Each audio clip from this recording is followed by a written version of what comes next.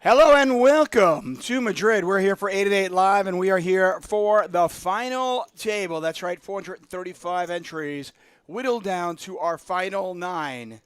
And it is a fun final 9 here. We've got Ramon Fernandez leading the field with 5.5 million. We know him as Salazar from yesterday, or the Spanish Aquaman, as we like to call him. But in fact, his name is Ramon Fernandez. I don't know where the confusion was. Maybe his middle name is Salazar. Who knows? But we're going to go by Ramon Fernandez today. I am David Tuckman, joined by my normal partner in crime. It is Nick Wealthall, and we will be here for a undetermined amount of time. We'll be here until we crown a champion, Nick, whether that goes into 2025 or not. Seems unlikely. It seems unlikely. Because we are starting with the final table, so when we went off air and we're going to open with a 3-bet, which is typical of the poker we've been watching. When we went off air last night, there were 39 players. The players only played for another 3 levels. They didn't even complete the 3 levels. They got down to the final table. So this is, if you watched our stream yesterday, this mirrors exactly what we saw yesterday. Really aggressive, pretty loose poker. It's fun to watch. And if that continues, we will not be having a long final table, but you never know. Player that had most of the chips when we left yesterday, Toledano, who caught fire between dinner break and the end of the show, did not even make the final table. Didn't even make it. Did not make it. This has been a swingy game. Yes, a tumultuous roller coaster ride. The players at the final table in no specific order. We've got Ramon Fernandez in seat number 1. We've Guillermo Sanchez in seat 2. George Shidiak from Romania in seat 3. Manuel Ledesma in seat 4. Borja Diaz in seat 5. Gregory Campbell. Seat 6. Juan Lyons or Leons. Seat 7. Matteo Calzone, the Italian. I like that, Calzone. Mr. Calzone. Mm-hmm. In seat number 8. And Carlos Perez Docio in seat number 9. So you've got a Romanian, an Italian, and then everyone else is Spanish, it looks like. So good chance of a home win. By the way, it's very convenient when they take the player who was in seat 1 all night last night and they put him in seat 1 once again.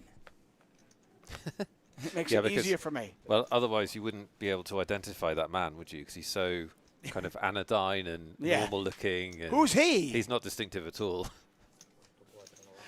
I want to welcome all of you to our wonderful, wonderful show. We've got giveaways. Of course. We've got day 2 of the Million Guaranteed XL Winter Series. We can kind of follow that if we can somehow get some updates. If anybody's in it, let us know. We have a free roll for you. Our giveaways today, I believe, are $109 tickets again. 109. Yeah, we've got 5 $109 tickets to give away.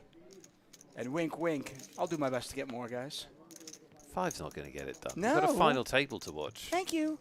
Come on. Come on, 888. Loosen the purse strings.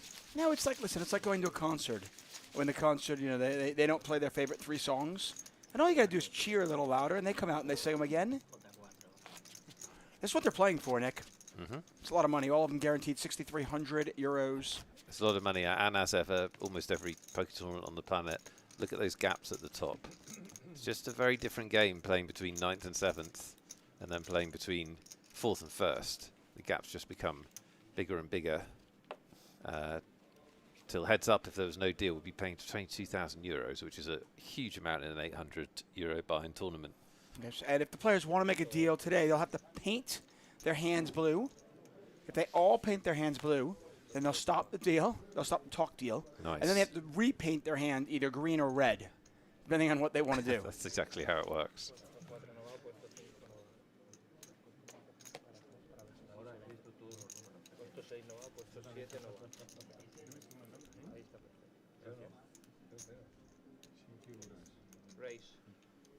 Hello, sorry, go ahead. I was going to say, chat is saying that we have the wrong names to particular seats.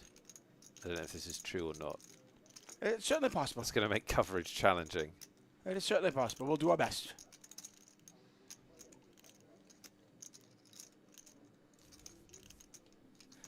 Of course, I welcome you. We welcome you if you are watching this on Twitch, which is our normal home, but we're also streaming this on YouTube. If you want to enter the contest, though, you'll have to be here on Twitch. We do have a shot clock now, by the way. Players have 30 seconds to act on their hands. Blue chips are 5K. Pink chips are 25K. And those kind of white platinum-looking chips in the front, almost silver, those are 100K each. This is going to be a deep stack final table as we start out because it did go so fast yesterday. We'll see. Probably means we get to see some interesting post-flop poker like yesterday, so that's good. I think we're at about, what, 45 big blinds deep? Yeah, which is pretty deep. Yeah, it's pretty deep.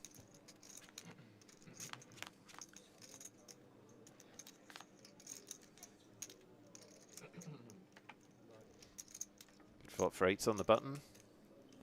Actually, pretty good flop for ace-jack on the big blind versus the button. Yeah, depending on how this table plays out, it could be slow going early on. I mean, the players are deep, like as you pointed out. And, you know, you also pointed out the big ICM considerations. You know, you're talking about big ladder jumps. Later on, yeah. Right, Not in the first couple of But jumps. nobody wants to get knocked out early. It's live final tables. They've had to come back today. You don't want to come back and then leave again. No. That's not fun. So we need to work on our player identification because there's a possibility we have got people in the wrong seats. And a few of these players, you'll bear with us, because a few of these players we didn't see yesterday. This looks like a calzone to me. And then we know this is Salazar. And we're saying this guy, chat, we're saying this guy with the hoodie on and the glasses is Leon's. That's what you are saying. Is that right? Talk to me, chat. He looks cool.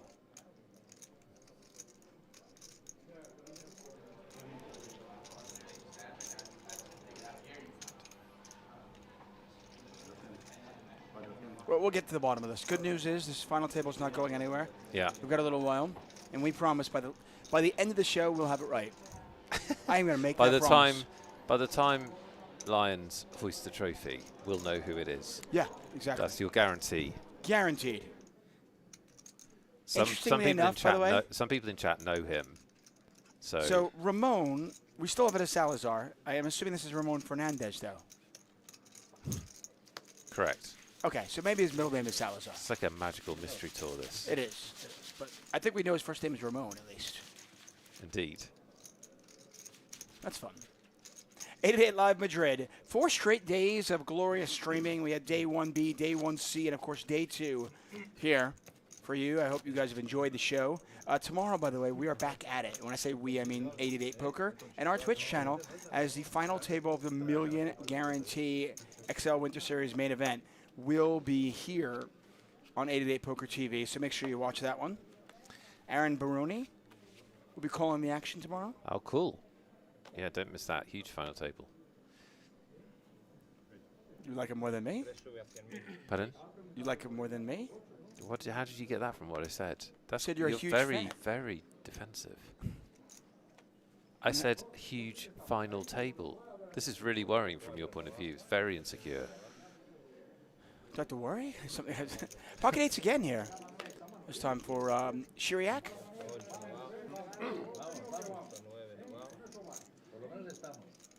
So chat is saying there's only one mix-up. It's seat 2 and seat 7.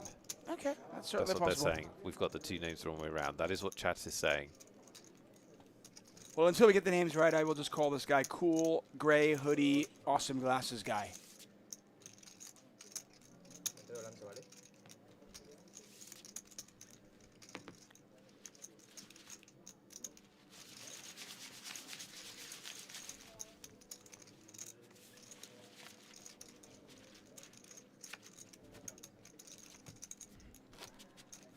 Take a look at the payouts once again. First place, 66,000 euros. David Tuckman, Nick Wealthall calling the action. All these players guaranteed 6,300 euros, and they would all be disappointed with that payout now, that's for sure.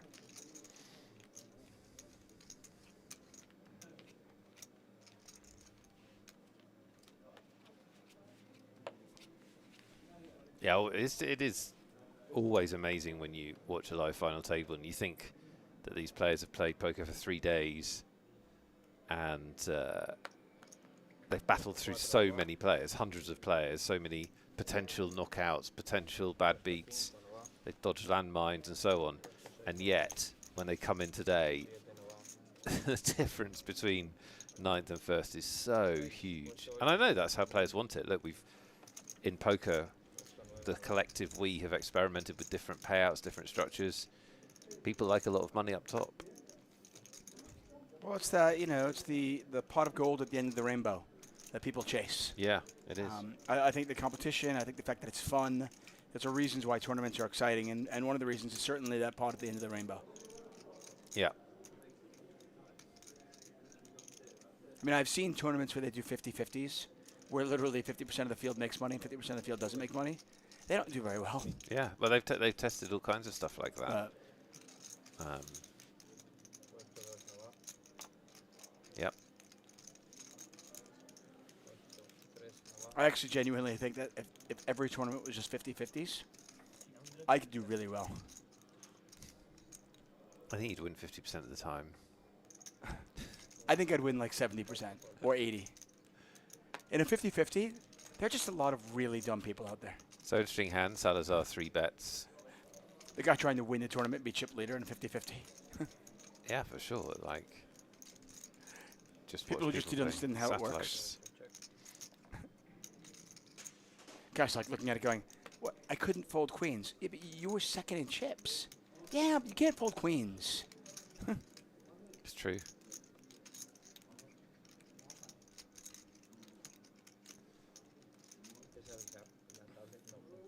This is Salazar coming out 3 betting. If you watched him yesterday, he is aggressive. He probably hasn't come to play a final table much differently.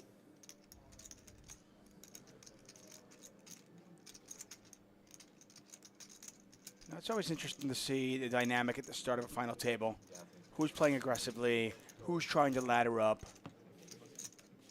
so forth and so on. 435 entries, that's a nice turnout here in Madrid. Certainly you come to expect it.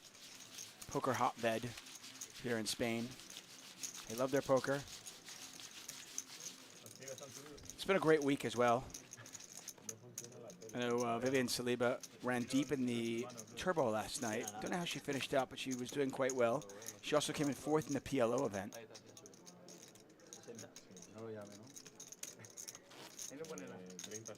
I don't think she would have done well last night because we'd have heard about it. Surely. Well, I mean, she cashed, I'll put it that way. There you go. Cash was a cash. Did Cavalito cash?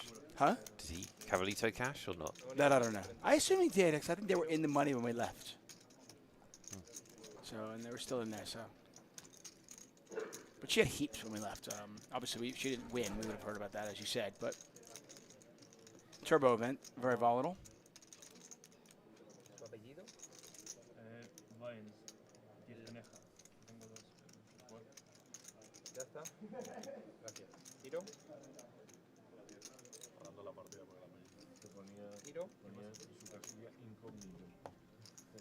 Slight pause here.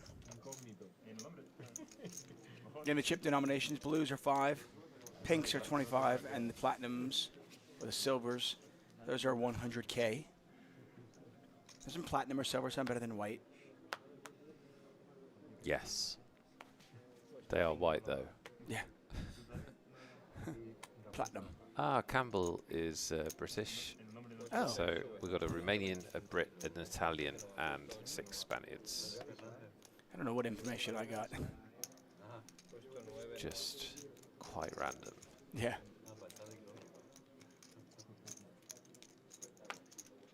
Yeah, I mean, based on the name and the way he looks, I believe he's British.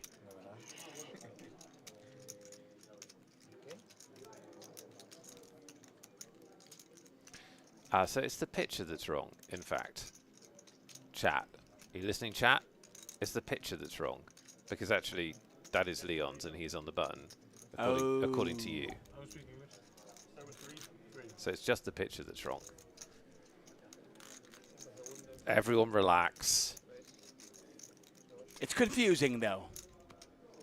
But just everyone relax. And this is Ace King versus Queens. And that's Leon's. not confusing. That is not confusing. Nothing confusing about this. The only question now is, do all the chips go in? As it goes raise, 3-bet, 4-bet call, which is the standard way things are played.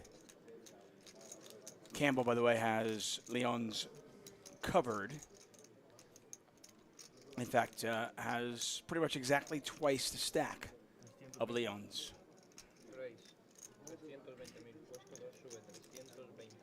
So he makes a small 3-bet. And this is, He could in many ways, he could have also shoved if he wanted. yeah. In many ways, this is really frustrating because this is the exact unavoidable situation you don't want to get yourself involved in. It's unavoidable. There's nothing you can really do about it.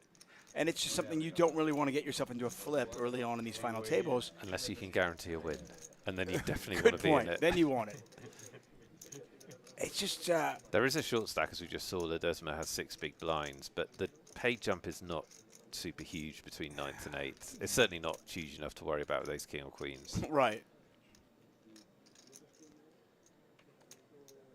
And it's really quite unlucky, by the way. I mean, when you've got queens, your opponent could have jacks. They could have tens. There's so many hands they could have. And when you have ace-king, your opponent could have ace-queen. They don't need to have these huge hands. But yet, here we are. The classic ace-king versus queens. Leon's now realizing, do I want to play for it all? I've got queens. I don't really have a choice, do I? You do not, especially not after you 3-bet. But, you know, at least you know you won't have made a mistake, whatever happens. There's that going for it. I think the only mistake there would be folding, right? In goes the money. Leon's will need... Don't be confused by the picture. Leon's will need these queens to hold, or will be down to 8.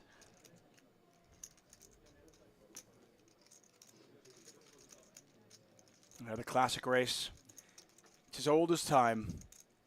A tale as old as time. Ace, king versus queens. Well, this is the... Beauty and the Beast. This is the classic one. Which do you prefer?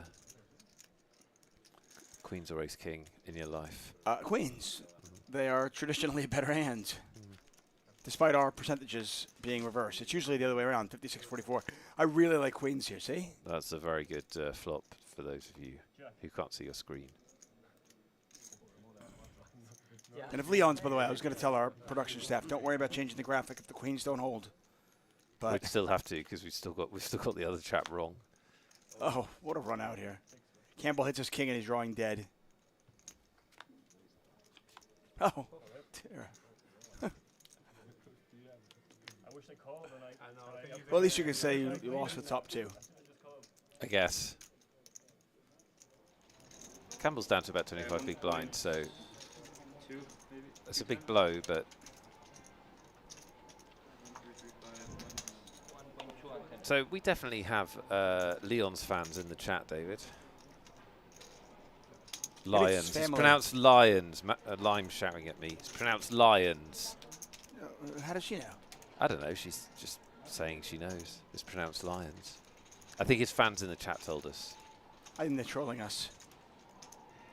I think they're fans. Would it be great if they didn't even know who he was? He's just messing with us. It does make me feel better because he's now playing in this. Yeah, I always did the call me as well. I know. I would have called the flop.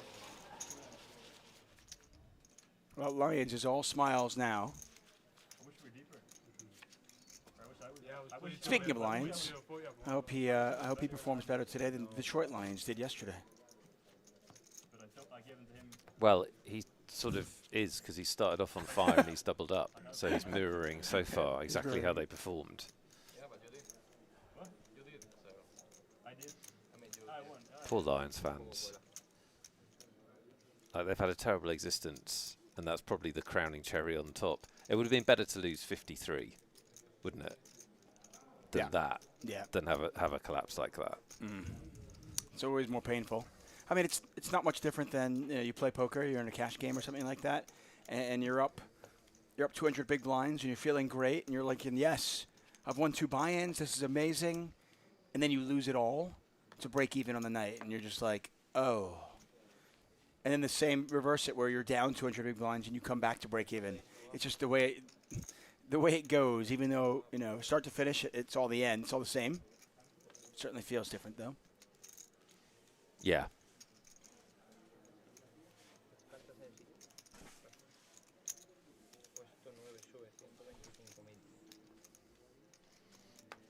Yeah, you have those cash game sessions where you're stuck like 5 buy-ins, and you end up down 1.5 buy-ins. Oh, you feel and great. It feels like an absolutely you've amazing win. Yeah. I mean, if you get even, just forget about Yeah, it. yeah. If you get even, you're going to town. You're like, party. I was say, if you're up 5 and you're up 5 buy-ins and you only finish up 1, you feel like you lost everything. Life is awful. Why am I even here? Somebody saying that Lions one was so bad because at half-time, you know, are you actually booking flights? Are you looking at rooms for the Super Bowl? Because you know they're going to go quickly, and you're like...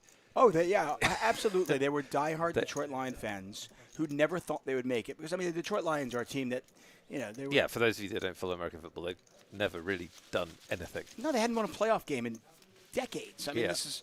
So, you know, for the fans who have been starving for any success and never thought they would ever come close to Super Bowl in their lifetime, were absolutely at halftime thinking, well, let's at least, hey, I don't want to jinx it, but let's just look at flights right now and see what it would be to Vegas right now. Yeah. The Super Bowl, by the way, Bad. this year is in Las Vegas. What could At go a relatively wrong? new... What could go wrong? Yeah. At the relatively new Allegiant Stadium. I mean, in all fairness, the Super Bowl is always in some sort of crazy party town, usually, like whether it's New Orleans or... I mean, if you're going for the Super Bowl and you want to find trouble, you'll find yourself in trouble. Yeah, I'm sort of thinking more of the players. They're going to have to keep them... They're going to fly them in at the last minute, basically. Hi, chat. Good afternoon, Gary Danby. Hi, the Hypernix. Dire Straits says the graphics are sorted. Nice work. You're welcome. You're welcome. I work relentlessly on that, but I've sorted it. Good to see you, Dougie B. Tough break, Dougie B says, yeah, having the most wretched day ever on the table, so I'll stick to watching instead. You know what? Sometimes it's the best thing you can do is kind of take a step back, watch other players make mistakes, and feel better about yourself. Our short stack is all in. Yeah, I mean, Ledesma had a chance there to ladder up. He saw this Queens versus Ace King, and he goes, okay, I got a chance to make a couple extra €1,000. Didn't happen. Let's get to work. And he's going to get called here, I would imagine, by Diaz. It's a pretty easy call, honestly.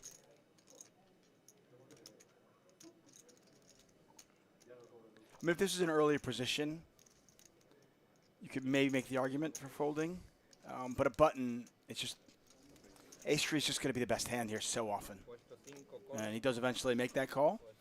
Campbell will get out of the way, I imagine.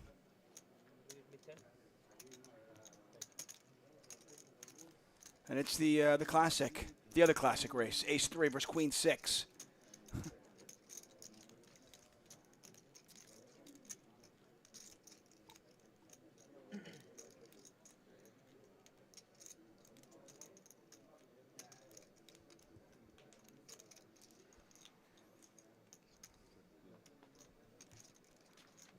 It is Diaz who is all in. That's the Queen-6 at risk.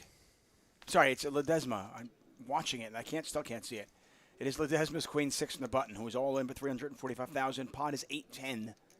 Ace high still good. He has outs. It does. He's standing up, pro move. As the turn comes out, he should slowly wander away from the table. If he really wants to hit the river. You know, Ledesma looking for a queen, a 10 or a 6. Running clubs would work as well. Oh, wow. Oh, what a card. What a card. 50-50. Yeah, Ledesma's got 1,000 outs. 50-50. Crazy. No, you folded arms makes it look like you want to stay. You want to move away from the table.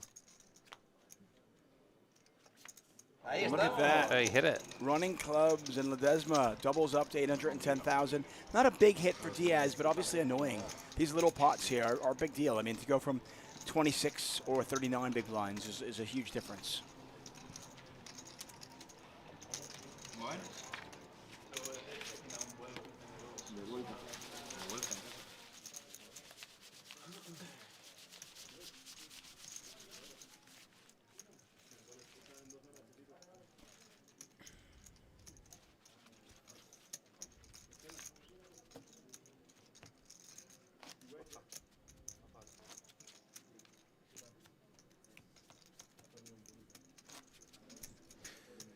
Evans asks, what's the best way to get into poker in terms of learning, books, podcasts, etc.? I'm trying to learn, but there's lots of lingo. So the best way to do it is watching us, No, specifically us. no. It's a No, terrible way to do it. I think watching live streams. I mean, obviously, I'm jesting that it's just us, but I think watching live streams is a great way to learn. It's entertaining. You know, it's entertaining. You're watching poker. You're obviously listening to us say things. But there's so much lingo. That's, as Evans has said, that's the problem. There's so much same way. Like say I'm watching this and I'm at home. Cipres Docio +1. Salazar +2. All you got to do is ask. Ask a question in the chat. Hey, what does +1 mean? No, and I'm not answering loads of questions from one person. It's just I get paid for that.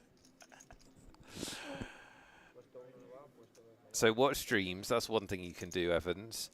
I would get the book Poker for Dummies. I don't know if you know the For Dummies series, if it's in America or if it's just in the UK. No, it's everywhere. Okay. A lot of dummies in America as well. Okay, so the For Dummies books are usually very good because they get experts to write them. And I happen to know, because I've recommended it to people who want to learn poker before, Poker for Dummies is really, really good. It's written in a really clear way. So if you learn from books, Poker for Dummies is a really good entry, but it's not just the basics. It also gives you some strategic concepts. So that's my favorite learning to play poker book. Yeah, I generally don't think books are a great resource as you start to get better in poker because the game changes so quickly. There are a few books out there that I really do like, including the book that Nick Wealthall always recommends, Alex Fitzgerald's. But early on, though, that book is probably a really good one, though. Just to kind of, you know, when you're first starting a book or two, just to kind of give you the basics.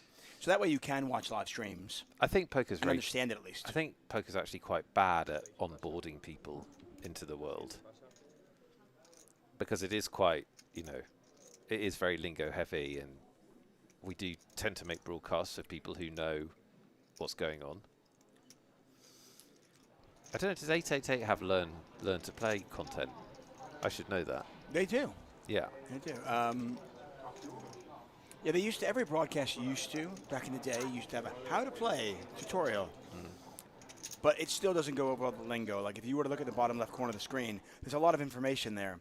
And if you have no idea what any of that means, it could look like a foreign language to you. Definitely. It does look like a foreign language. Yeah, that's part of poker's problem for the masses. Yeah, Evans Lime has put the link in chat for the made to learn content on 888 site.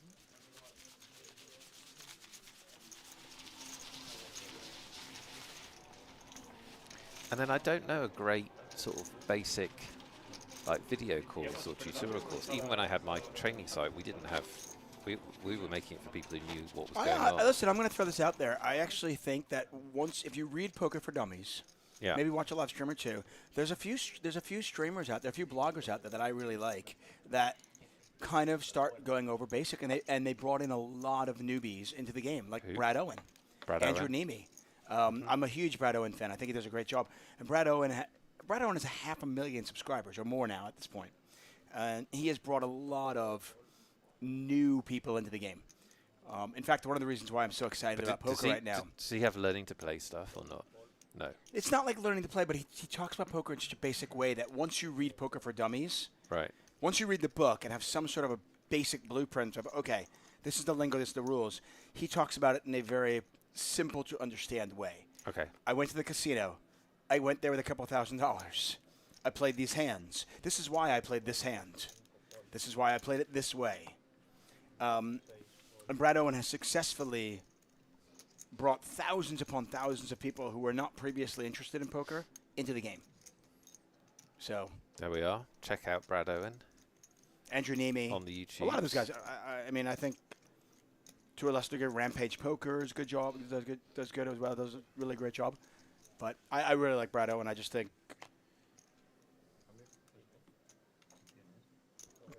you don't get 500,000 subscribers on YouTube vlogging about poker by accident.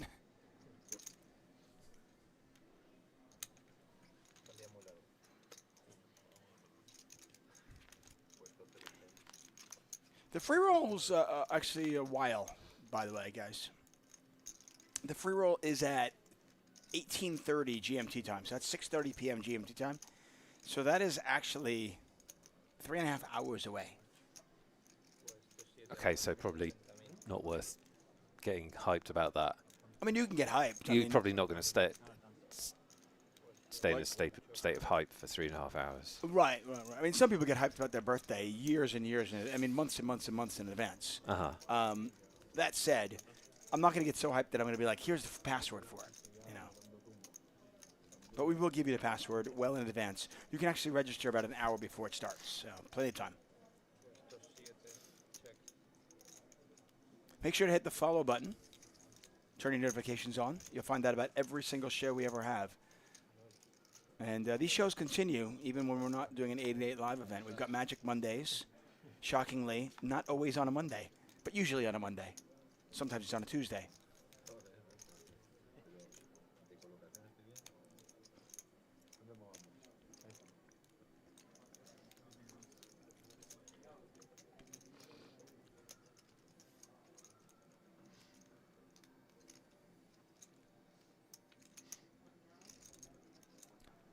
The last thing to say on learning poker, the absolute best way to learn poker is just to play.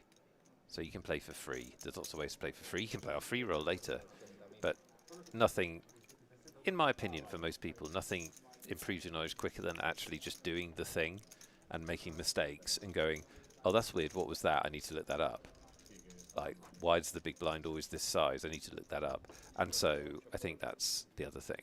Because, you know, it's not really a bookish type subject. Poker, after you've got the basics, is something that you're going to learn by doing really, really well, I think. And you don't have to do it for money. I mean, I think it was Mike Sexton or Doyle Brunson who said this is a simple game to learn. Yeah. And an impossible game to master. Yeah. Basically, and it's the truth. It's really not, you know, I think once you learn the lingo, and there's not that much lingo, I think it's like, okay. Let's go from there.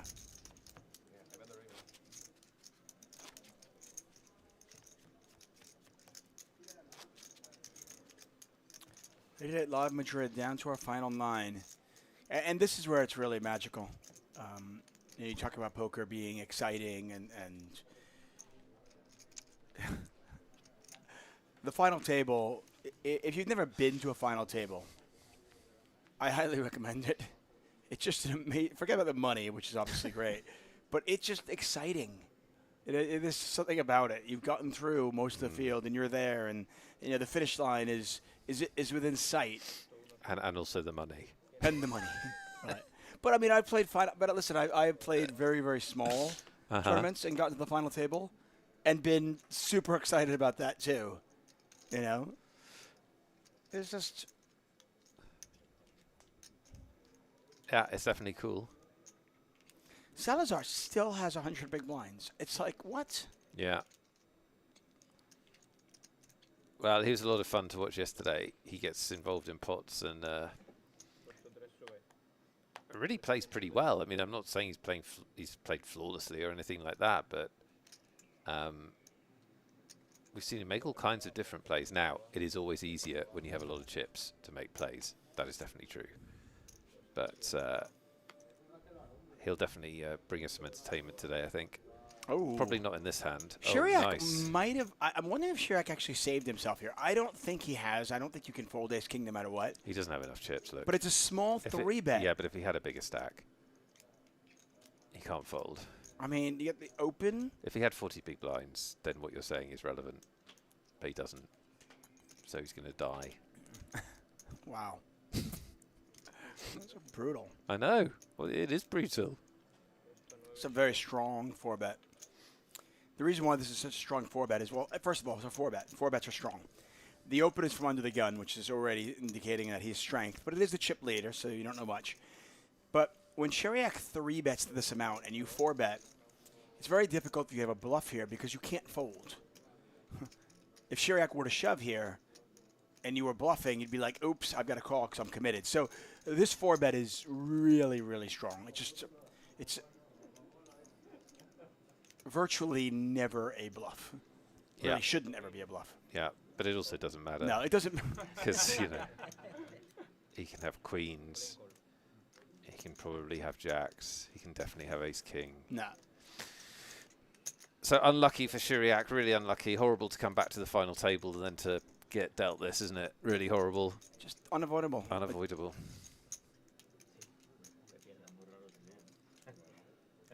Seven percent of the time, he's fine. Oh. 7% Well, of in the that time, case, he's fine. I mean, listen. If you have a heart, you just need 4 of them. 1 heart won't do. I need 4 of them. There's a queen. Okay? Running cards. Okay. 1%. 1% is not nothing. It's not nothing. It's You're not right. nothing. He's not drawing dead. He is still alive in this tournament. Come on, Jack. He is no longer alive in this tournament. Yeah, and It sucks to come back for a live final table, doesn't it? Play 1 orbit and then get ace-king and run into aces. I was going to say that. Yeah, Shiriak takes home 6,600 euros for their 9th place finish, and obviously every reason to hold their head up high and be very proud of that. But yeah, it really does. It's just got to be frustrating in the sense you go through everything and then you get into a situation that's completely unavoidable.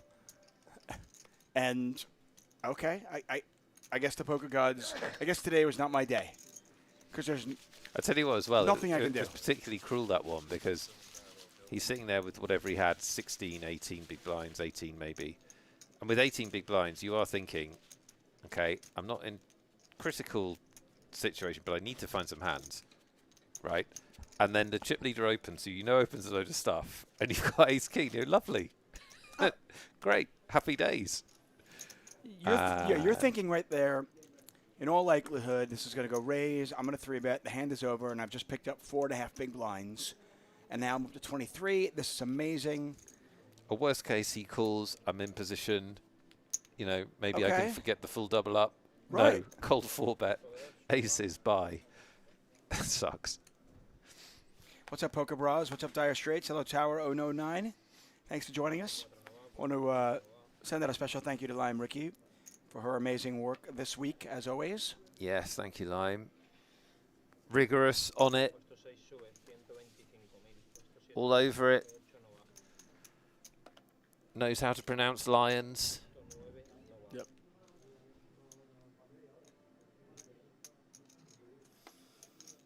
Shout out to you if you're currently at work and watching this. Oh, I yes. strongly approve of that.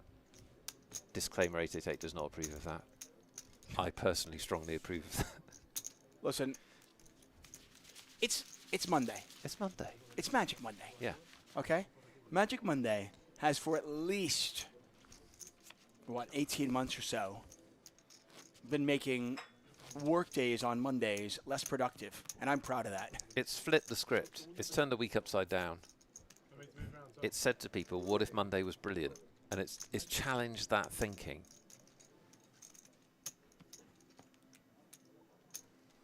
Despite what Susanna Hoff sang about years ago, Monday does not have to be a miserable day. It can be magical.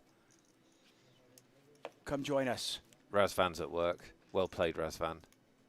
I won't tell no one. By the way, for these 8 players, it truly is magical, and 7 of the 8 will take home 5 figures. One of these 8 players will take home 66,000 euros. None of them complaining about a Monday.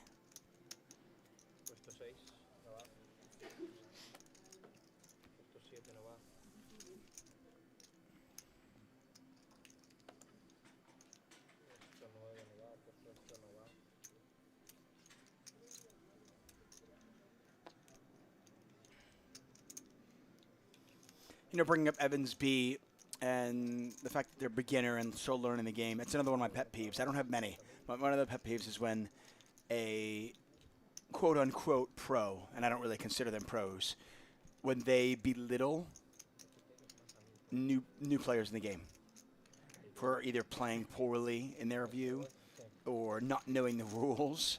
And you just look at them going, you pompous piece of garbage. What, did you think you knew how to play when you first started too? Well, there's also that, and also, you know, money-hating person. Because, you know, without being brutal, the inexperienced players and the weaker players are the people that you're going to make your money off. So until they get stronger. I want to welcome those of you who are watching this on YouTube as well. We are streaming on Twitch and YouTube. Of course, if you want to win one of the tickets, though, one of our giveaways. You've got to be on Twitch. That's where we conduct our giveaways. But I can say hi to some people. What's up, Jimmy Bluffett? Hello, Dimitri. Hello, Keach. Yes, that is Aquaman, the Spanish Aquaman, as we've dubbed him. He fearlessly continued with that, despite not knowing whether he likes it or not.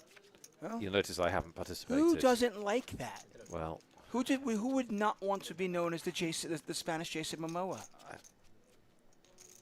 I don't know, man. People are different. Well, you know what? Listen, I'm willing to put myself out there. You are. I'm taking a risk. You okay? are. You're a risk taker. Yeah. What's up, Mainly Wrestling? Yes, everyone here was guaranteed 6K, 6,300 euros to be exact. Now everybody here guaranteed 8,000. Hello, Jeff Woodard, Alex Martin. Thank you for being here, spending your Monday with us. Hello, I'll take your chips. I'll take your chips says, oh, look, Aquaman made the final table. You did. But our chip leader from yesterday did not. At some point, the sun does go down. And it Yeah, did. It did on Toledano. Yeah, if you're watching at the end of yesterday, he went from 9 big blinds to 3 gajillion big blinds. Yeah. And then obviously went all the way back down again because he didn't make it here. Salazar's going to 3-bet this, if I know my man. Loves a 3-bet. The only thing stopping him is the stack size of Sanchez, but he loves this kind of spot on the button with a hand with a bit about it. We saw him take this spot like maybe 10 times yesterday. By the way, that weird gray chip, that's a 500,000 chip. Nice. So he has put the 500,000 in there, but said 325.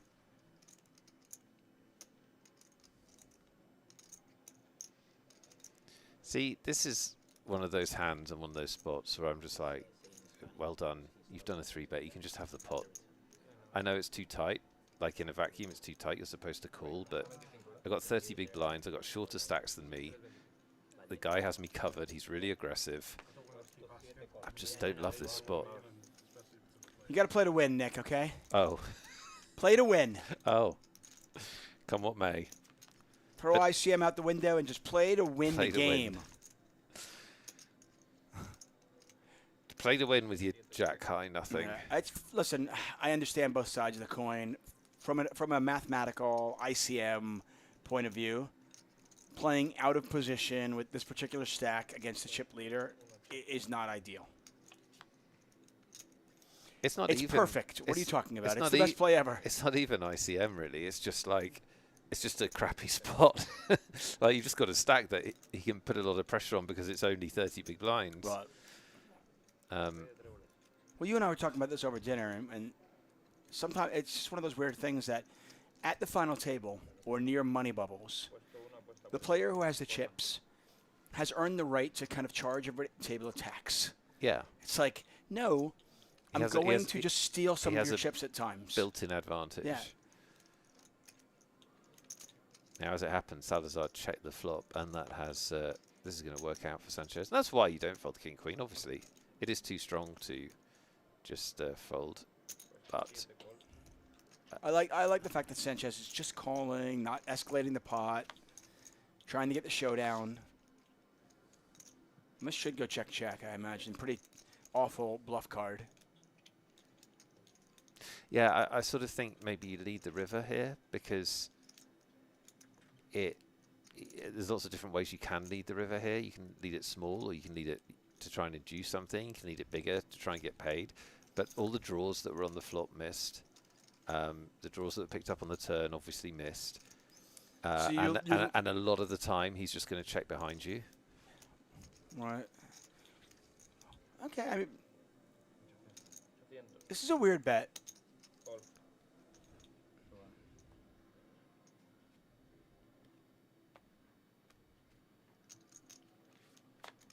Yeah, that was a weird bet because what was folding there that called, I suppose, only the draws, but you beat the draws. Or you beat a decent percentage of the draws. Well, you have ace high. Yeah. So I don't quite understand that bet. What is he trying to get to fold? a rare misstep from our chip leader. Yeah, I think so. I think on the Jack 5-3 board, when you have Ace 4 and you have 3-bet pre, I probably want to be betting that. I've got a lot of equity in this one. There's only one like scary card in the Jack, right?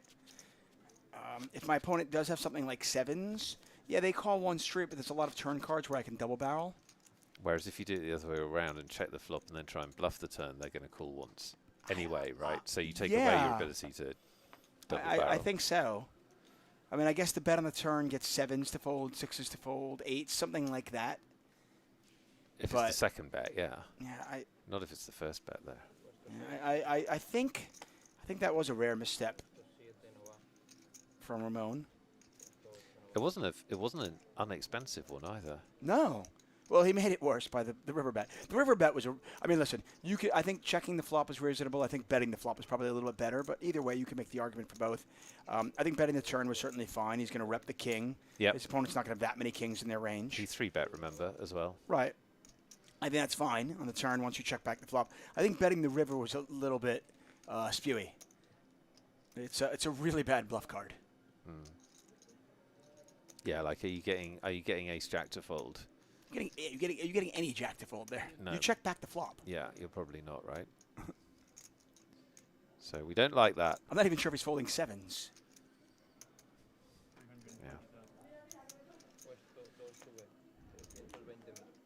Maybe just the pressure of the bet makes him fold sevens. I don't know, but yeah. He might have folded sevens on the turn. Didn't love that line. Another 3-bet from a suited ace from Lions.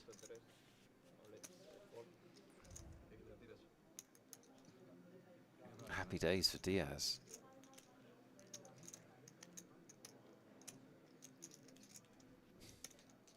I wish more poker decisions were this easy.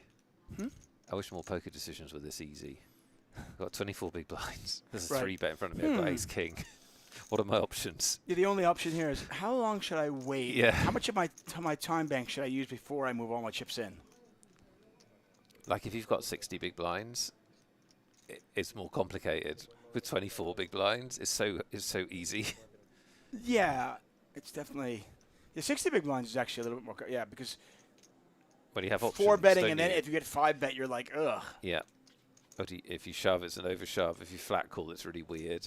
But here,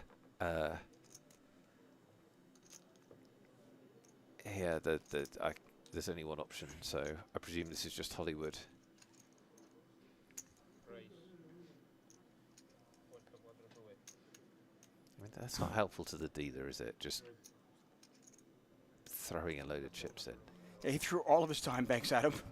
You figure it out. You figure it out. Something's happening here. You deal. You. So he's 4-bet to $1 million, but he's left $500,000 behind.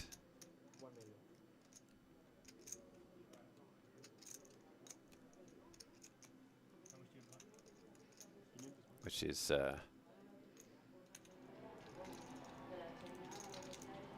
so Lions now has to call 680 into. So Lions is getting almost 3-1 on this call, weirdly, but at the same time, he's so rarely facing anything other than the premium hand.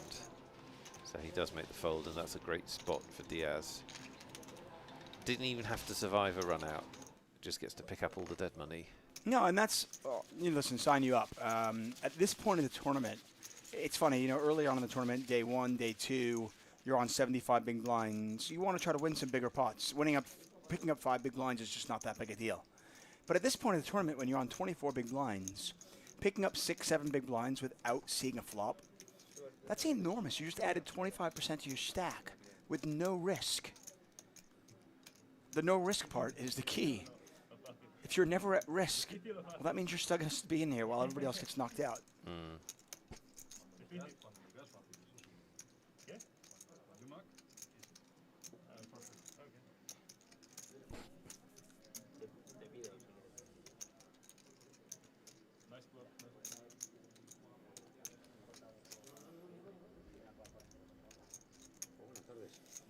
I want to say hi to everybody in the chat. Hello, Adam. I did actually commentate on that one. That was me.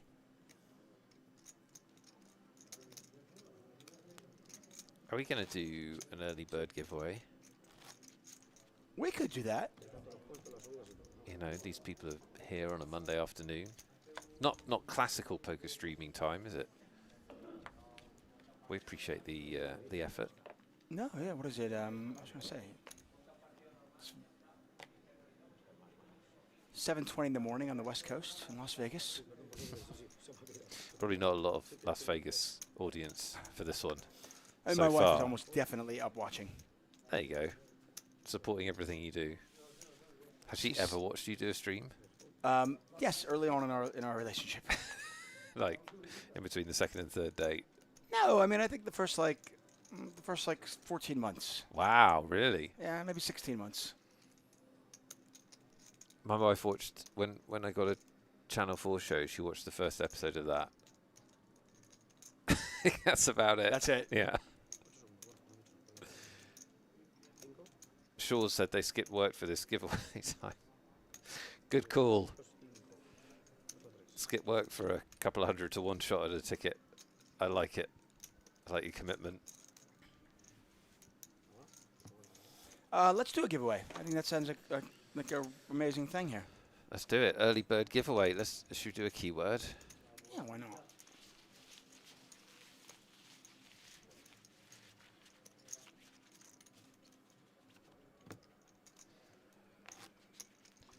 Let's make somebody's Monday afternoon dreams come true. I mean, it's anything Monday afternoon, isn't it? What a low bar. We could, like, you give away a $2 ticket. Yeah, I know. We blow it out of the park here. The giveaways that 888 Give away. give away. I was trying to think of another word for that. The giveaways that give 888 Divest themselves of. thank you. Are really quite generous. $109 ticket. $109 ticket. That's crazy. Good Lord. I mean, we can give away, instead of 5 of those, we can give away 50, like $10 tickets. And people would be just as happy. But we're not. Okay, so I had suggested final table. I got vetoed, though.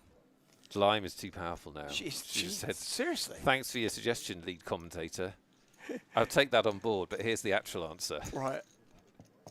We're going to go with, in honor of our chip leader, Yes. see if we can rally him. Yes. It is Aquaman. Get your Aquamans in the chat. Somebody will randomly be selected by our software generator, and they will win a $109 ticket. Get your Aquamans in the chat, guys. A-Q-U-A, man. Aquaman is your ticket to a ticket. Type it in chat. This is your early bird reward for being here in this early session of our final table. Campbell's reward for calling with this out the small blind is to be absolutely smashed in the face with the flop and have a 97% chance of winning the hand. No, how about a queen on the river just to make it even better? They're all dead, apparently, according to the software. 5 of spades on the river. Not a huge pot, but again, at this point in the tournament, every single pot is so important. I imagine Perez just checks this back now, right? You got some showdown value. Oh, No, he wants some value. he's going to go for a little value, and he's going to value own himself. That tells me this. If I saw somebody value bet this, even though it didn't work in the spot, I would immediately think that guy can play poker. I would immediately think, oh, okay, this guy can play. Yeah, and I think it is a value bet as well, because actually King Queen is sort of the only hand that beats you there. In fact, so he's pretty unlucky. Whereas there's plenty of hands that Campbell could call with. So I think I actually quite like the value bet, even though he did run into probably the one hand, because Ace King 3 bets. King Jack you'd have heard from earlier in the hand if he'd flopped top 2. King 10 probably doesn't call. So, you know, there's lots of jacks you can get value from, lots of pocket pairs, one pair hands, bluff catching hands. So I think it was a good bet. It just didn't work. Yeah. But as you said, if you see that, you think, okay, this guy's not polarized, and he's a thinking player.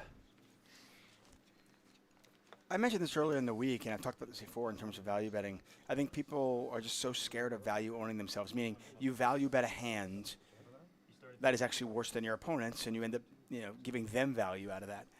People are so scared to do that. They're like, oh, and you don't realize that you actually should be. If you're value betting correctly, you should be value owning yourself quite a lot. Yeah. It's like people have a different logic to it. It's like, do you think all your bluffs should work? Right? Obviously, not all of your bluffs work, but that doesn't mean to say that your bluffs are unprofitable overall. Whereas, exactly the same with value bets. Not all of your value bets will work because sometimes you'll run into the top of people's range. But people sort of shy away from making. They don't like to feel like they're value owning themselves. Here we go. We're going to reward a ticket. Here's the early bird special. $109 ticket is going to. Let it be me. One time. It's got to be me. I haven't won one in a while. Going to Snick or SNIQ. Snike. Snickwa. Snick. I think it's sneaky. There you go. You're one of those, and the most important thing is you've won. Congratulations. And people are going, redraw, run it twice. That's not We how it have works. other tickets, everybody. Don't worry if you didn't win one here. This is the time you just go, congrats, Snick. Well done. Like, get him on us. Snick, it's okay. We know you're here. You literally typed in Aquaman. Don't let It's the only way you win. Don't let the naysayers put you off. Yeah, You've you're definitely fine. won. You're good. You won. But, Snick, make sure that your whispers are not set to private so Lime Ricky can get a hold of you and she can get you your ticket. Going off of that, people think their bluff should always work, or people think their value bet should always work, or their hero calls. Nick and I, and I'm speaking for Nick here, without even knowing your style of poker, can tell you with 100% certainty that if you are never caught bluffing, if you are never caught bluffing, you're not bluffing enough. This one of the there's two questions I used to, when I was coaching a lot, I used to ask people to think about. One was, how often have you value bet and you've been called by a better hand? So how often have you value owned yourself in the last couple of weeks? And how many times have you bluffed and been called in the last couple of weeks? And if you can't think of several for both, obviously you're playing a lot, but if you can't think of a few instances of both, then we've already identified things to work on. One of the constant questions I get, especially when I was coaching as well, would be, hey, Chuck, at the early part of a session, do you advertise? Like, do you try to bluff somebody and then show, just to kind of show off people that you're action? And I'm always like, no, I just bluff enough that I'm going to get caught at some point. I don't need to go out of my way to advertise that. So do you know the only time that I would advertise is if I was in a loose cash game, and like I not so much a bluff, I'd be more likely to show a bad starting hand or something like that, or sometimes a bluff, but just something to give the impression that I'm part of the party and I'm loose. Because if you're in a loose cash game, you don't want to be the nit sitting there. No, but there's other tricks to do that. Yeah, there are. Yeah. I can tell you, like, straddle. Offer to play a prop game. Offer to play a prop game with somebody that's a neutral EV game. When I say neutral EV, for those of you who don't know, it's a coin flip. Nobody's got an edge. Yeah, you can do that. So you do something like, there's a lot of tricks to giving off the perception that you're more action than you are. That to me are all better than, hey, let me force this bluff in here that makes no sense whatsoever just so I can advertise. That's just my own personal take. Oh, they were saying like do a bluff. Oh, I thought you meant just show a bluff. Oh, yeah. Actually, do a bluff you weren't going to do. No, I wouldn't do that. Right. That's just spewing money. I just think advertising is it's such a hard thing to do because you don't know, unless you can somehow tell the future. You don't know how the next hour of hands are going to go. You also don't know how your opponents are going to respond to that. So the only thing I disagree with is that I'm not, well, I don't know if I am disagreeing, so I don't know what you're saying really, but people do remember bluffs. So, yeah, and they do have two sort of pots in their brain. One is you don't bluff, and one is you are a bluffer. Right.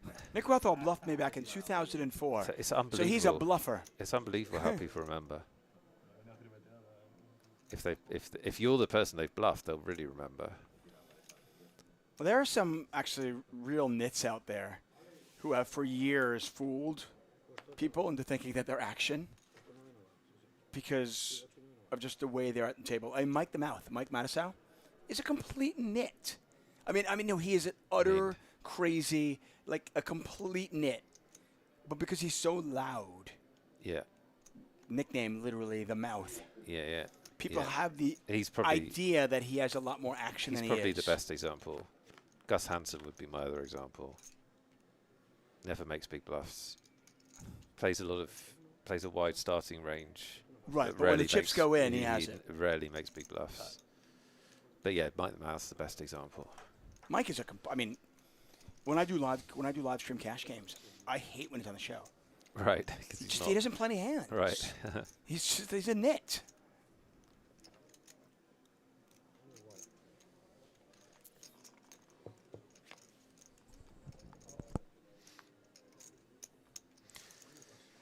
Salazar has, well, so I'm very fazed by this fact that we have his name as Salazar, but then we also have his name as Fernandez. It's really freaking me out. And like if his family are watching or... My guess would be that he's got, a lot of people have free names these days.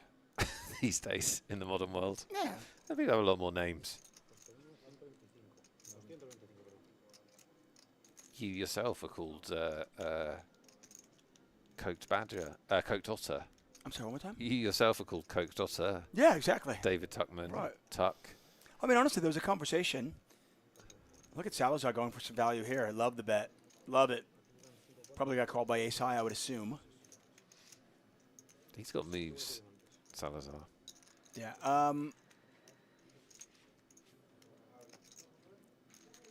For my wife and I, there was actually a conversation where did we want to give our boys a hyphenated last name? He lost the sixes. Oh, we did lose. I still love the value bet. I love it. Yeah. I thought he got called by ace six. You're calling your boys what? My wife and I had a conversation about whether we wanted to hyphenate their last names. Into what? To represent her last name and my last name. Oh, okay. We did not, but I know a lot of people do that these days. It's woke. It's woke. Is it woke? I woke up this morning, yes. I feel like it's woke. Woke check. But who knows? I mean, Salazar could be his middle name. Yeah. Fernandez could be, who knows? I have no idea. But we're pretty sure his first name is Ramon. I'm also pretty certain he's a pretty good poker player. For sure.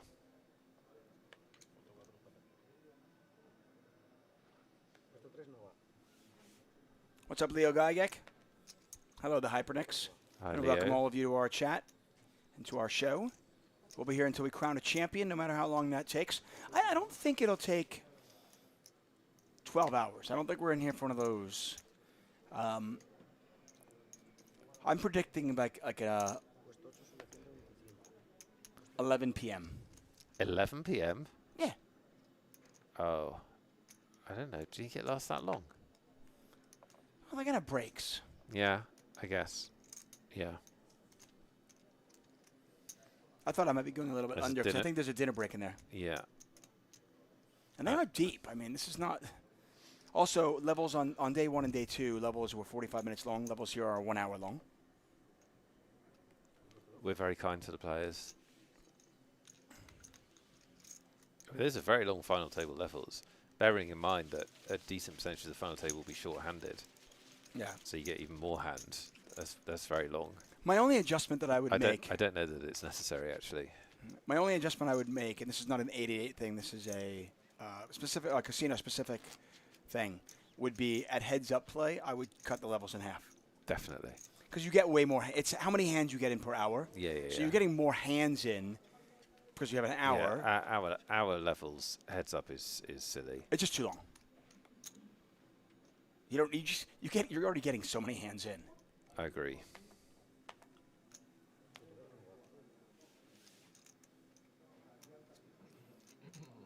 And not that obviously a deal is always made, but a deal is often made. So Now, the players, I believe, can, if they want to, they can request shorter levels. Gamble is raised under the gun +1. It's an early position open. I think I'm probably, I was going to say, I think I'm just folding ace-9 offsuit.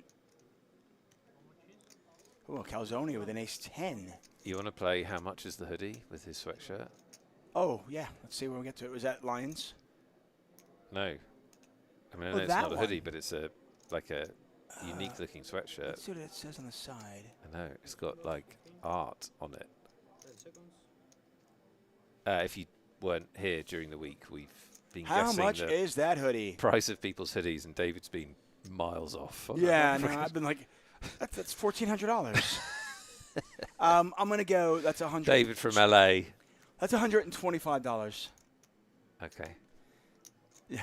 I actually Commentating on high stakes cash games that are It's like completely- the average hoodie is like $800. broken your brain, hasn't it? It really has.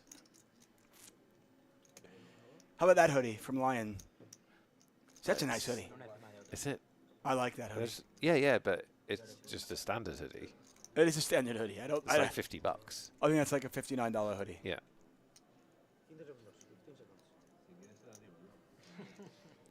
There seems to be some sort of puncture on the right side. Our left, his right. Yeah, he took the. Where the string is he out? took the drawstring out. Yeah. Which tells me he's been wearing it for a while. This is 888 comfortable. hoodie watch. Oh, another hoodie. That's like. Well, Lions is making an interesting 3-bet here out of the small blind against a +1 open. That is quite an interesting 3-bet. They're not particularly deep either, these two players. No, and that's one of the things. I mean, I think when somebody's on a 30 big blind stack, it's actually quite awkward.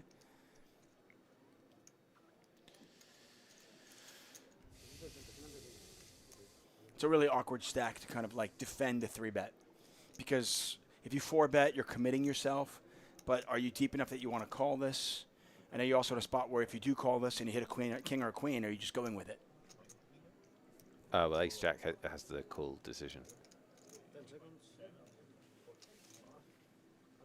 And look, he just lets it go. The power of the aggression from Mr. Lion. So Lions is obviously a very good player because people in chat know him. If anyone's got, What does that mean? Well, People know him, so he must be a good player? They're saying he's a good player. Okay. Well, he also just 3-bet king queen off. Okay. And got a fold. No, I'm not saying he's not a good player. It's just funny how that was. People are saying. I love your leap. Your leap was people know him, so he must be good. Well, yeah, yeah, definitely. How much is that hoodie on the right side there in the gray hoodie? That one's like 24. Chat. Why do you all know Lions? Maybe they're just there's a mate. No, I think he's. Oh, they know of him. I think Okay. he's. Yeah, I think they That's know different. of him. Okay, fair enough. But we don't explain to us. He's the best player in Ireland. He's not Irish, is he? Colin D says I made him. They might just be his friends.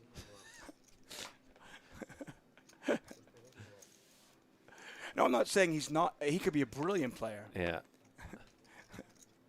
I just See, love the like. this is chat's chance to get their joke over, and they're not really getting their joke over. They're just continuing their joke. He's Irish in his heart. And I'll just lose interest. Well, a lot of people are saying he's Irish.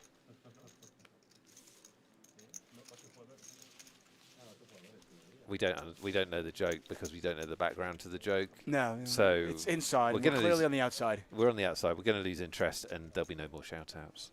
That's how that'll go. Apparently, it's not a joke, but we'll see. So he's Irish. You're saying that's not a joke. And then is he a very good player in Ireland with a Spanish passport? I mean, I can believe you. And is he a very good player? Is he a known player in Ireland? Live, online, what? Try and speak in like sentences and stuff when you're typing. Paul in the chat about the gray hoodie. What is the value of the nice gray hoodie? 50 US, 100 US, 150 US, 12. It's not 12.99. He's not a known player. Why in are we? Ireland. Why are we? He's a What's wrong with DJ. JC Penney? We play with him live. Okay, it's his mates. Okay, but he's like I said, all. It certainly looks like he's a good player. He's a known DJ in the South Dublin poker scene. Says Hypernix. Diang says he's Irish, lives in Ireland, very good player in the Dublin scene, but not known. Okay, there you go. Colin D says he I made me appreciate broke that. in a 5-10 PLO game. D-Lang246, thank you for your insight. I can't give you a ticket for that, but you know what? I'm going to give you my heart. Thanks, chat, for the lines info. Good to know. We got there in the end. He also 3-bets King Jack offsuit against early position opens from the small blind. We know that. We just saw him do it. There's a lot of 3-betting at this final table. Like, there is another world where the King Jack we just saw and the Ace Jack, the King Queen, and the Ace Jack we're watching now just flat called. I like this world better. It is definitely better to watch. Yeah, we are, I don't know, maybe 20 hands, 25 hands in or so. 25 hands in. And I want to say that at least like 35% of the hands have been 3-bet. The Hypernick says, I have dusted off many weeks' wages into Lion's stack. There you go. That's not funny. Enhanced says the guy sits next to me in Bayesian analysis in college, and now I'm watching him 3-bet King Queen off in the main event final table. Well, there we are. Who hasn't done both those things? No week is complete without a bit of Bayesian analysis and King Queen offsuit 3-betting.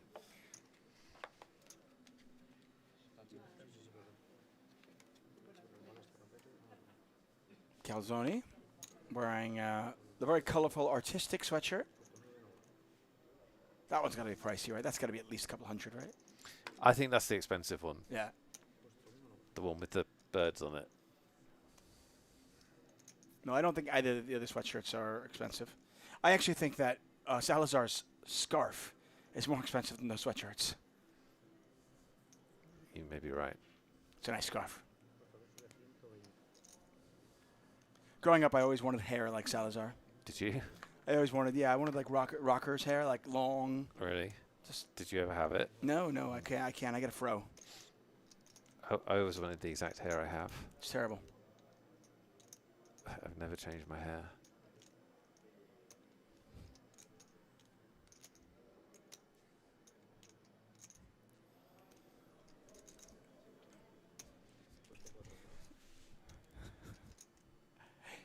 Once again, thanks for joining us here. Magic Monday. Nick Rothall, David Tuckman, calling the action for 888 Poker. We are at 888 Live Madrid. Our next stop, it's Bucharest. That's right, everybody. 888 Live. We will be in Bucharest. March 16th to the 24th. After that, we go to Barcelona, then London, and then, of course, Coventry. That'll be in October. We also have the UKPL, Exclusive Poker League, set to take the UK poker world by storm. Edinburgh in February, Luton in March, Manchester in April, Leeds at the end of August, then London, and then Coventry. So whether you play online, live, or both, we have got you covered. We've given away one ticket. We have 4 more to give away. At least. Right, wink, wink. We'll see if we can ask for more tickets for later, depending on how long this final table goes. We also have a free roll that starts in a little bit under 3 hours. just chill the free roll mentions. Okay. We've got a free roll. Yeah, just you got to pace that. It's coming. Right. Later. My birthday is coming too, everybody. There you go. Get hyped. The 5-month countdown starts. It's 11 months away. Do you just have a birthday? Yes, in December. Thanks for the card. Well, I sent you good wishes, thoughts and prayers, that kind of thing. Yeah, I felt them. It's very warm. Calzone has a very attractive. It always looks so good, doesn't it? The King Queen suited. Why so serious? Is I love how 90% of the players slide their hands toward the muck.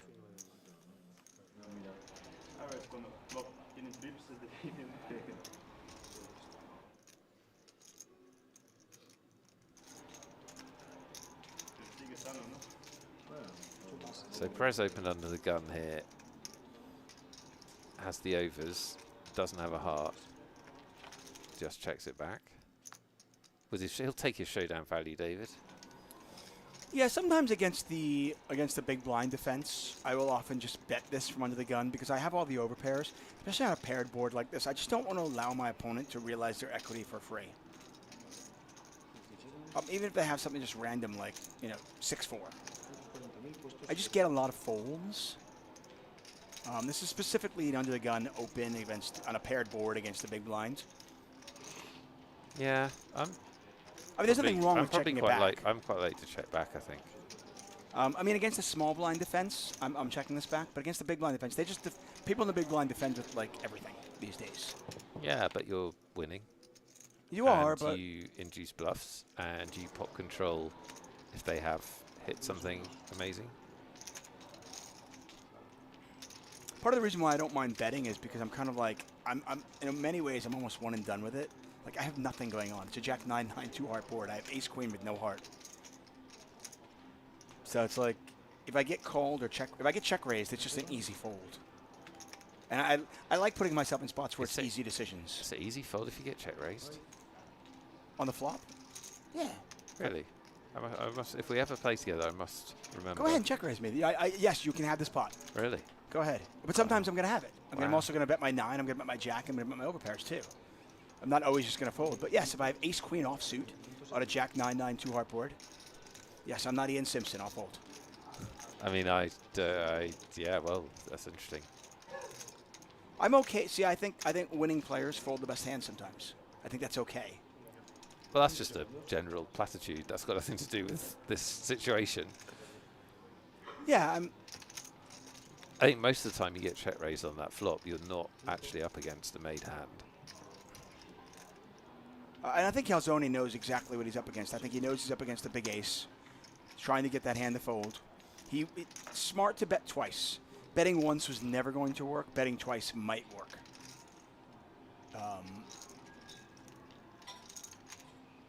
I mean, listen, Perez is going to theoretically make more money by checking and inducing, but he also puts himself in a lot tougher spot. In many ways, sometimes I just like to make poker as easy as I can for myself, but that's probably because I'm not that intelligent a person. Well, then that's a coherent strategy. And see Perez, he ends up folding. So it's just like, see, on one side of the coin, I don't want to prevent my opponent from bluffing me. But on the other side of the coin, if I'm getting bluffed, sometimes I'm going to fold the winner. And that's hard as well. Chips have consolidated a little bit where we had 100 big blind stacks earlier on.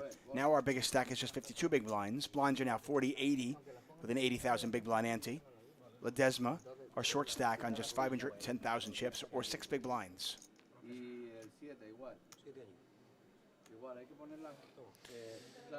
Why So Serious has put a comment that I'm either too sleepy or too stupid to understand. The closer you are in skill level to your opponent, the more often you should be folding the best hand.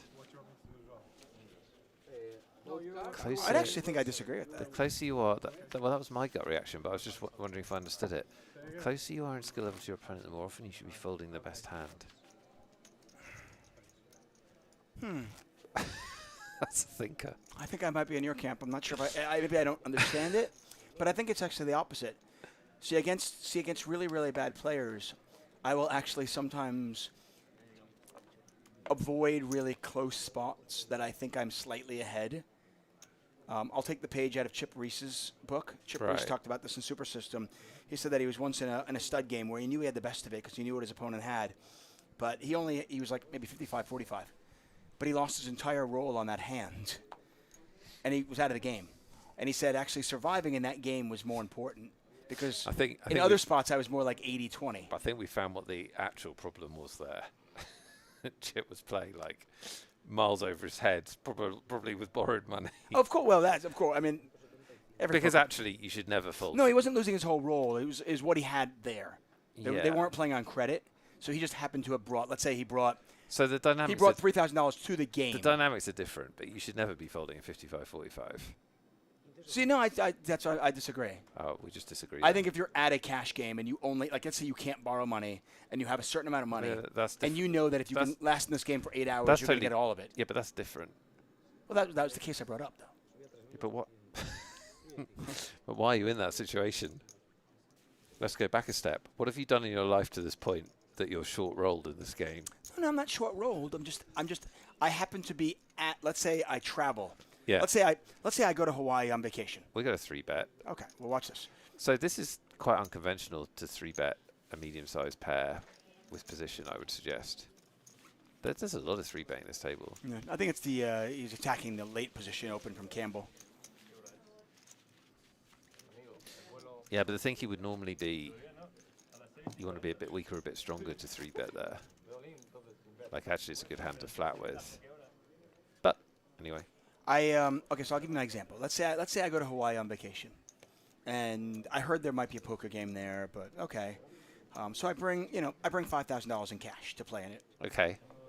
I get to the game, right? Mm-hmm. And the game is just ridiculously good. It's just like, okay, wow. If I'm in this game for a while, I'm going to win a lot of money. This is better because we're understanding a little bit more about your life decisions. So let's say I up get to into a this point. situation where players have more and more money, and I'm like, listen, okay, I'm going to put the money I brought, I'm going to put on the table, and I'm going to play with it because everybody else has that much money in front of them as well. And I get into a situation where I have queens versus ace king, and I know that I'm 54-46, right? Do I take the queens versus ace king flip, basically, for all of it? Because if I lose, I'm out of that game. No, I'm not bankrupt, right? But I'm out of this game that night, and the game is so lucrative. Yeah. Chip Reese would suggest, and I would agree with him, that in that spot, no, you don't take the 54-46 in the game because you can just fold that hand and just take it when your opponents are punting to you and they're just giving you money for free, essentially. I mean, yeah, in that situation where that's quite a specific situation, I think. What is that? I mean, Like, first of all, you've gone to Hawaii. Ledesma's all in, by the way. You can see that on screen. That's what I read. Hey, listen, that's what Why Serious basically said. You've gone to Hawaii. It starts off, Why Serious? If you're in Hawaii, the closer you are in skill. That's what he said. Oh. You just didn't read it well. Sorry. I'm in Hawaii. I've got limited money. The ATM's broken. All those things, Yeah. yes. But to your point, though, I do think that the age-old thought of like, oh, you have aces first hand of the World Series of Poker main event, are you folding? And I think, and I'm pretty sure I've heard you say this before, I think the vast majority of poker players overrate their edge. Yeah. They're like, oh, I don't want to take 55-45 because I can get it in better later. No, Yeah, you can't. no, you can't. You're not that good. Yeah. Well, also, the people do that in tournaments all the time because there's a couple of things at play. First of all, if it's a live tournament and it's a big live tournament, they don't always play them. They don't always. They're maybe going to play 3 big live tournaments, 388 lives in the year. Good plan, by the way. They don't want their experience to be short, so they protect against their experience being short. The second thing that happens is that people don't realize how big the edge is in the game generally. So if you're a winning player in a tournament, but you're not, Cavalito, right? But you're a winning player, you probably have an expected return in that tournament of about 20%. If it's a $100 tournament, $1,000 tournament, over time, you're probably getting about a 20% return if you're a winning player. Well, that's not a very big edge. And so people think they're going to get their chips in these crushing spots. The third problem is, in a tournament, the blinds go up.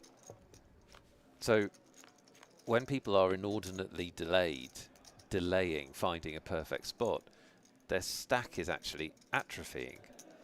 And so you're not putting as many chips through that edge. So it is a common problem. Not for pros, but for improving players. Action flop here, David Tutman. Flush draw versus by the way, trips. all of this started with just simply, listen, good players fold the best hand sometimes. Good players aren't knowingly folding the best hand. They realize that when they fold sometimes they're like, okay, this guy might be bluffing me here, but the playability of this hand is very, the playability and visibility of this hand is very low going forward. And if I'm not folding here, I'm probably going to fold by the river anyway. As you said, big flop here, Jay Lyons. The Irishman. The Spanish passport. That's what we think. Is he raising or calling? He's just calling. going to call. Chat is calling for a diamond. Lots of Lions fans. Lucky for in the chat. Lucky for Lions that there's no diamond that could come off that would give Diaz a hidden full house. Obviously, the 4 diamonds could come off. But you're not going nuts with that. on a double paired board. No.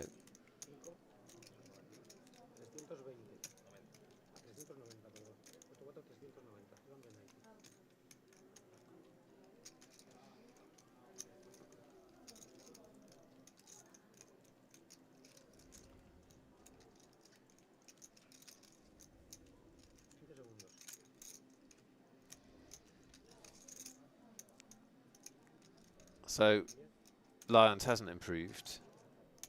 He is getting 2.5 to 1 on this call, which is not good enough odds to hit his flush, and into the muck it goes.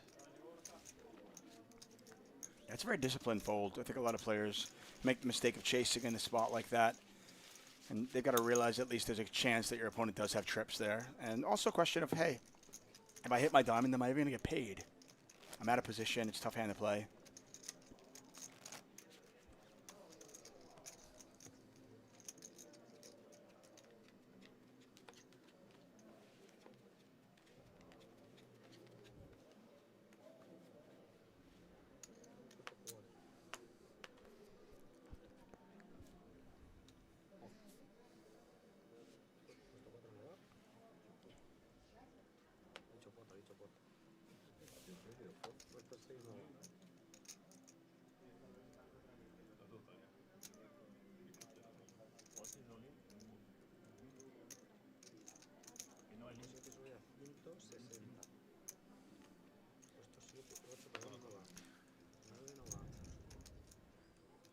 Sanchez opens.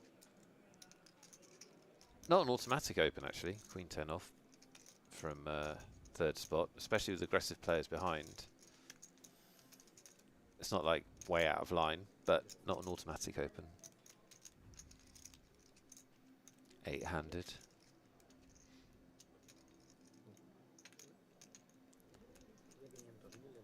Salazar's down to 50 big blinds as he makes this 3-bet. I think that's the lowest he's been for about a day and a half. Yeah, he lost that big pot where he bluffed with the running kings, with he had ace-4, and then the blinds went up.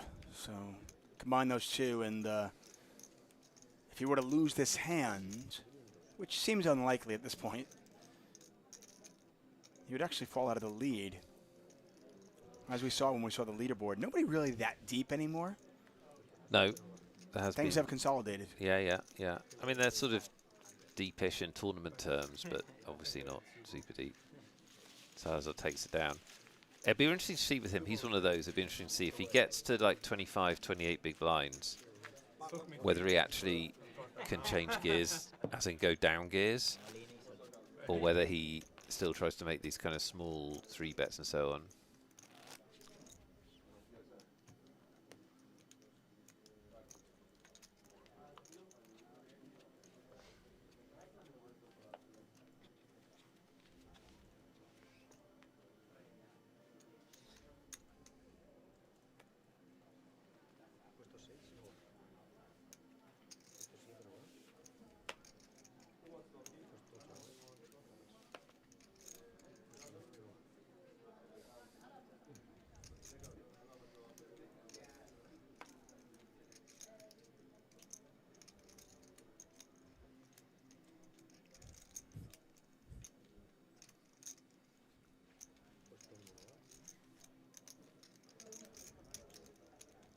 Lions with easy open on the button here.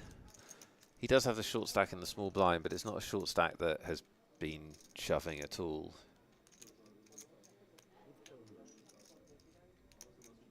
And I think the short stack's got about 12 big blinds. Maybe, actually, probably less now. So you're pretty happy to call with ace-9 anyway. 6 big blinds now, geez. So not a factor at all, in fact.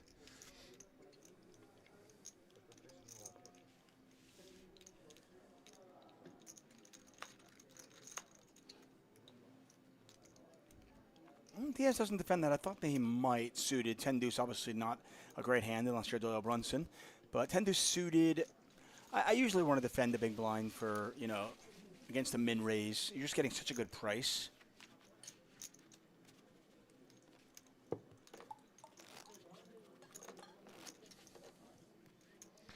What's happening in your, like, if you go and play in an LA card room, like a mid-stakes no-limit holding game, what's happening with the big blind now? Do people defend it? Cash games? Yeah. Or not? Because tournaments, it's become super standard. If Yeah, it's a I mean, small it's raise. depending on who you're playing against, of course, and it depends if there's antes involved. Right. You know, honestly, with antes involved, defending your big blind makes a lot of sense. You're just getting a really good price. Yeah, you can get on like it. But cash games, you know, the opening raise tends to be a little bit larger than tournaments. And a lot of times those cash games, you're playing with a third blind, but not necessarily an ante. right. So Okay. if you're not playing with an ante and the open size is like 3.5 or 4x, you're just not getting quite the right price. That said, there are plenty of players out there who would never fold their big blind no matter what. Right. I was Like yeah. Jack 4, yes, I'm playing. But have you over like the last 5 or 6 years? Have you seen people defend more, or just the same? Probably similar, to be honest. Shaw's, the one way to not get giveaways is to say giveaway time in the chat. Yep. You just put it back 15 minutes for everyone. It was just going to happen, too. I was about to say it. No one likes a beggar. But yes, we will have a giveaway sometime between, now, 15 minutes from now, At the end and of the show. 161 minutes. Yeah, definitely. Giving away $109 tickets. There's a free roll later as well. Giving away amazing poker content for nothing. Look at it. Nothing. Nothing. Pretty good final table. $3.99. I mean, we're seeing a lot of 3-betting. I have seen, though, and it's not surprising with the pay jumps, players a little bit more trepidatious about really putting their chips out there as opposed to the early parts of yesterday. Yeah. By the way, if you've missed that show, or even if you missed the first 3 hours of that show, not one you want to miss. You go back and watch it. We record and archive all of our shows, so you can watch it at your leisure.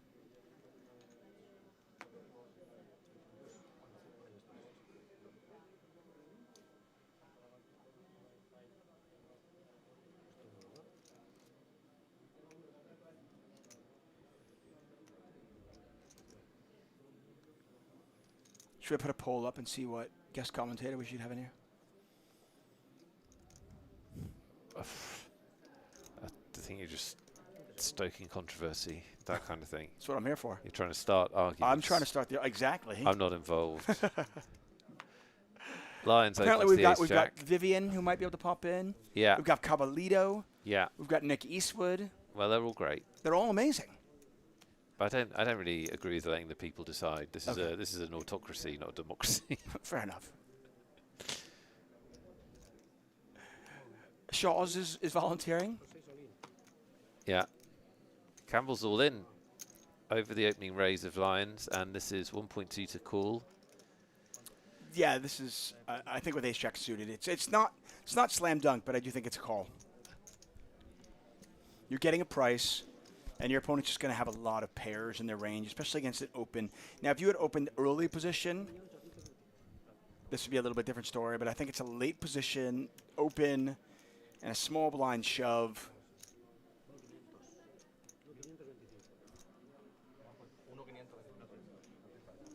Blinds are what, 40-80 right now? I don't have my push shove chart in front of me, but I think this is a call. Yeah, I don't think it's close though. It really is. Is it? I do think it's close. Yeah. What if it's 14 big blinds? I don't think it is. I think it's more than 14 though, isn't it?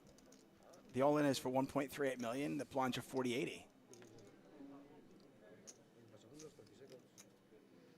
Okay, so it's So, I mean, 15 and a half big blinds. Yeah, that's. I mean, it's that's what I'm saying. That extra like 1.5 big blinds actually does matter. You're getting 1.5 to 1 though. No, I think, like I said, I think it's a call, but I think I think Ace Jack off is a fold.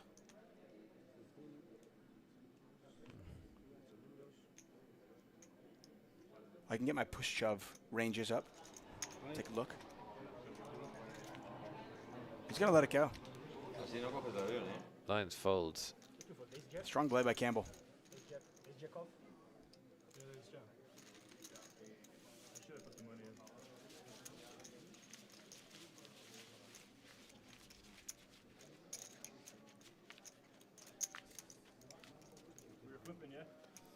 We've been streaming for about an hour and a half so far. We've lost one player. The remaining 8 players all guaranteed 8,000 euros. 7 of the 8 will take home 5 figures. First place is 66,000. Once again, Nick Wealthall, David Sockman calling the action. Magic Monday is here. Next week, our normal broadcast on a Monday, Magic Monday. Nick will be back in the UK. I'll be back in Southern California. I'll be in Malta, actually. Will you? Yeah. Look at you. Yeah. Nick will be in his second home. My second home.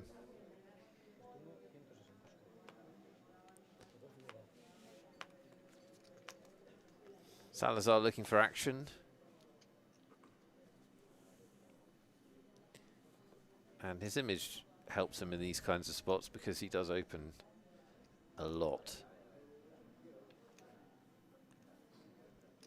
But I'm surprised Diaz is playing this, but there you go. There's the value of having a loose image. You get action when you open from second position. He hasn't done it yet, but it looks like he's going to do it. See, there are players that are never, ever getting 3-bet there when their opponent picks up ace deuce after they open in second position. But Salazar has that loose image.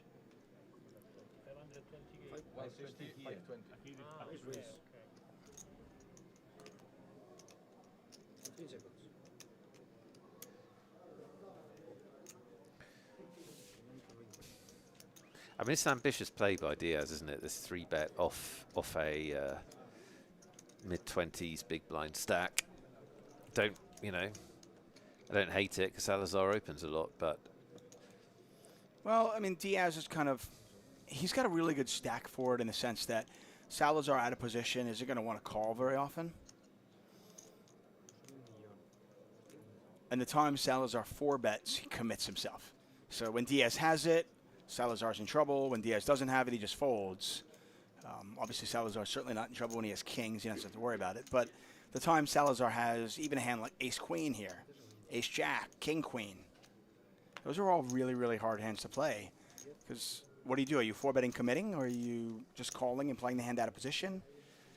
Obviously, not a difficult decision when you have the Cowboys. It's easier with kings. Yeah, everything's easier with kings. That's right.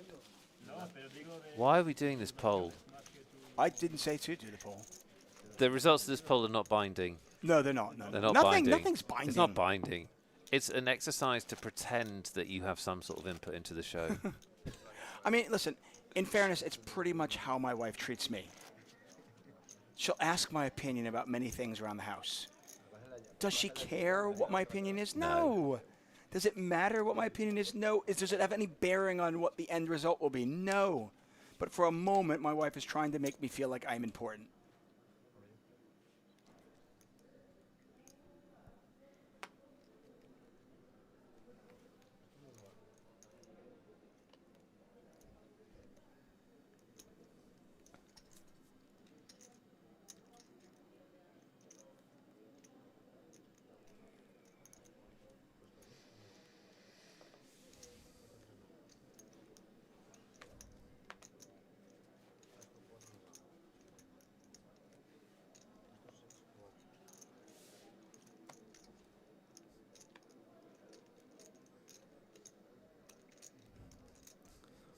I mean, frankly, also, I mean, it's like, I think 3% of our audience is actually voting.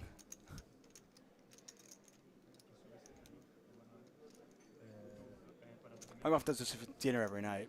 Or like the color of a new carpet, or a new rug. What do you think of this rug? I don't know. I don't really like it. Yeah, good. We're getting it. I've already bought it. Oh, cool. What would you like for dinner, honey?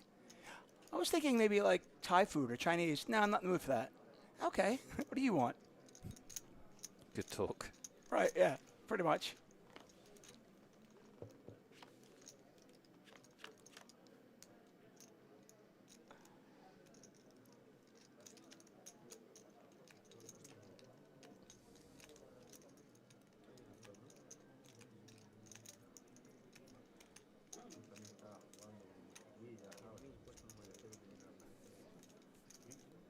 Bertie Ahern for President says Greg Campbell's great-great-grandfather set up Campbell's Soups, which is a fantastic Would I Lie to You, isn't it?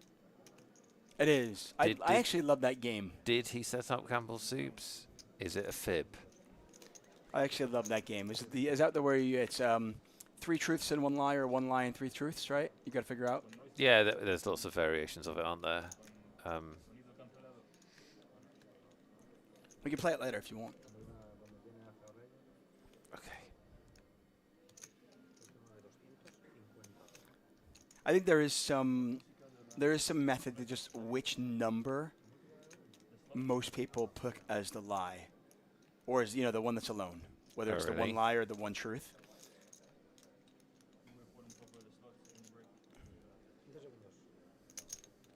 Anyway, listen, hey, Birdie, for a first-time chatter, you hit a home run. Nice job.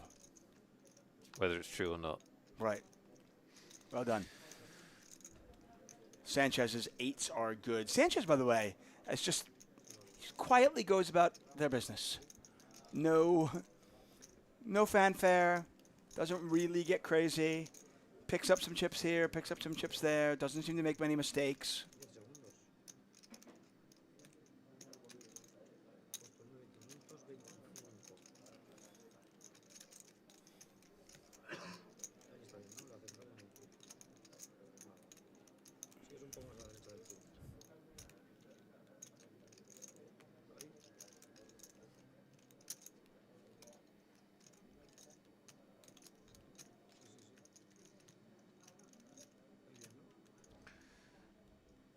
So Perez has put the pressure on here.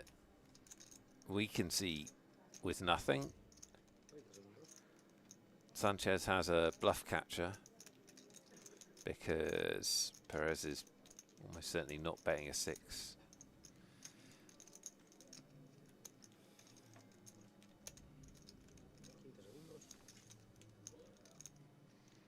Three to 1 that it's a bluff. Yeah. Lots of misdraws. Lots of misdraws, actually.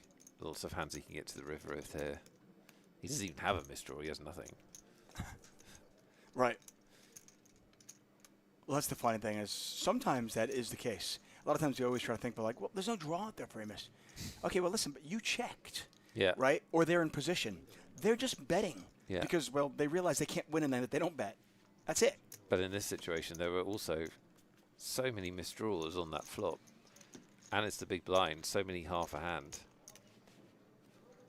So, unfortunate decision, but not for his opponent.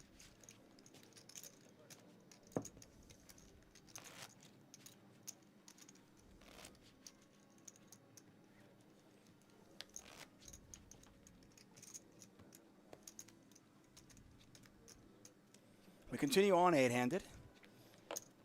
Players in the feeling out mode is over. Players playing poker, battling. Another spot, we were covering day 2 yesterday, and I said, in one of our main events where you get a lot of recreational players, a pretty unlucky draw. I mean, we had this like gauntlet table, very, very difficult table too for day 2. I'd say the same thing for this final table. Some really quality poker players. More often than not, when we cover these main events, whether it's Bucharest or Madrid or Barcelona or London, more often than not, you get a couple of pros in the mix and you get a lot of recreational players, and there's nothing wrong with that. But this just is, this final table is filled with sharks. Maybe so, yeah.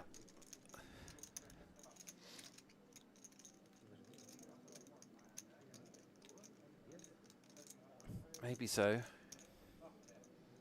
Calzone's going to raise in the button. Salazar just calling out of the big blind. I think that's certainly reasonable. I don't feel I've seen enough poker to make that call, David. No? Okay. Some of these players have not been involved in very many hands, you know. It's the same 5 players over and over again? Yeah, it is a bit. Okay, that could be the case. So Calzone here, we've only seen play a couple of hands, in fact.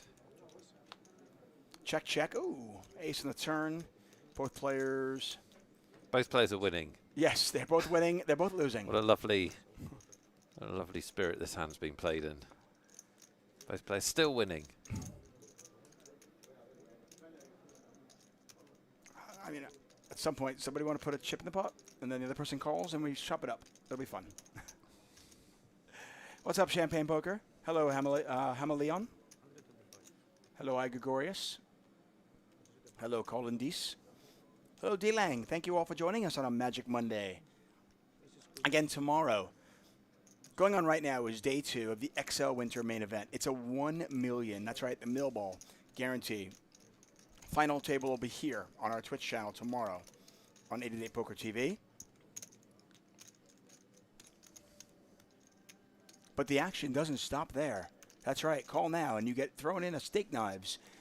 No, the action just continues. Our normal schedule, by the way, Monday is Magic Monday. Tuesday, we've got our home game Tuesday, where we put a bounty on one of our stream team members' heads. As we look at our chip count here, Salazar still our chip leader. Ledesma just hanging on with 6 big blinds. I do think the fact that there's a short stack is kind of like making people a little bit less apt to get involved. Yeah, maybe. It shouldn't have a big effect because there's only a small difference between 8th and 7th. Hypernex saying where he's watching this while driving. We do not condone that. Please drive safely. Don't do that. Yeah, don't do that. Are you Pull over, you side dumb? of the road. That's really stupid. Yeah. You can watch this while you're working. Yeah. Encouraged. Encouraged. But don't watch this while you're driving. Please don't. Don't do anything when you're driving. Just drive. Yeah, just drive. Yeah. It's easy. Just get That's that done. all of your functions. Driving is all of your functions. It's not driving and making a cocktail or driving and answering emails. Just drive. Just drive. Yeah. Wednesday, by the way, we blast off where we have our stream team members, our ambassadors, all battling versus each other. And that's a lot of fun here on our channel. Thursdays and Fridays, we've got Throwback Thursdays. We've got Highlight Fridays. We have giveaways each and every day. We give away Twitch points each and every day. You can earn those. So Monday through Friday. Here on 888poker TV. I mean, I think he's joking about driving because he can't type in chat and drive. I hope. Oh, God. Challenge accepted. Yeah. Jeez. Rob Smith says, another episode of Dumb Ways to Die. Driving while watching poker. I think there is a show like that, right? Dumb Ways to Die. Probably. Yeah.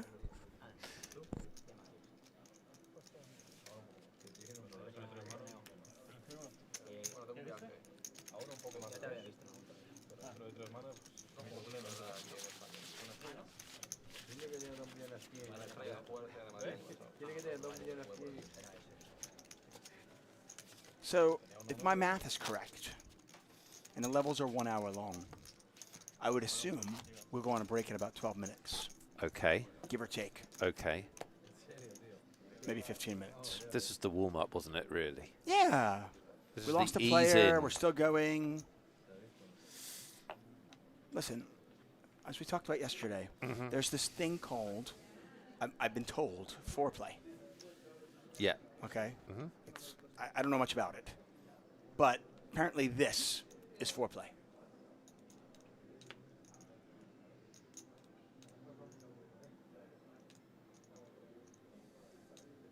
What's up, Kurt Ty? Hello, Trucker. Alberto, Alex Martin. I want to thank you all for being here on that YouTube. Again, we are streaming on YouTube and on Twitch.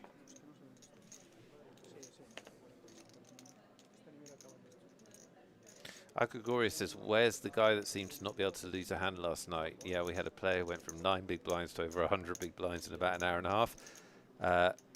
Good player as well, local player who's known to be a good player. He lost it all. He went to the moon and back.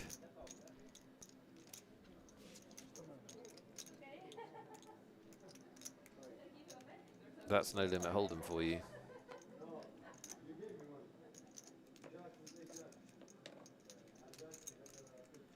Got a big hand here. Diaz raising With the ladies, true red queen. Salazar on the button with ace queen. And, yeah, he genuinely has one speed. There's a 3-bet.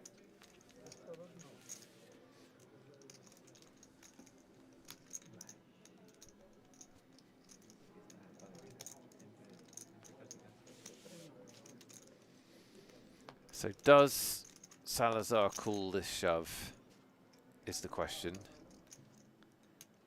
Nick is one step ahead of us. Well, I'm just looking at the stacks. I can't imagine Diaz does anything other than shove. And then I think it's a really interesting decision. Yeah, it's kind of a gross spot. I mean, you 3-bet with a hand like ace queen, and then it's just a bluff catcher. And your opponent's almost never bluffing, so It's then not it's a just a bluff. matter of, it's not, your opponent's almost not- never bluffing. It's like, I hope Yeah, he but has it's not jacks. bluff. It's not bluff catcher. Like, what does he do with tens? Tens, jacks. Right, you're hoping it's a coin flip. Yeah, but plus there's a lot of dead money in the pot, so you can't be 3-bet folding very much in your no limit No, hold'em I'm life. with you. Because of maths. He's getting 2 to 1. He's getting 2 to 1. Yeah, it's a call. Yeah, He's getting I 2 don't to think 1. with He's this just end, got I think a you're call. right. If you think your opponents can do this with jacks and 10s and 9s, The- yeah, he's got ace king sometimes. But even here, where it's ace queen versus queens, he's a 2 to 1. He has 33% equity. Yeah, exactly. And this is a dangerous spot for Salazar because if he calls this and he loses, he'll be back in that.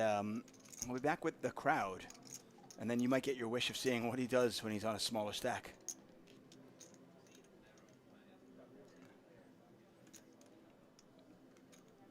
People asking, can he call the shove? I mean, from a pure mathematical point of view, I think he certainly should. He probably should have known what he was going to do with the 3-bet, right? Totally. 100 million%. This is a fantastic example of my favourite, one of my 4 or 5 hobby horses. Tournament poker, you've got to know, if you're going to reopen the betting, so Doyle Brunson talks about this many, many years ago, but if you're going to reopen the betting in No Limit Hold'em, you've got to know what it means and what you're going to do if your opponent takes that invitation to have their options reopened and raises you. And with short stacks, if you don't know, then you shouldn't 3-bet. Yeah, you have to know what Diaz's stack is. Because he can absolutely flat here, given Diaz's stack. Oh, absolutely. But he decided to 3-bet, and now, to me, that is a cataclysmic mistake. In my opinion, that is a big leak. To 3-bet fold somebody with that size stack. Now, a tournament specialist might tell me that's not correct, but I do not think that is. I think that's a leak. I mean, you could make the argument that he has essentially just turned his ace queen into a bluff. Exactly, that's exactly the problem. And if you're going to do that, then why not just do it with queen 4? Ace 4. Well, he's turned it into ace Right. 4. He's turned it into queen 5, basically, because he has turned it into a bluff. But more than that, there's so much money in the pot at the point that he folds. That's the biggest problem. You just can't fold away equity like that. Nope. For what it's worth, I'm not a fan of getting 25 big blinds in there with ace queen offsuit. Then But you I don't probably just wouldn't 3-bet, When right. you don't 3-bet. Yeah. That's your decision, really. 3-bet and then fold. Yeah. Is such a huge decision. You have to be. Calling is reasonable. Yeah. 3-bet calling off is reasonable. Yeah. Maybe 3-bet to a smaller size and then fold. I don't know, because I'd have to do the maths, but in general. And maybe if he 3-bets to a smaller size, then it's a price where he can have some bluffs in his range. Wirt says, is this just tournaments? It has ICM implications for moving back to a middling stack. Well, you know, not really, because he's just moved. He's just reduced his stack with no possibility of increasing it. He's just folded it away, and he's given up the chips in the middle. So he sort of created a problem for himself there. And we've seen, and Nick and I have both seen this happen time and time again, where players don't know how many chips their opponent have, or just haven't thought one step ahead, like a game of chess, right? You move your bishop in a spot, you have to have an idea of what your opponent's next move would be. I mean, that's like that's obviously what better players are doing. They're thinking 5 steps ahead. But as a poker player, yes, if you reopen the betting, you've got to know, hey, this might happen. And if it does, what am I doing? And it becomes incredibly important, that idea at the end of tournaments, because the stack sizes are, you know, the further you go in the tournament, the more important the stack sizes are. And the more these decisions become concrete, like whether or not you call a 3-bet in a cash game when you've got another 200, 300 big blinds behind is not a very impactful decision, actually. But whether you call a 30 big blind shove or 25 big blind shove at the end of one of these tournaments is very significant. Oh, talking about, you know, it's thousands of dollars of equity. Yeah. In these decisions, and it's one of the reasons why a lot of good players like Dominic Nietzsche and stuff actually have developed a limping strategy in certain spots, because they're doing it based on how many chips they have, but they're also doing it based on how many chips their opponent has, how many chips the blinds have, because they want to get themselves into a situation where they're not risking a lot of chips and then having to fold in certain spots.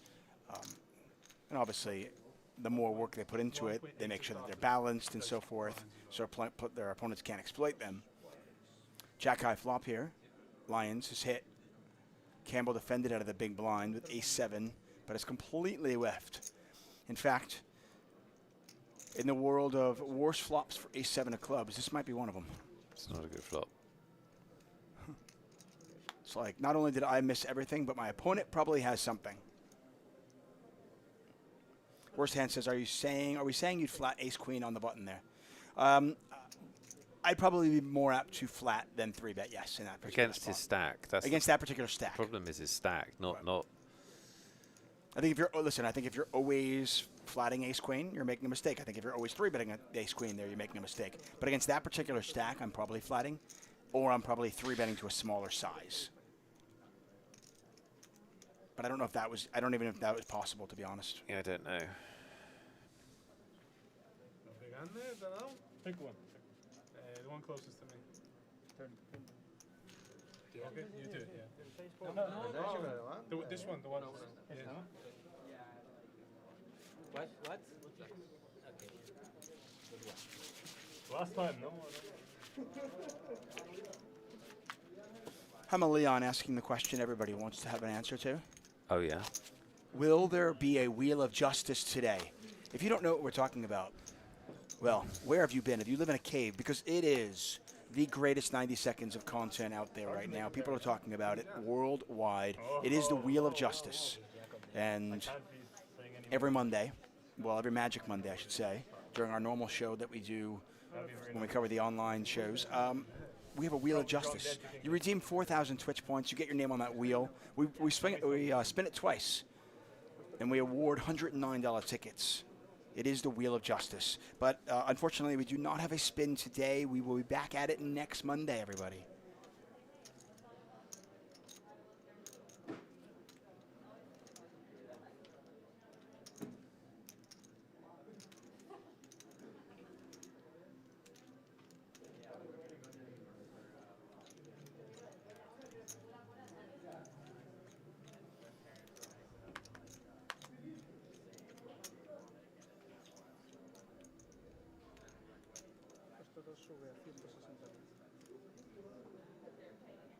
Actually, now that I'm thinking about it, was his 3-bet to 600,000? Yes. Why was it so large? Yeah, I don't know. Because he had ace-queen offsuit and he didn't really want to play a hand, right? Right. Because the blinds are 40-80. Was it just a min-raise? I was trying to remember that. Was it a min-raise to 160? Right. So he went from 160, where he could have gone to like 410, say. Right? The 3-bet up to like 410 in position. So He went to 600. yeah, and I just to refresh my memory, I put it into an odd simulator. If you have ace-queen offsuit, if you only give him 10s plus, ace-king, and ace-queen. Right, so no bluffs So whatsoever. that's an unbelievably tight range. No bluffs, and he's never doing it with 9s. He's never doing it with 8s. You have 31%. Basically, you have 28% and Right, and he had 3% 33% ties. in a terrible spot. And he had 33%. So if you're getting 2-1, you cannot fold. No. Because potentially it's a disaster, because if he decides to ever bluff shove, Well, as I'm saying, let's add nines to that range, and Yeah. let's just add ace five suited. Just one bluff. Yeah, just one bluff. Ace five suited and nines. Then what is it? So then we have got 33 plus 2.5, so we've got 36% in that case. Yeah. So you can't fold 2 to 1. And I have to assume at this point, I know a lot of people were like saying, "Oh, he's never bluffing. He's never bluffing." These guys all made a final table. Oh, They all have that in their game. Go back and watch yesterday if you Right. don't think anyone's ever bluffing. Yeah. Especially against Salazar. Right. Especially against Salazar. And if you go back about 20 minutes, the same player made a 3-bet semi-bluff against Salazar. No, absolutely. Like I So- said, I mean, so I this think is you what- gave him this just tens plus. I think you have to give him like. Yeah, I gave him 10 plus just to illustrate the point. You've got to give him Like, maybe ace five suited, maybe ace three suited. it's Who knows? it's a call with the tightest possible range. It's still Yeah. a call, pretty much, or it's 50-50. But But now that I'm thinking about it, I think the first mistake was three betting that size. Why are you going from 160 to 600? yeah, and that is. So we're not hating on Salazar, by the way. He's played. No, he's been brilliant. He's brilliant. It's just to try and illustrate the point. Even brilliant players make mistakes. Yeah, and also just to try and help improve your poker, because that is the other reason why a lot of if you watch the super high rollers and stuff like that, you'll see these very small 3-bets. That's part of the reason, because it has the same effect, but because the stack sizes are so much shorter at the end of a tournament, it has a compounding effect, because you're asking your opponent to commit, and then sometimes when they do commit, you can actually 3-bet kind of semi-bluff and still fold. Yeah, the 3-bet sizing that he chose, going from 160 to 600, is indicative of being out of position. If somebody had raised from under the gun +1 or whatever it was, and I was in the small blind, that's the sizing I might use from out of position, because I now have to play this hand out of position. I don't want to invite calls. I don't want to see a flop. I want them to force into play. But in position, I can size it down a little bit, because nobody wants to play me out of position. Yep. Worst hand says, for what it's worth, I really enjoyed this chatter on the ace-queen hand. I mean, that's what you do. Poker players, one of the questions I get asked more often than not, most often I would say, is how do you improve? How do you get better? And I always say, find like-minded individuals, find people who are smarter than you, find people who are better than you, and talk poker with them. And, you get into these kind of like informal, sometimes formal, get into these groups and these communities where you honestly talk about how you play hands. And hopefully it's not judgmental and nobody's trolling you. And you can genuinely put out your like, hey, what do you think of this play here? The Desmond's all in for almost no chips. And he is He's been favourite, called. though. Well, I mean, it's just such a small shove. I mean, you're talking about 4 big blinds, and you're already in the big blind for 1. He's our short stack hero. He's already made extra money today by not finishing 9th, which is what he came into chips-wise. Yeah. Yeah, the other way to improve is exactly what I've just done there, which is you have a spot. Let's just see this run out and I'll make that point. There's a 6. Ledesma ahead. Perez's king or 7 are still live, though. 6 outs. An 8 would certainly make things interesting on the turn. An ace does not make it interesting, as Ledesma has won it. He's doubled up. So the other thing you should absolutely do. So I know that. Wow, guys got a full house. I know that. Overkill. I know that a lot of people don't want to do maths and don't want to do study. They just want to play poker. But also a lot of people just want to play poker but also improve. And you can see, you just heard it in commentary, what I did there, which is just put ace-queen into a range calculator and then put in the possible hands that they could have and then think about the stacks and the maths. It's not that difficult, and that is a way to improve quite quickly, which is just go and play a tournament online or whatever, make a note of the interesting spots where you weren't sure what to do, and then go and put them into a range calculator and give your opponent a range and start thinking that way. And David is absolutely right. Discuss it with like-minded players and, if possible, better players. But you can do that little bit of homework. That only took me 3 minutes, if that. And then you can play around with the range and say, okay, it was a call there. When would it not be a call? When would it be a fold? And so I mean, math is math. I mean, the part where you might be talking to your friends is, be like, do you think he ever has ace-5 there? Yeah. Do you think he has king-3 seated about there? his range. Right.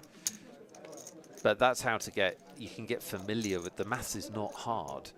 It's just intimidating if you've never started messing around with it, but it's not hard. No. And so the way to get better at those spots is just you don't need to be precise either. You just need to get a better feel for how the game works, I think. And generally speaking, if you're making money on a play, you should make it. Yeah. If you're losing money on a play, you probably shouldn't make it. Yeah. There are a few exceptions, but not very many. And actually, those are really instructive, isn't it? Where you go, oh shoot, like I actually should have called there. That's actually the things that you remember, and you go, oh, okay, now I'm not going to make that mistake again because I've actually double checked it. As opposed to, I think players say they want to improve, but then they just kind of play by vibes and they never check anything. The interesting thing is that if he raises to 410, then the shove probably, then he's probably getting more like 1.7 to 1. Right. And then you could probably argue that it is a fold. If you think he's only shoving on you. Right, if you think he's really tight. Anyway, continue on here. I want to say hi to some people in the chat. What's up, Talamir? Good to see you. One of the things that when I started doing that many, many, many years ago now, when I started putting ranges into things, is you realize that the far bigger mistake is folding when there's significant money in the middle. So if you actually need to change your mindset. If you're in a situation where there is a lot of dead money in the middle, if you're not sure or you think it's close, you should actually default to call rather than default to fold. And I think a lot of people default to fold. You know why people don't like to call?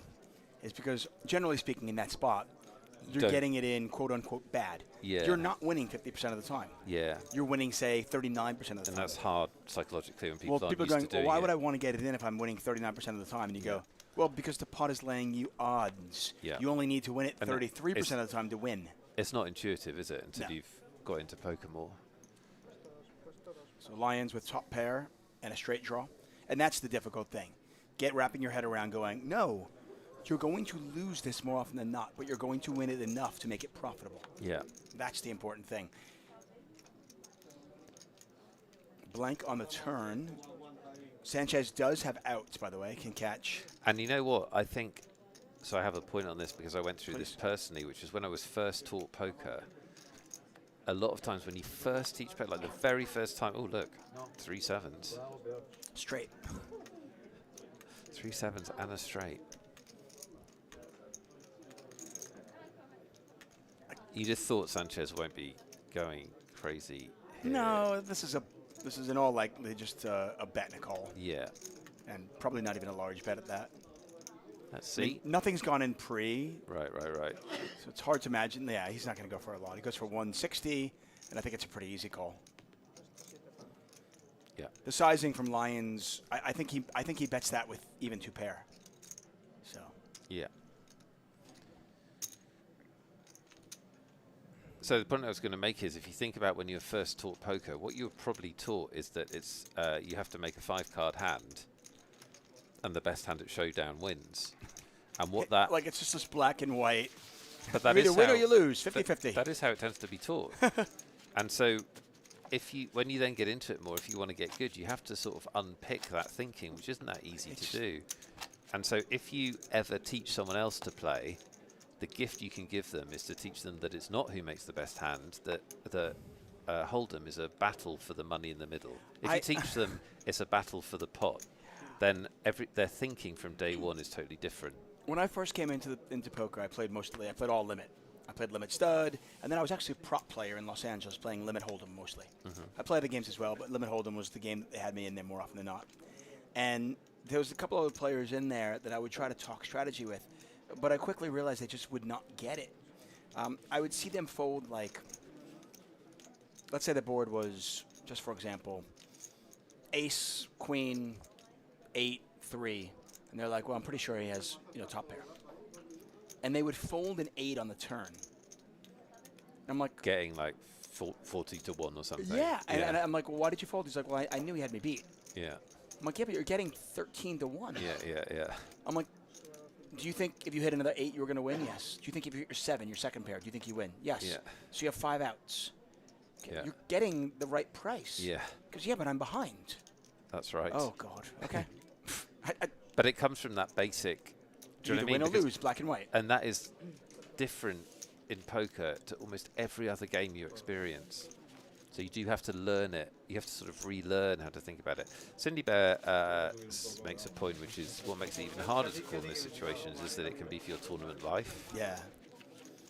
Which is definitely And I'll true. even make it harder than that. How about it's even harder for a tournament because how many of you out there, when you're playing live tournaments, maybe you only get to play 7 or 8 a year? You know, and we talked to East. I was talking to East yesterday. He even said, he's like, the reason I thought about it for so long with the Kings on day 1, he's like, I don't get to play these that often. I only have 1 buy-in. I'm not Ian Simpson. I can't buy in 6 times. So. And to make it even harder, sometimes you're in Hawaii. You've gone there. You've only got 5,000. Right. Sometimes you're in San Fran. You've got to choose between San Fran Chowder or game. Yeah, it's hard. By the way, this poker analysis stuff, how long are we going to do this for? Oh, it'll be break soon, and then you're going to get a pro in after the break, and then I'll come back later, and I'll be like in evening mode, and we'll just talk bollocks. I don't know if I can talk to another pro. Can you take on the pro? I was thinking you'd do it. Because we're going to talk more strategy. You love it. Perez is going to raise here. Ledesma is in a thank you very much. I will. Yes. Ledesma, by the way, and Perez is in a tough spot too here because he's got a call. Yeah, he does. He has to call. He's getting 2-1. Yes, you're dominated sometimes, but your opponent's going to have ace king, ace queen, ace jack. There are so many. Right, but again, you do the calculator. If you put in 16 combinations of ace king, 16 combinations of ace queen, 16 combinations of ace jack, and keep in mind that pairs is only 6 combinations of those, you have to make this call getting 2-1. And unfortunately for Perez, he's dominated, and Ledesma possibly pulling a Toledano-type turnaround. Yeah. Well, look, he's got a seat at the final table. He's got equity in this tournament. He can still win it until he's out. Absolutely can. We've seen it done many times. He's going to be on 15 big blinds in a hot second.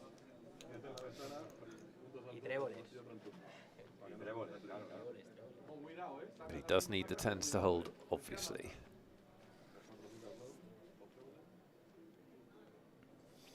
I hope our poker strategy talk has somewhat helped you. If anything, at least kind of made you think a little bit more.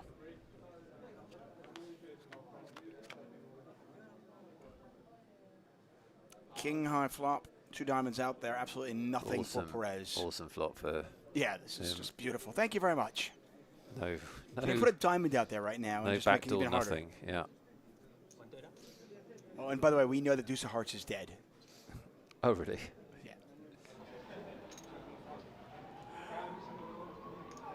Usually you don't like when people pay you prepay, but this is a spot where it's okay, I think. 1 out, 1 card. If Ledesma gets knocked out here, I think he has a legitimate gripe. If he hits the 2 of diamonds, he should do the finger pistols. Ooh. Maybe if he started the finger pistols first, it would happen. Hear it? No. It is a diamond, but it's not the deuce. It's a 6. Ledesma with a double up. He's back up to 1.3 million. And as indicated by everybody getting up to the table, I'm assuming they're going on break. They must be right. I would assume so. So Ledesma doubles up. We're still 8-handed. More poker action after about a 15-minute break. 8 players down to 1. That's what we're doing today here on 888 Poker TV.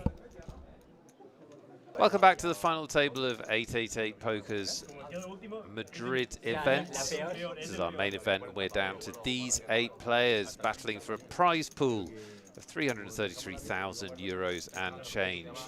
And first place is 66,000 euros. Shiriak finished in 9th, and so everybody's got 8,000 euros locked up. I'm Nick Wealthall, joined by Cavalito. Yeah, that's me. That's you. Good to see you, Alex. How are you? I'm good. I'm good. Excellent. Yeah, I love the city.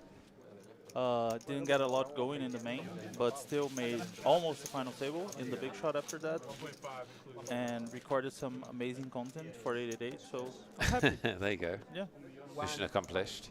The big shot was last night, Yeah. Yeah. and you cashed. I tried 2 times. Yeah. I bubbled final table. Ah, okay. But did you last longer than Vivian. Yes. So that's very important. Of course. Yeah, Bragging rights are always important. very important. I looked at this person has my haircut, so how is the final table? Should I root for him? Well, he's the only British player, Okay. so I should be rooting for him, I guess. But I don't know if you've played with it. You can see as we look around if you've played with any of these players either Yeah. in the main event or this trip. I played with this guy that just folded, Perez Docio. I haven't played with this guy that looks very famous. He does look very famous. People Yeah. have been calling him Aquaman. Oh, you're calling him Aquaman. Okay, so I can do it. I'm not, but people have been doing it. Okay, I wanted to do it. Okay, You can do it. okay. Aquaman. There you go.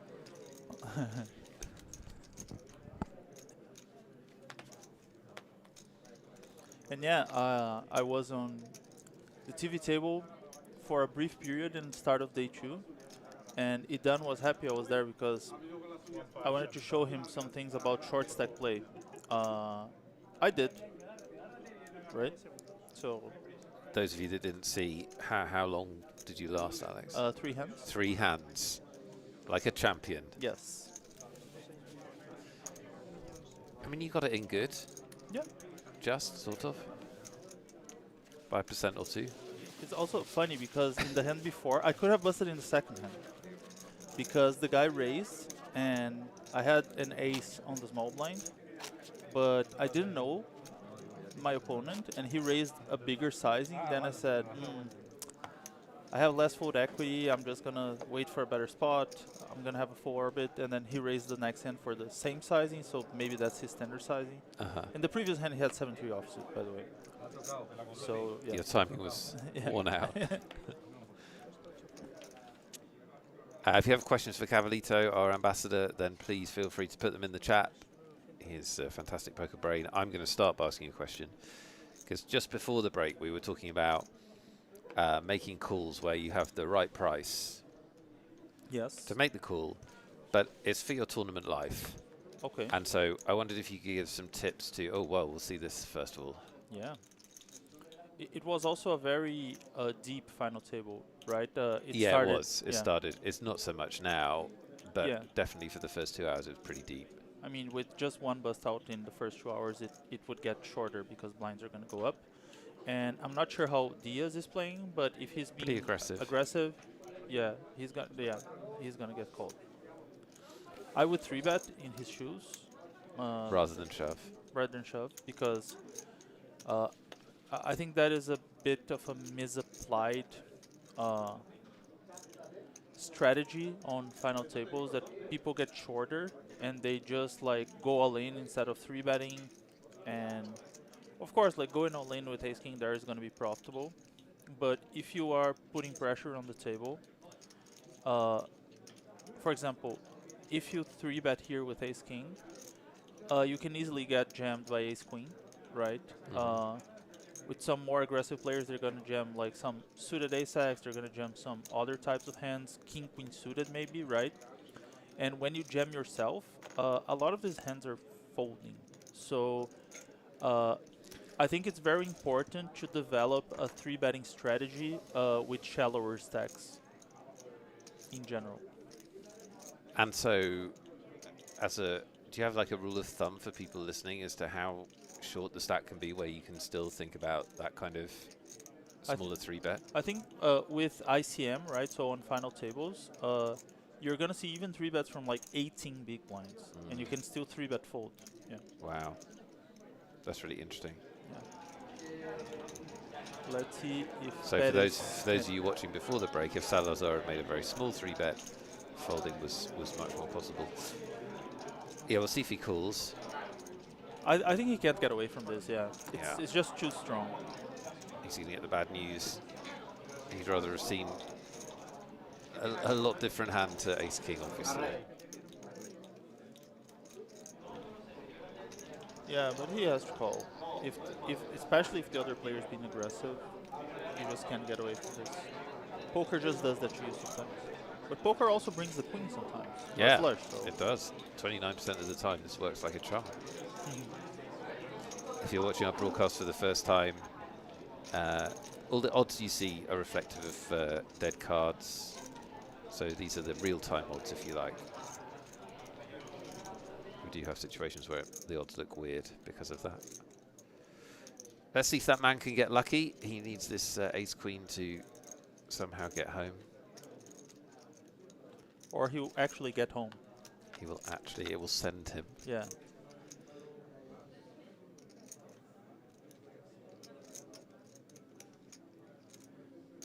Not much A help. pro would stand up now. I Because agree. think, yeah. I strongly agree. I really, really don't like this stationary stuff he's doing. And from the turn to the river, you can put your jacket or your backpack to increase your equity. We were discussing this, yeah. Significant effect. Yeah.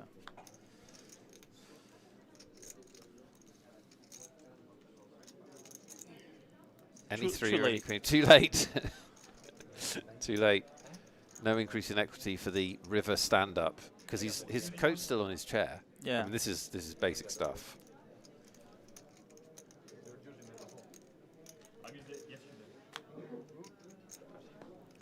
No good. The ace-king beats the ace-queen, and Perez Docio will leave us in 8th. We're down to 7.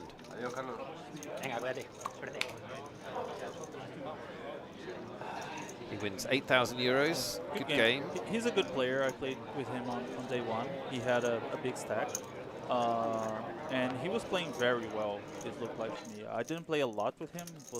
It was in the last level that I joined his table, but I played the big pot with him and he won. I had to fold the river, but he looked very good. Well, he went on from there to finish in 8th place. Those are your 7 remaining players. One of them is going to be our champion. And just some people might ask themselves, but why would he call there with 2 shorter stacks than him and that kind of stuff? Even though they're shorter than him, the stacks were pretty close. Like both 13 big blind stacks and he was 18. And also, the other guy was being aggressive, and people like tend to be pessimistic, especially after the fact. But on the other hand, if he doubles up, then he's going to become second in chips. Then he can leverage his stack a lot. So I think there are 2 sides, and considering how strong, how up in his range he was, unless there was like a 2 big blind stack or something like that, I don't think he should consider folding. I'm actually impressed that he did. I think that a lot of players would have found the call much faster. And now we have a new chip leader, right? Diaz is now the chip leader. Yeah, that's how quickly it happens at these final tables. And so what I was going to ask you, Alex, was can you give us some tips or some advice as Campbell moves in? I'm not going to be able to get He's your getting advice. Yeah, he's almost certainly going to pick this up. Yeah.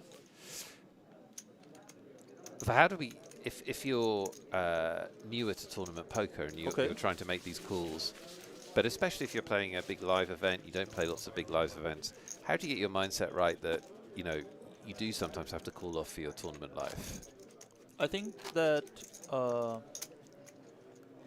basically, because when you have to call off your tournament live, I think you have to ask yourself a couple questions. I think asking yourself those questions in any kind of river call situation is actually good.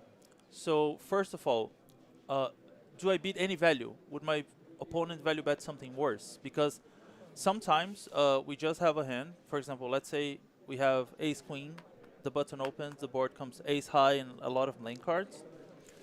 If your opponent goes all in, there's a very decent chance that he's going all in with ace jack or ace 10. So if we beat his value, I don't think we should consider folding ever, you know. You could make a case when like big bubble or something, you know, life-changing money. But in general, when we beat value, we should never consider folding. And then I think I have a made-to-learn video about calling rivers. I know I do in Portuguese. I'm not 100% sure if I have it in English. Well, we have translate software now, so they can still watch it. So check that out in the Made to Learn section on 888's YouTube. Yeah, and then another question I ask myself is this a good spot for my opponent to overbluff? So I think the best example is, for example, let's say we have King 10, board comes 10 high, our opponent is betting into us, and the river is an ace. Everyone knows the ace is a good bluffing card, right? Yeah. So that is a situation that I'm more inclined to call, because I think it's very easy for my opponent to overbluff. But now, for example, a flush gets there, or a 4 straight gets there, or the board pairs, you know. These are situations that are harder for people to bluff more than they should. So these are the situations. So I think that, of course, there's the psychological concept that, like, oh, I have to call my tournament live. But in the end, you just want to make profitable decisions, right? And then the best way to improve that is understanding concepts of bluff catching and then applying them into real life situations. And I know sometimes it happens that, for example, you win a satellite to a big tournament like this, and then you every pay jump is a lot of money and that kind of stuff. So that is a different situation. Or and just getting to the money. yeah, and you can just adapt to that the way you will. But in general, let's say you play tournaments often. If you are scared to make a call because that call could make you lose a pay jump or something, you're probably playing too high. You know, if that Right. if that decision is too heavy on you. Yeah, I agree with that. And I used to say to people, you have to detach the emotion you have about an event from the decision that you make in the event. And so, Which is very easy to do, right? super easy to do. I've never seen anyone have a problem doing it. Yeah. Interesting 3-bet here out of the big blind from Lions. See, and he Off a has small stack. Yeah, he has a small stack. I think that is getting more popular lately. What is getting more popular? What you finding said. these 3-bets with shallower stacks. Yeah. Because before we had software and that kind of stuff that helped us to study and improve in the game, there would be those truths that people would say, yeah, you can never raise fold from 10 big blinds. People would just say that, you know. They wouldn't even back it up with math. They would just say that and everyone would say, yeah, that is true. And now we see that in some situations there's raise folds with 6 bigs in final tables or that kind of stuff, you know. So it's interesting to see the game changing and evolving and more people picking up on those things. It strikes me that both those ideas, raise folding off short stacks and small 3-bets off short stacks, are going to be tremendously misapplied by a lot of players in a lot of situations. Yeah. It feels like that's some dangerous territory for people that haven't studied when to do it. Yeah, I think most things that are new, what happens is that in the first moment, people see some like big final table or some player they admire and they say, oh, I saw him doing that, so I'm just going to do that. 100%, yeah, you know? yeah. And they don't understand the ranges, and then they don't understand what to do after that, you know. Yeah, he's going to play this hand against the king of the sea.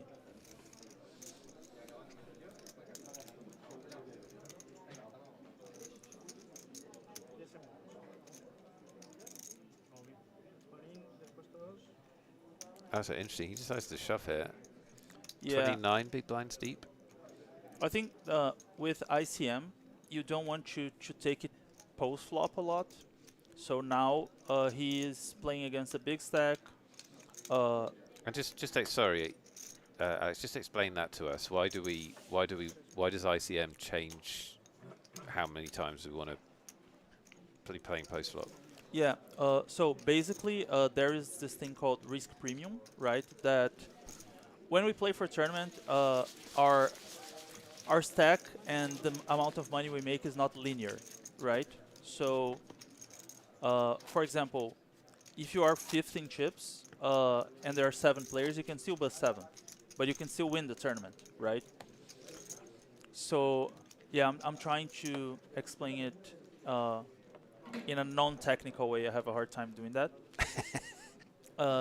So basically, Let me see if I can translate. no, basically like what happens is, for example, let's let the last hand. Yeah. 42 Yeah, big just blind let's stack do that. opens. Yeah. We have king queen suited on the small blind. And we have 29 bigs. We have 29 bigs. We call here, right?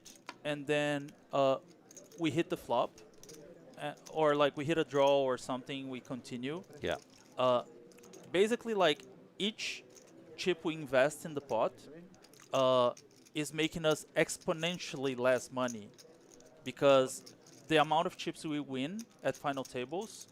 So, for example, even if he gets a full double up, he can still bust seventh, Yeah. right? But Yeah. if he busts like in that very hand, if he comes seventh, that is awful. And the guy that's raising, he can put a lot of pressure post flop, and we're gonna have a very hard time, right?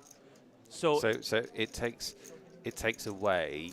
So one of the reasons is it takes away his ability to put more ICM pressure on us. yeah, exactly. And then also the thing about king queen specifically is that when we go all in there, we realize our entire equity with our hand. That is like a very strong hand, but the opponent is going to be opening every single ace-x on the button, and we get him to fold probably up to ace-queen. So we fold an ace that's dominating us, and we fold a lot of hand that's beating us. We're making him fold out pairs, so that is quite good. By the way, this guy is playing very well. He just found another 3-bet with ace-8 suited, got through.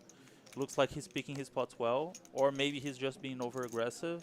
I haven't been here. It's so hard, isn't it, Yeah. when you watch somebody play a few hands? But at least you can say he's picking spots, Yeah. which not everybody does at a final table, correct? Exactly.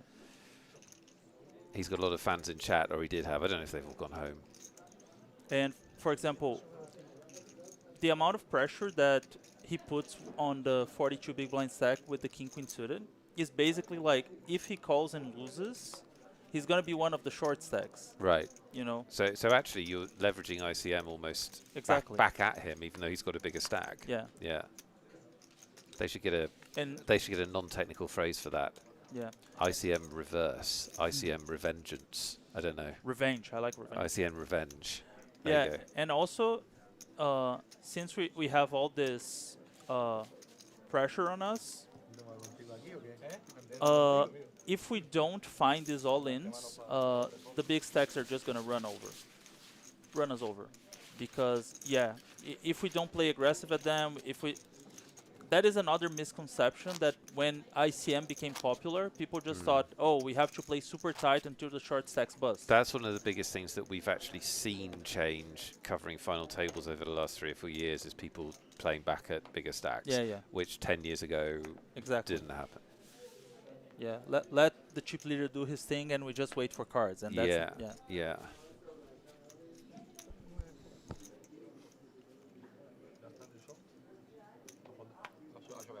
You're listening to Nick Wealth and Cavalito from Madrid, the final table of the 888 Live here in Madrid. We had 9 players at the start of the day. We started with the final table. We're down to 7. We'll be here until we crown a champion. Also, one thing that is a big mistake, for example, that like, okay, Diaz can either flat or 3-bet this hand, right? He has both options on the table. And I think that people are very used to just like 3-betting a lot as the big stack. And especially from the button, when you flat, you make out of positions life miserable when you cover them at a final table. It's very, very hard for them to defend. So I strongly recommend, if you are a big stack, flat the button more, because you're going to play in position versus someone that has a lot of pressure. Yeah, and this specifically is a great illustration, because when you flat, you keep his dominated hands in. Exactly. And now he's out of position, and he's covered, and he's got a dominated hand. It's like as bad as it can be. Whereas if you 3-bet, he's going to fold when he has a dominated hand.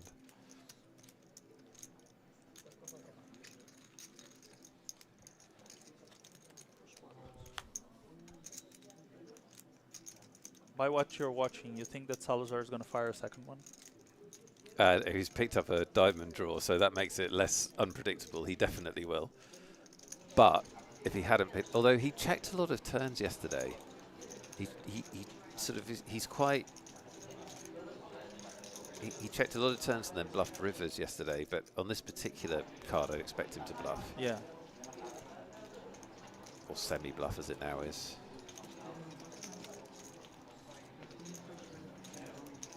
And him and Diaz have battled a lot. Like, Nice. I don't think Diaz believes he ever has anything. Would be fun to see if Diaz wants to call and bluff a diamond. Well, he has the ace of diamonds. Yeah, I mean, exactly. Yeah, that would be really fun.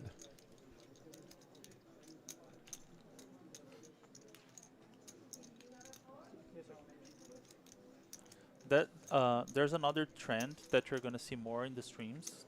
Oh, that's slightly Oh. surprising to me that he folds. Yeah. That people are using 10% pot size bets on rivers. I'm not sure if you've started seeing this yet, but No. that is a thing. Okay. Yeah. For Basically, rivers that complete a lot of draws, Yeah. but you still have, so your range is gonna have very strong hands, so the draws that complete, you have them in your range. And those hands, along with some good bluffs, can go into big sizings like bet pot, go all in, that kind of stuff.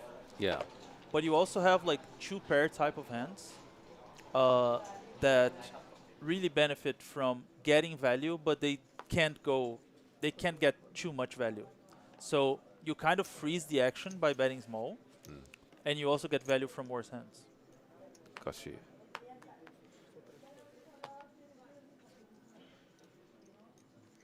And it's amazing when you bluff with the 10% bet. You induce some bluffs as well. Yeah, yeah. When you have like the 2-pair hand, you induce some bluff Yeah. raises, right? Yeah, I like doing that when, for example, straight draw completes, and then I have the straight, and my opponent would still value raise 2-pair type of hands that they can have. So then I do 10% and back jam. So this is a PLO cash play that I was taught years ago, where you have the betting lead against an aggressive opponent or an opponent capable of bluff raises, and the river makes the hand. So you have the nut flush, let's say, you have the betting lead, and actually makes the nut flush, and then you put in a small bet because you're trying to induce the bluff raise, basically. It's like a no. It's funny because a lot of the intuitive concepts, and even a lot of people, like sometimes pros judge recreationals by the way they play, but actually in progressive knockout tournaments, recreationals have been playing way better than regs for a while.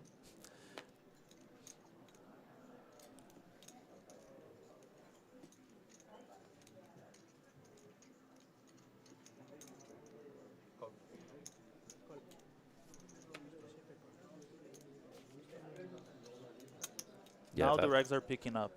Yeah. Because you have to flat way more hands, you have to flat suited hands from middle position, that kind of stuff. You have to gamble for bounty sometimes, and I think that a lot of recreations were good doing those things since the beginning, and the regs weren't. They would like expand their ranges a bit from what is GTO and all that, but it was still not enough. Oh wow, Sanchez hits bingo. I'm impressed with the 3 deuce off call by Salazar.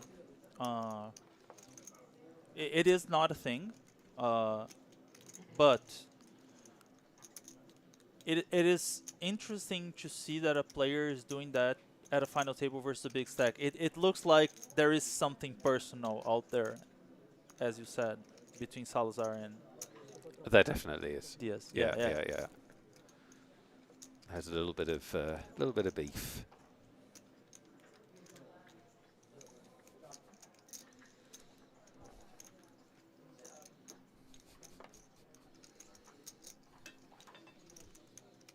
It's just sad when people have no friends, isn't it? Do you find that in life? Yeah, sometimes Lonely it is. people. Just feel for them, feel bad for them.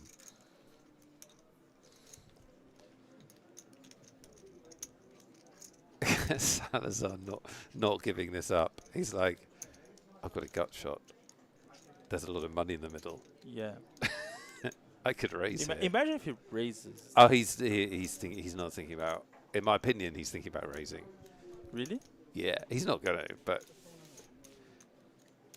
so we watched him a lot yesterday, and he doesn't like any potential, which is not a bad instinct. He doesn't like to let pots go without fighting for them. Yeah. It's not a bad instinct. And it's very hard to play against opponents that play and think like that, especially on live poker. Right. Why live?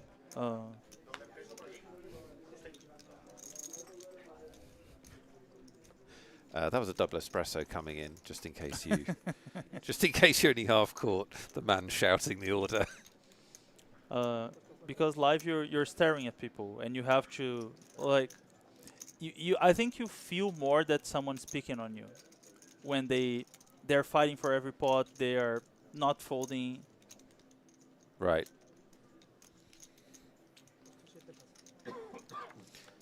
It's so valuable for tournament poker just to have that. I'm not talking about if you're, already a professional player, but if you're like an improving player, you want to do well, just to have that instinct that you are fighting for the money in the middle, because by the way, just becomes so important. I think he's gonna bluff jam here. He's gonna bluff all in. He has the perfect combo for it. He has the king of hearts. He blocks ace-9. If he's aggressive, it's pretty sick that Sanchez has ace-9, isn't it? I think he's gonna go all in most of the time. Wow, that check I wasn't expecting at all.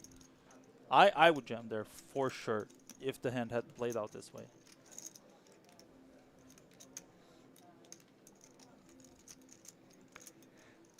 Yeah, it's quite interesting. Diaz might be a player that's more comfortable being aggressive pre-flop.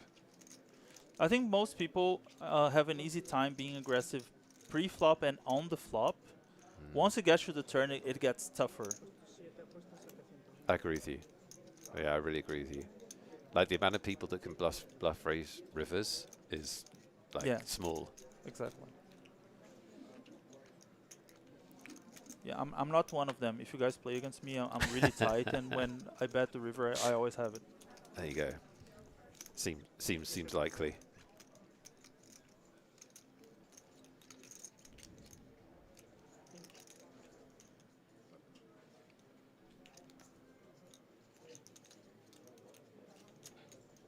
Deep at a time? Yeah, he asked for time.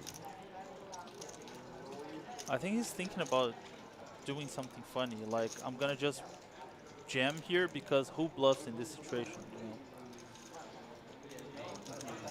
I mean, that would be cool. He does have the perfect combo for it, but I would just like front jam myself. Oh, he called. Wow.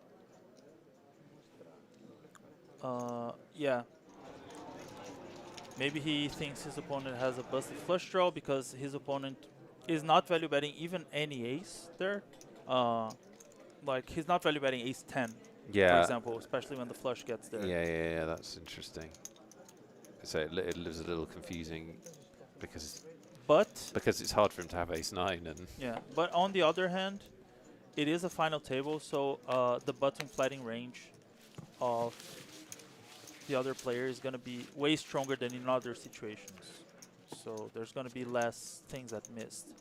And also, that is my perception, but it could be biased. I do feel that people have a hard time bluffing on ace-high boards. People that are not the aggressor. Yeah. I would think so. Just psychologically. Yeah. Yeah. Especially because the big stack in the final table is going to raise with a lot of ace-X, right? So why am I going to try to float and bluff an ace-high flop in general? Yeah, it's interesting. Ledesma's been our short stack hero. He came in 9th place. He's still here. Yeah. I would just raise this hand, by the way, non-all in. But I understand that I think most people would just open jam. And I think it's fine. It's good to have a raising range in general. And you can still raise fold some hands. So talk us through that, because this is new information to a lot of us. Yeah. That we can raise fold off 10 big blinds. Yeah, the thing... What are the circumstances and what's the... The thing about final tables is that like every pay jump every player that busts will have a pay jump at the final table, right? So let's say you have a 10 big blind stack and you have a hand like ace jack. Yep. That is a good enough hand for you to go all in against one person.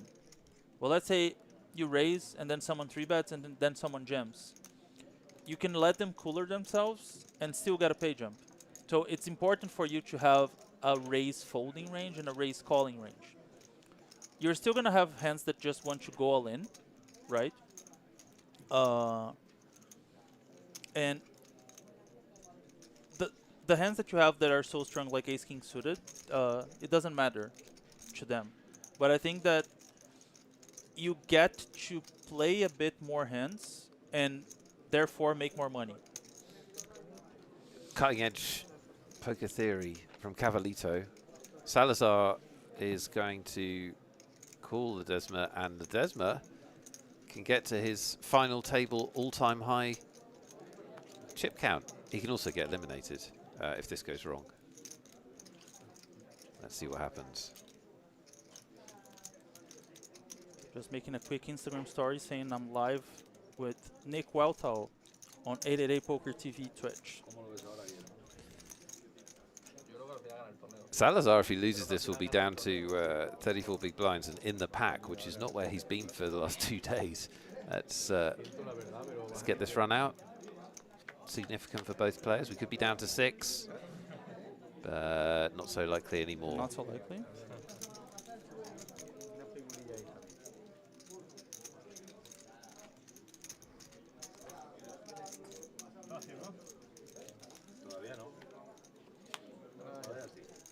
And the Desma's going to double up again.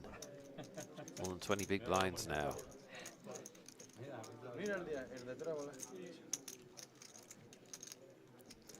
Who is the chat rooting for? Who is the chat rooting for? We've got a lot of Lions fans in the chat, but everyone in the chat, that's a good question from Alex. Who do you want to win this final table? Let us know. I'll shout you out. Be interested to know who else you're rooting for. And then we'll give away a ticket in a minute. That'll be fun. The Lions fan club is still here. Colin, we know. Enhanced has, we know. Your Lions. Hypernix Lions. Lions for life, says Gerard. Really? It's a bold prediction. 60 years of rooting for Lions coming in. Boxwaxer's rooting for Momoa. Yeah. Old Leafy lost his ticket. I'm sorry for that. That sucks. Maybe win another one today and then turn that one into money. Anyone else rooting for anyone else? It's very Lions dominated.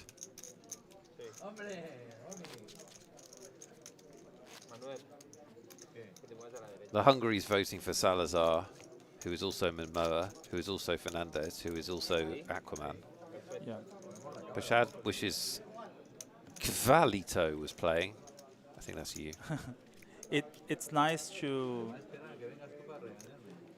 see that Momoa is playing, Aquaman is playing, right? Because then we know the Earth is safe. Because he's just chilling. Yeah, he's just chilling, He'd playing be some out. poker. Yeah, Yeah. of course. Very good point. Very reassuring. We're going to give you a chance to win a ticket. We're just going to do a quick keyword giveaway for a $109 ticket, which is a very big ticket to win for just typing in a word. It's a joke. Stand by watching poker. for just watching poker for free and getting a free education from one of the world's best tournament players. This is ridiculous. Send money. We deserve it. Please don't send money. We're going to do a keyword. Lime, are we ready? In honor of our 888 ambassador. Lime. Lime. Lime. Lime. Lime. I know she's ready, really. She's ready. Here we go. The keyword is Cavalito. Cavalito. Pay attention to the spelling. Lime's going to give it to you in a second. There it is. C-A-V-A and the rest of it. Cavalito. Just type it in. That's all you have to do. If you've just found the stream, if you've never entered a contest before, it doesn't matter. As long as you can play poker on 888, you can win. There's a $109 ticket, which is a pretty meaty prize just for typing in Cavalito. Yeah. By the way, hello, Lime. I didn't know she was around, but she's always around. Yeah, she's always around. She's been doing a fantastic job of running the stream for 4 days now, putting up with me and David and our rampant unprofessionalism. How's your Madrid trip been apart from the poker? Have you got out at all? I mean, Madrid is one of my favorite cities. The That's first cool. time I came to Madrid was last year for 888poker Live as well. And since Europe is so far from home, every time we come here, me and my wife, we arrive a couple of days earlier and we just visit some places, walk around. We went to a city called Segovia that is a medieval city. They have a Roman aqueduct from the 1st century. It looks Wow. amazing. Yeah. I haven't been. We had a good time. We also went to a restaurant that Tuck recommended us last year. The Italian. Yeah, That's the pretty Italian good. one. And I talked to a guy at the table, and he said to me there's the Italian's part of a big chain that they have like Indian restaurants and Spanish restaurants and all of them in Madrid. Okay. So I actually want to check that out. Because it's good, right? Yeah. It's nice food. Nice restaurant. Type in Cavalito in the chat if you haven't already. You'll be entered into the draw automatically. Someone will randomly win a $109 ticket. Lime will close it in chat quite soon. Ledesma feels so wealthy. Look at him. He's balling. He came in with 6 big blinds. He had 6 big blinds for about an hour and a half. Look at him now with 21 big blinds. And that's He's going to work. That's my time to give some advice that people didn't ask. But if you want to play tournament poker, the best thing you can do is get really good at short stack play. Because in tournaments, and I think that is a thing that a lot of people get wrong. They think that like the fun part about poker is like making big bluffs and making big call downs, and like of course that is really nice. You feel like the king of the world when you're right. Those things happen and you're right. But that is like 5% of poker, and like 80% of poker is getting pre-flop and flop right, and from the stack sizes that matter the most, right? So if you're new to poker, or even if you aren't new but you want to get better, it's probably better to improve in the things that happen the most. And for tournament poker, it would be shorter stack play, especially from the big one. Yeah, I think that's a really important point, which I'll talk more about in a second. Wow, Ledesma went with the big bet. Let's go, Ledesma. I like it. He doesn't mess around. Yeah, he got Diaz to fold the bottom pair and backdoor flush draw. Blind versus blind. Yeah. Let's find out who's going to win this ticket. $109 ticket is going to go to... Well done, you typed in Cavalito and you won, and your name is... Fito Lamper. Fito Lamper, come on down and claim your prize.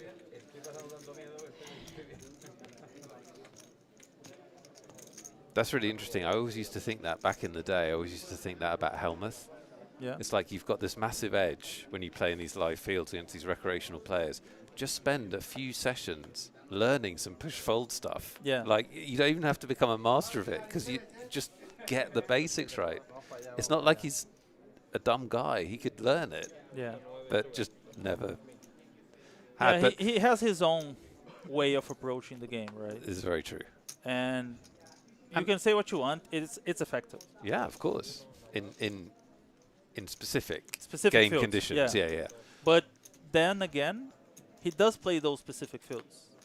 Right, yeah. Yeah. I think with the short stack thing, there was a perception, and probably still is, that you can't have a big edge because, I'm just saying about people's perception, because you're not making these marginal decisions, you're not making these bluffs. But Gary just went all in here. Oh, he did. He's doing a lot of these regems with offsuit ace-x. Like, it's funny because specifically ace deuce is a very good gem in general in final tables. I would take the suited combos, of course, because people are going to raise fold all the ace-x. So when you have ace deuce, you're getting a lot of hands that dominate you to fold. But if people on the final table are following the stream and getting information, which they should somehow have someone letting them know, everyone knows now that Gary is rejamming a lot of offsuit ace-x. So It is a very tough call, but if Calzone is following that, he should probably make it. In general, I think that Ace Queen here would be Ace Queen offsuit would be a fold with the ICM involved, but versus Gary versus Campbell's strategy, I think you have to call here.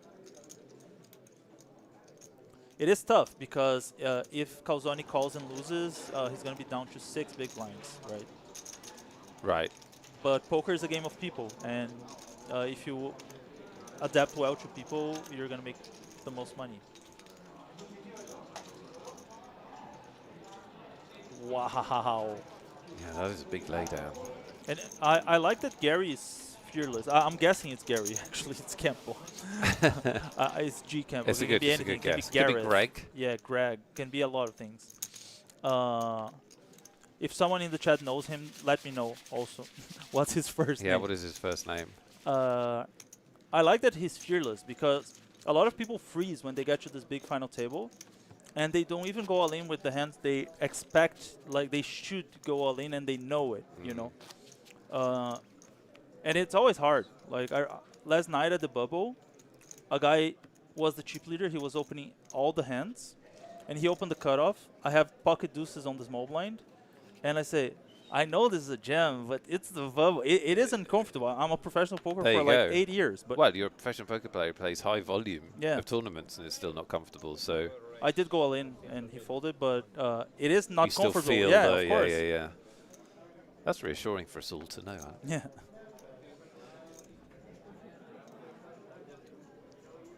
Fito Lampa is celebrating in the chat because he won the ticket. He did. Yeah. Well done, Fito. Greg. It's Greg. Okay, thank you guys. And sorry, Greg, for calling you Gary. Salazar's not going to stop 3-betting. So this is under the gun +1. I didn't know if Ledesma was annoyed or interested, but he was annoyed because he wanted to play King Jack. He just wants to play. Yeah. He's spent all day sitting here not playing. He's like, I want some action. And Calzone folds, on we go. So I was going to underline your point about getting good at short stack play because it happens a lot. And I think there was a perception, there probably still is, that it doesn't matter so much because you can, you know, as long as you get the basics, you're going to be fine. And also that the pros don't have as big of an edge. And the point I was going to underline was, actually that's where pros have a bigger edge because the chips are more consequential. Yeah, of course. And if you make like a 20% mistake, that's huge. Yeah. Whereas if you're 150 big blinds deep, a similar mistake could be a very, very small amount of your equity, actually. Yeah, and also what I was saying about like raise folding from 10 big blinds, about 3-bet folding from 20 big blinds. Those are things that like get you to retain your tournament life, and that is the most valuable thing in a tournament. Because, as I said, like you can be last in chips and win, and you can be first in chips and bust in 5 minutes. So when you have a strategy that allows you to still play the same amount of hands, but bust the tournament less often, that sounds like a pretty good strategy. That does sound like a good strategy. It's so annoying to play against, honestly, as well. Like you open at the final table to a min raise, and then the 20 big blind guy 3-bets you to 4.5 big blinds, you know, like... Yeah, like, all my options suck. It's so annoying, yeah. Yeah, it's interesting.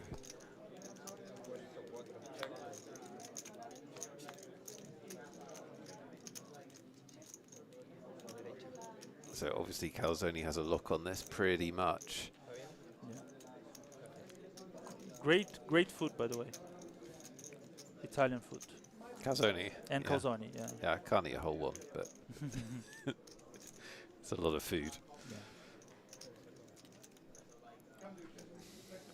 What is your favorite type of food, Nick? Italian. Italian? Yeah. Yeah. Oh, you didn't With even... with like a big gap to my second favorite. Yeah. Yeah. And so I grew up in England, and so now the food in England is good. We were talking about this yesterday. The food in England is good now. Yeah. But when I grew up, the food in England was not good. And if you went for pasta, it was always overcooked. Okay. But I didn't really know this until I met my wife. She's Maltese, and you Okay. go to Malta, which is basically the same And as then you southern know it has to Italy, be al dente. and you have proper pasta. Oh my god, this is the best thing I've ever eaten in my life. Yeah. So yeah, It's Italy, funny how the Italians got a very simple thing and made it super made it delicious. incredible. What's your favorite? Yeah. I would say Mexican. It is close. It is close. I like spicy food in general, so I also really like Indian food. Okay. And usually when I'm in Europe, I try to have Indian food more. When I was in Canada too, because in my city back in Brazil, we pretty much don't have Indian food. So when I'm traveling, it's the food I go to. Did you go ever go in London for an expensive Indian meal? No. There are some amazing like fine dining Indians in London. You should put that on your list to do. Okay, Like, I'll go just to London this year phenomenal. because of 888 Live. There you So yeah, I'll definitely look for that. Okay. And then have another incentive to make the money in the tournament. To pay for that. Just to pay for the. Yeah, exactly. Yeah, you need. I probably should book it for the last day.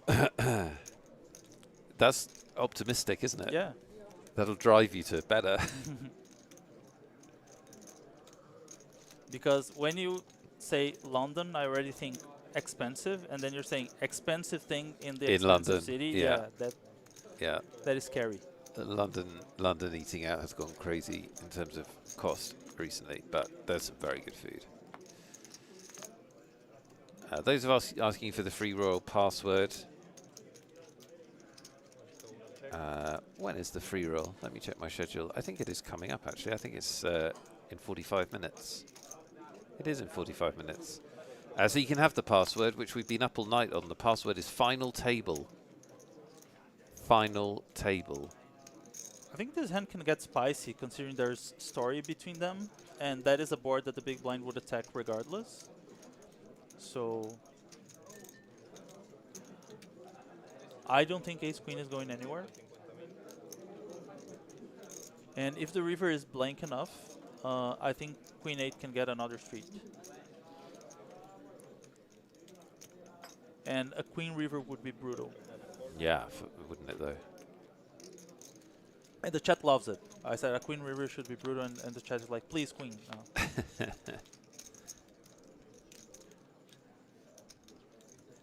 Now Now it's check. now Salazar can. Salazar can even bet again, but I think it's going to be check. I don't know that Diaz is going to check.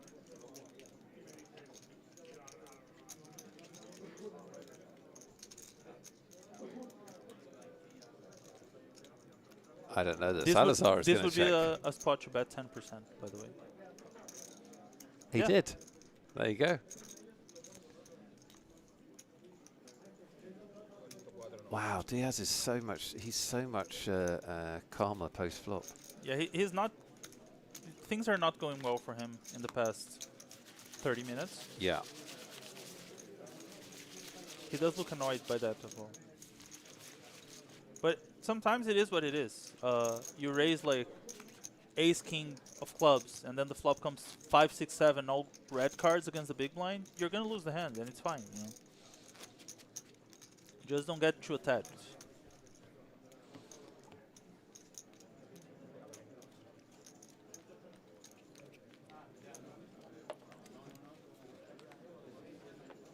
Ooh.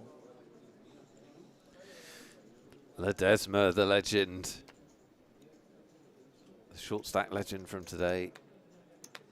He is going to get a lot of respect for an under the gun open.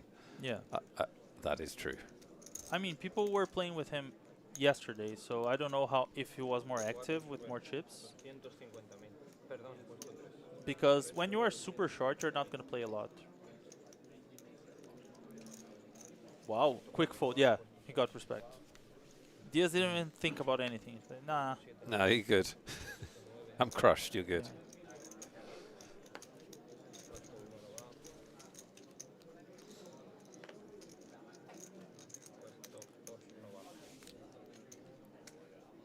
Desma up to 27 big blinds. This final table is becoming really congested in terms of stacks. I don't know if we can get a look at the current standings, but we started off with a huge range because Salazar came in with a big stack. We had a couple of short stacks. But now we've got a much tighter situation.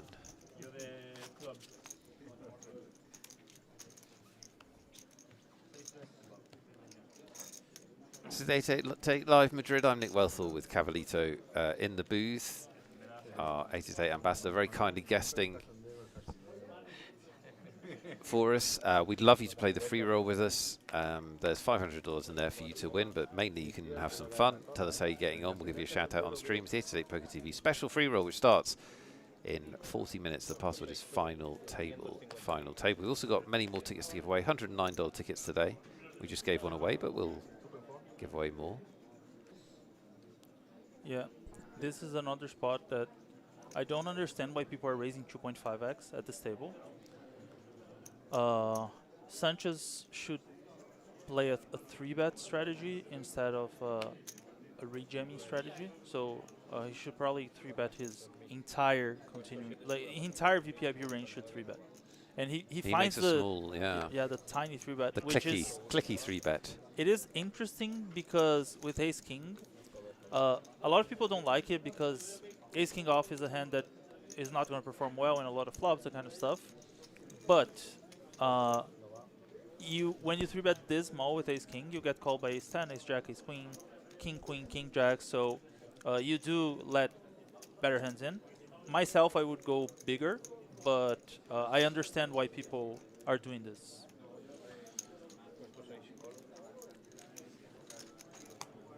And if he knew his opponent had Jack 10 suited, he would go big. Yeah, that's a good point.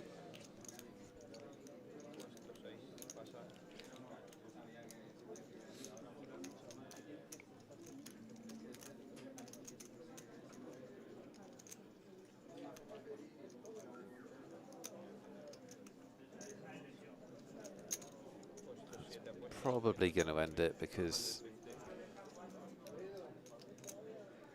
even though it's a very small bet. Yeah. Jack 10 doesn't have anything going for them. No, nothing going on.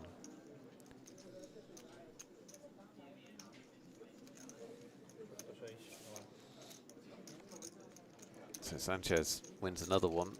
He must be close to the chip lead. Yeah. He's going the opposite direction as Diaz.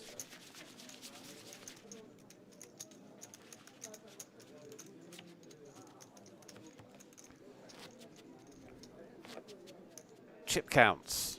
Bang. Chip counts. I can make it happen with my will. No chip counts. Looks like you can't. No one cares what I want.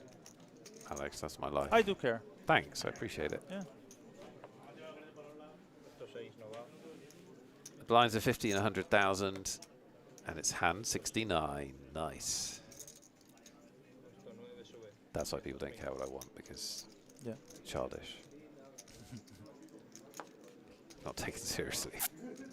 Calzone's not doing the 2.5 times big blind rise. No.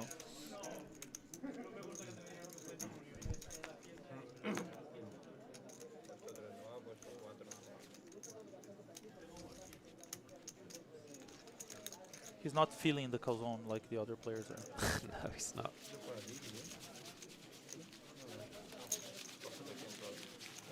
See, I just spent 30 minutes with you and I already start making bad jokes. Yeah, exactly. You spend another 10 minutes in here.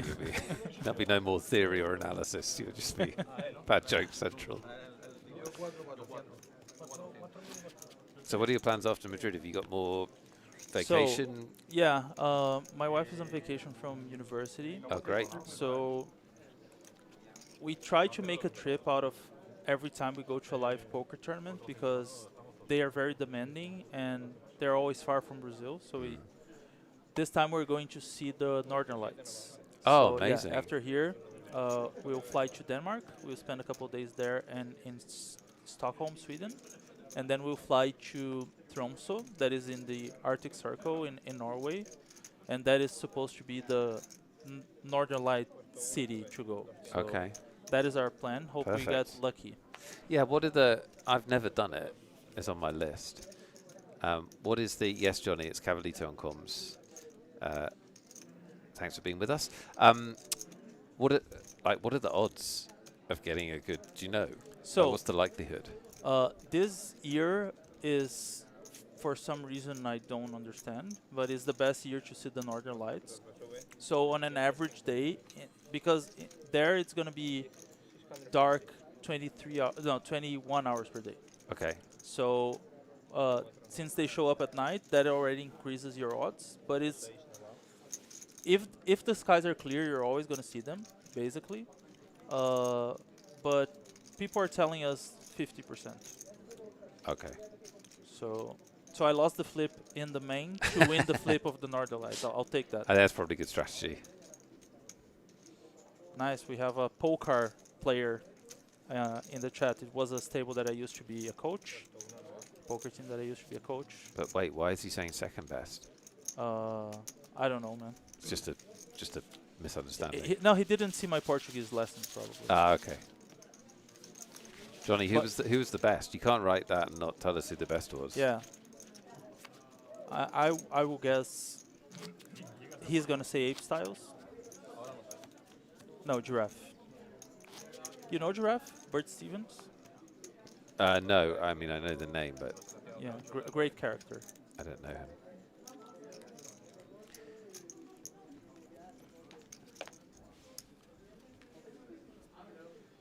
So at the moment, our chip leader has 3.8 million.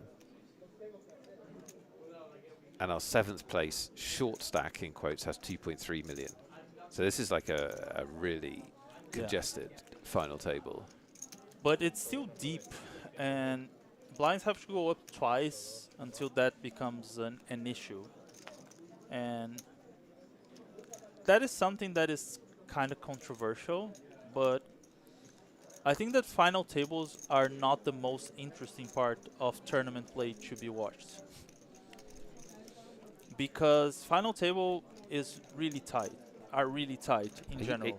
Stop saying this isn't interesting to watch. This is all we've got for them. No, it Alex. is. This is it. But I think that, for example, when you see some parts of after the bubble burst, then you see aggressive poker and people going after each other. And then on final table, depending on the lineup, and most of the times, it should be tight. Yeah, it should. And depending also who is the chip leader. Because that dictates the dynamic of the final table. Talamir says, I won an $888 seat from a free roll. Nice. For a 1570 entry from a free roll. Brilliant. Ooh. Good. Congrats to you. Set for Salazar. Top Bullock says, where is David Tuckman? Yeah, he had to leave the broadcast due to legal problems. Top Bullocks, I'm afraid. We can't say more than that at the moment. And I can confirm or deny that statement. Yeah. We're trying not to talk about him, honestly. He's the past. We're moving forward.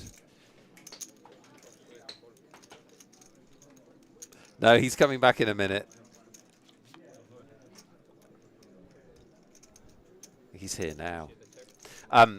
He's here now. David Tuckman's here now, which is why I did that joke, obviously. Otherwise, it wouldn't have been worth it. Alex, thank you so much. We really appreciate it. No problem. Say goodbye to the folks. Goodbye, guys. Enjoy the rest of your trip. Enjoy the Northern Lights. Yeah, I hope you get a great show. And I'll take some bad jokes with me. That was the best part of it for me, not the amazing theory that you dropped, the bad jokes. Thanks, guys. Take care, Alex. Cavalito has left the building. Our thanks to him. That was some really great stuff. Some fascinating stuff as well. You can raise off a 10 big blind stack. Try telling David Tuckman that. He won't believe it. Look at it. He doesn't believe it.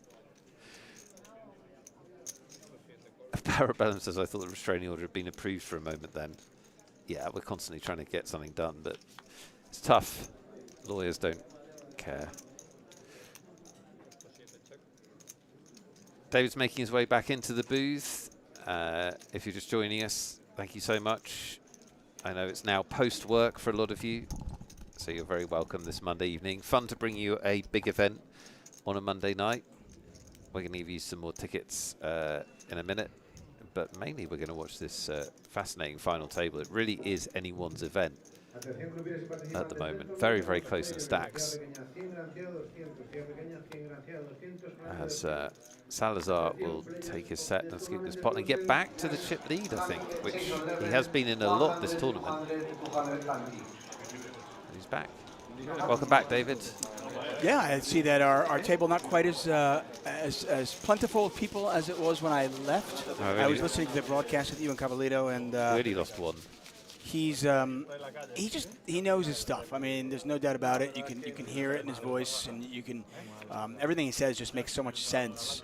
Whether I agree with it or not, I know he's right and I'm wrong, and it's just like, okay, yes, he's a very good poker player. No doubt about it. Well, some of it's so Cavallito is obviously at the cutting edge of tournament poker theory, and so some of it is stuff that most players are not aware of at all. So he's talking about things like raising off the situation in which you should raise off a 10 big blind stack and still have some situations where you fold, which is completely alien to me. Less alien to me was making small 3 bets, which we had a great illustration of why you would do that before the break. Lions has queens. Yeah, it's amazing because I mean that's something that people have been making fun of with Phil Hellmuth about for years. Which So maybe one? Hellmuth was just ahead of the game. Yeah. Raising up a 10 big blind, stack and folding. Do you know the meme with the distribution curve and the geniuses and the idiots are both saying the same thing? Is the meme? There's a lot of that in poker. I mean, listen, there are a lot of things. It's the one thing about poker. There are a lot of things that people made fun of that is now considered standard. And I think that, anytime you're playing a game that requires this much analytical thinking, you'd be hard-pressed and probably wise not to just dismiss something immediately. Yeah, totally. I mean, poker's very young from that point of view. It's only had kind of advanced analytical thinking involved in it for definitely less than a decade. So this is a really favourable flop for the queens. Leo Gargett says Cavallito's amazing at data mining and analysing the field. Did his course and I was impressed. Yeah, I mean, he produces great stuff. He does have videos up on the 888 YouTube channel. I can see the blinds are up now, and these 3 million chip stacks, which were 40 big blinds, 45 big blinds earlier on, are now 26 big blinds, 25 big blinds. So I do expect there to be some movement over the next hour. That's for sure. We've only lost 2 players so far through the first 3.5 hours of the stream. So at this point, you certainly expect there to be some movement. I'll give you a great example, actually. 15 plus years ago, it was very, very standard to open raise for 3 times the big blind. And there was a British player called, is it Alex Jones? He was called the choir boy. But he started raising double the big blind. And he was literally the only person in the British poker scene that was doing it. And he explained all of the reasons that were the reasons that it is now a very standard thing to do. Not Alan Jones, he just did singing. This is a poker player. Gary Jones. I can remember his face, I couldn't remember his first name. That's a very poker player thing. And he was basically, what he was doing was ridiculed, but miles ahead of his time. And then there was a guy who won 2 WPTs who was a I commentated with Gary Jones. Oh, did you? Yeah. The $1 Million Cash Game way back when. He was I commentated with Gary I don't know Jones. how you found him, but he was a great Oh, poker. it was fantastic. And he was also a great poker mind. Yeah. So he had his own ideas. And then there was a guy who won a WPT, an older guy. I want to say Alan, was it Alan Goering? Yes. Who did exactly the same thing. He did double the big blind as his opening raise, and everyone was like, "What is this guy? This is so stupid." You're not going to get any folds. You're not going to get any folds. And shockingly, he's like, "Yeah, but then the funny thing is, then the game has evolved into if anybody raises more than 3, you're like, oh, what a donk." Yeah. And now you have a lot of players that kind of think outside the box, like a Max Steinberg who was a November 9er many years ago, and he will sometimes go 2x the big blind, and sometimes he'll go 4.5x. Right. Depending on who's in the big blind Confusing and what the position he's in. Yeah, and then it's like, yeah, figure it out. I mean, imagine 10 years ago, somebody limping in. You'd be like, oh, fish, how passive is that? And look at Dominic Nietzsche. Yep. it is fascinating how the game changes. But I would like, as I said before, it's a very young game. Like, compare it to something like chess, for example, where chess analysis is, you know, over 100 years old, and with computers it's over 40 years old. And, you know, opening theory is now, like, so minutely analysed down to the margins. Poker, we've only been doing, like, really sophisticated computer analysis for a few years. And a lot of the things that are right from a technical point of view have not made their way yet completely to the mainstream. So some of the stuff Cavalito's doing, I was talking about on the broadcast, 95% of poker players aren't doing at all. So it's still very young from that point of view in terms of knowing what the right plays are and what they're not. And you know Cavalito is one of those players who's absolutely putting in the work, and, you know, whether it's GTO, solvers, and all that, and he is looking through and saying, okay, does this work? Does this not work? If it works, how well does it work?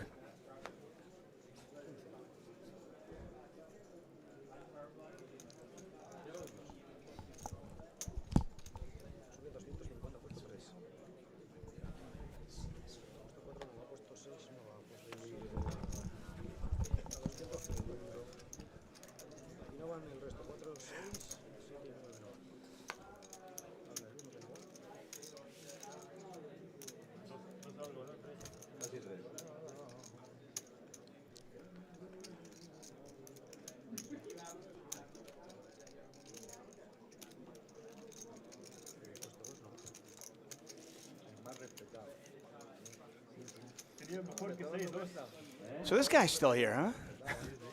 Just won't go away.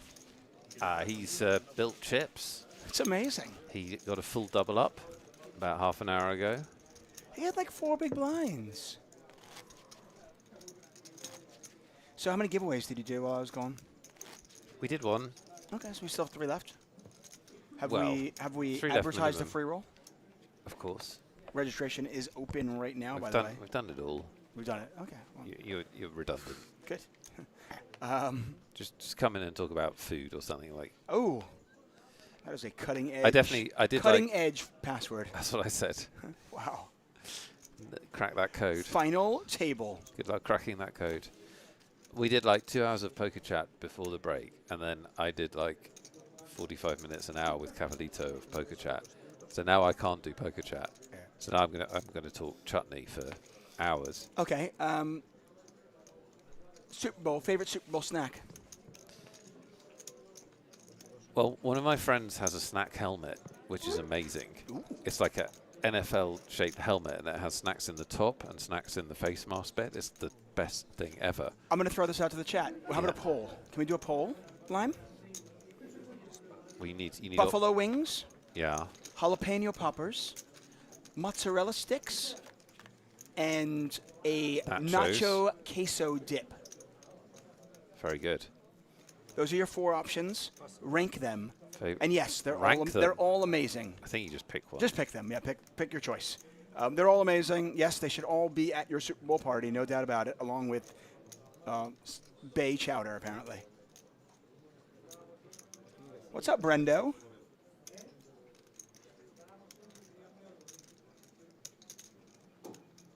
Hello, Rob Smith. Boxwaxer, Scuddy.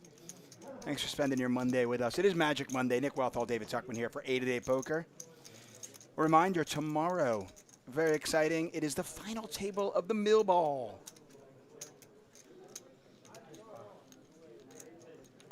So once again, we're going to ask you, we're going to put a poll up there, Buffalo Wild Wings, Buffalo Wings. Spicy wings, they're delicious. We've got jalapeno poppers. We've got mozzarella sticks, fried cheese. Who doesn't love fried cheese? Mozzarella sticks. And a queso nacho dip.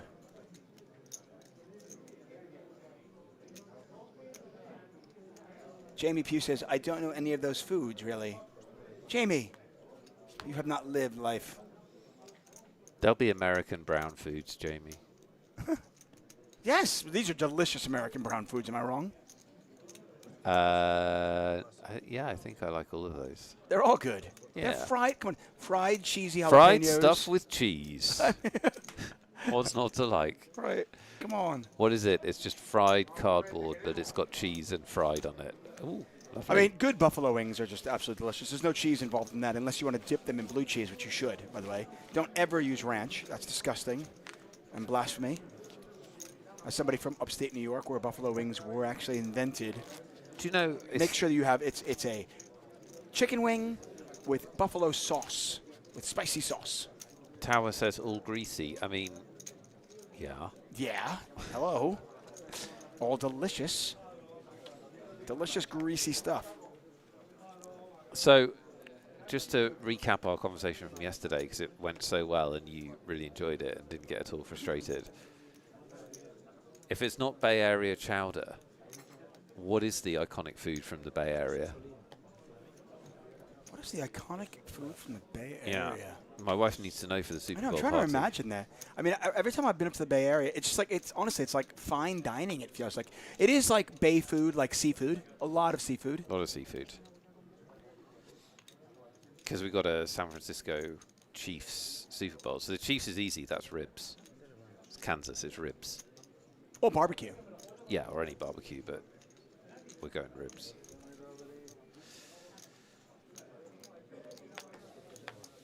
Ah, that makes sense. Yeah, okay. What is San Francisco famous for? A chopino. Have you ever had a chopino? No. So a chopino it's basically, I mean, it's like a stew. It's a seafood stew, but it's basically seafood soup. It's like a chowder. God. A chopino it's an Italian stew. Yeah. It's in a red sauce, and you'll have mussels in there. You'll have clams in there. You'll have whatever the fish is. Usually it's a nice white fish. Maybe you'll have some shrimp in there. Absolutely delicious. San Francisco is also known for its Dungeness crab when in season. That is the West Coast. Crab, good. Yeah, the West Coast, the Pacific Ocean off the West Coast there. It's delicious. So maybe they're also we'll- known for oysters. Maybe we'll have a crab starter and then ribs. They'll get their oysters up there as well.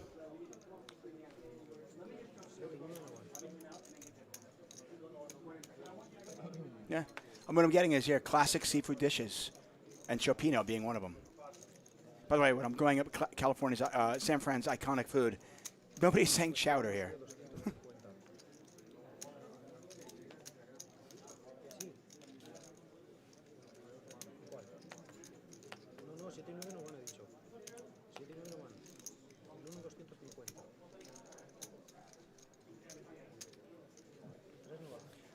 Apparently, San Francisco was ranked the most food-forward city. Food forward. Food forward. What does that mean? It's sort I guess of progressive it's food? over there. It's in front of you. Progressive.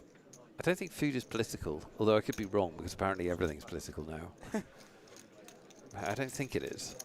I hear you. Okay, so it doesn't mean that San Francisco has the best food. It's just that it's the greatest diversity of cuisines. Lots of emerging foods. Like they might have. I've seen some places where they'll have, they'll do almost like chemical concoctions with their food. Like you'll get a drink and like smoke will be coming out of it. Yeah. Stuff like that. They're a little more on the cutting edge, so to speak, in San Fran.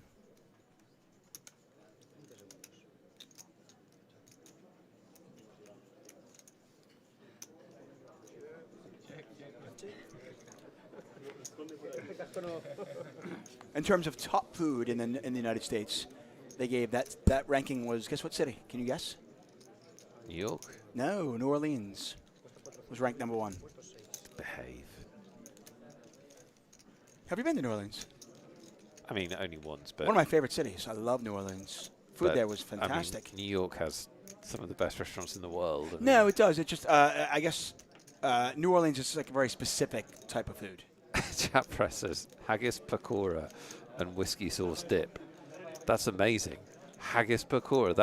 That is literally the unhealthiest thing I've ever heard of as What a is concept. haggis? I mean, I know haggis is. What's pakora? But pakora is a deep fried Indian snack. Oh, So you're it's taking deep-fried haggis. fish. I mean, no, you're taking haggis and you're deep frying it. Right. So, Well, haggis was already a heart attack in a right. And then you're going to add a little whiskey sauce dip. Okay, Yeah. sign me up. I like that. that is gout inducing. Campbell has the full house here, and Salazar has nothing to call with. But look at the stacks that you can see. Even Salazar just on 33 big blinds. Campbell on 24 big blinds. Nobody now with a ton of chips, which means the variance goes way up, which means if this was Nick Wealthall, he would be making a deal. I mean, look, it's 7 o'clock. You're in Madrid. We've had a good run. We've had a good run. You can bank your 15,000 euros or whatever it would be. More than that at this point. More than that. You can bank your 18,000 euros and you can go to dinner. Fantastic. Perfect. No more stress. I no actually- more stress and pain. I think if everybody made a deal right now, I think everybody would actually lock up 20K. I mean, what's not to love? My wife wants to know whether chili chat, has anyone had a chili and cinnamon roll? Chili and cinnamon roll? Yeah, they're high up on the Kansas-based food items, Kansas traditional discs. Anyone had a chili and cinnamon roll? I don't like savory and sweet together like that. Doesn't do it for me. Like I said, I've been to Kansas City a few times, and I would let your wife know. I don't think she's listening to this, but I would let your wife know. Check out some of the barbecue places: baked beans, ribs, tri-tip, burnt ends. There's a barbecue spot in London. There's a barbecue spot in London called Bodine's. I'm actually friends with the owner there. And if you looked at the menu at Bodine's in London, you would see a lot of what they would have in Kansas City. Like I said, baked beans, cornbread, baked beans, ribs, burnt ends, tri-tip. What's tri-tip? It's a type of steak. It's a delicious type of steak. Okay. That's to me, that's what you're looking at. You can get chili as well, but chili and I don't know the cinnamon bread thing. What's this? I don't know. I actually went to Kansas City many years ago with my good poker buddy Bart Hansen. We had a poker guys weekend there. It was a lot of fun. Went to the Light District, which is kind of like their hip area. We ate at all the great barbecue spots. Nice. I still remember eating a sandwich called the Z-Man sandwich. And if you've been there, you know what I'm talking about. It's at a restaurant called Oklahoma Joe's, and the restaurant is actually at a gas station. This is how good the restaurant is. It's at a gas station, and there's a line around the corner. That's If funny. a restaurant is surviving at a gas station, you know it's good food. Yeah. Or petrol station, I should say, for you folks. Gut shot for Sanchez turns into a pair of tens. Campbell just to ace high. Sanchez on 16 big blinds. Campbell on virtually an identical stack.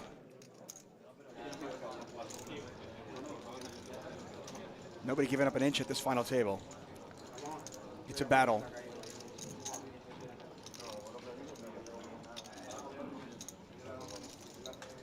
This is a big pot. There's 2 million in the middle here, which is both these players with a pot-sized bet left.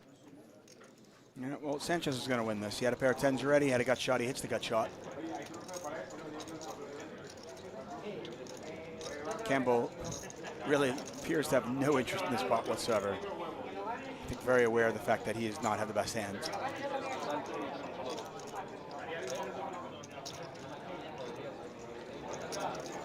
Chili and cinnamon, I say no to that. Does not sound good.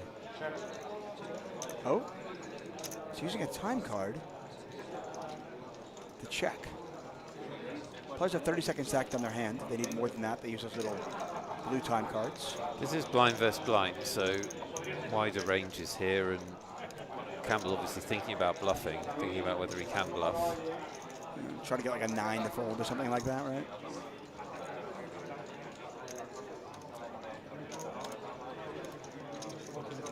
But he has checked. Now he's facing a bet, and this is going to be all she wrote.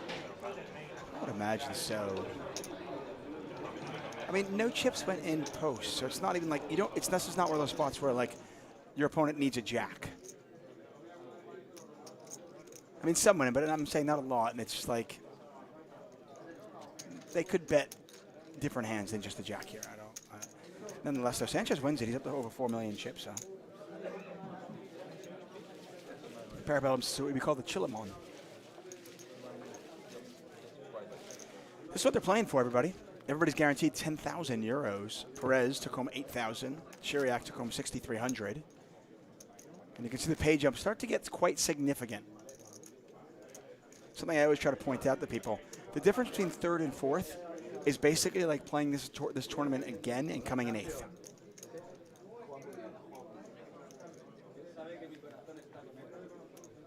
Rob Smith says, happy wife, happy life. Well, listen, I mean, if my wife came home and said, Look, I want to look. make chili, oh, new chip later. YouTube leader, and also look at the Yeah. stacks getting ever shorter. Yeah, this is just, you and I have seen situations like this where, I mean, Pete Diaz could win this very easily. The chip leader could get knocked out in 7th, so no doubt about it. If my wife came home and said she was making chili with cinnamon, I would just say, yes, okay, do what you want. I mean, I want to try one. I like trying new stuff. I mean, listen, it's chili on Food-wise, chili on bread, how bad could it be? sexually. Sorry? Chili on bread, yeah, exactly. With a bit of cinnamon. Like anything with cinnamon's good, isn't it? Yeah, I just don't like mixing my savory and my sweets. Really? I like mixing salt and sweets, but I don't like mixing savory and sweets. That's quite limiting. No, I'm a limiting person. The thought of chili and cinnamon sound terrible to me. But you've never had it, I've never had it. so you don't know. Like I said, the thought. It might be delicious.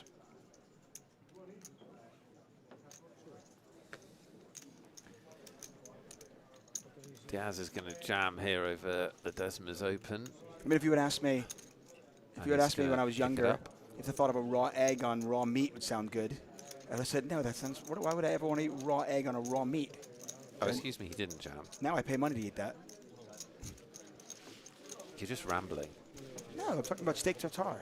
I know, but you're rambling. You want to cover poker? We've done that for 5 hours today. Trying to change the subject. Yeah. Well, no, we've done some food. That's good. And you've eaten a raw egg, you're telling me? You have as well, yes. Yeah, Steak many. tartare, it's delicious. I've eaten everything.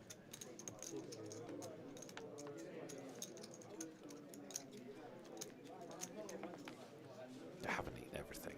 I've eaten a lot of things. Have you ever had like dog? Don't be stupid.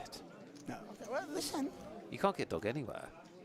Like, they don't even really eat it in the places they used to eat it anymore.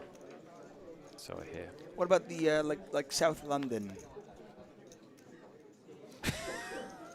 I thought there are some Do you towns. think they have spaniel on toast in South No, London? no, no. There's a particular place in South London that I thought like there's a meat market there where you can. It's like you can eat monkey and stuff. You can find that kind of stuff. I don't know what you're talking about, if I'm honest. But that doesn't mean it doesn't exist. I just don't know what you're talking about. Maybe you and I just hung out in different crowds in London. Probably true.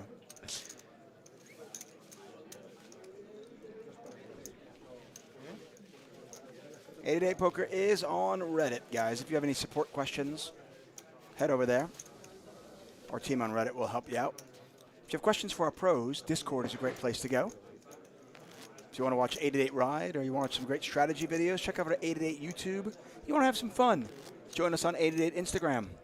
And of course, if you need a little bit more magic in your life, make sure you follow and turn your notifications on here on 888 Poker TV on Twitch.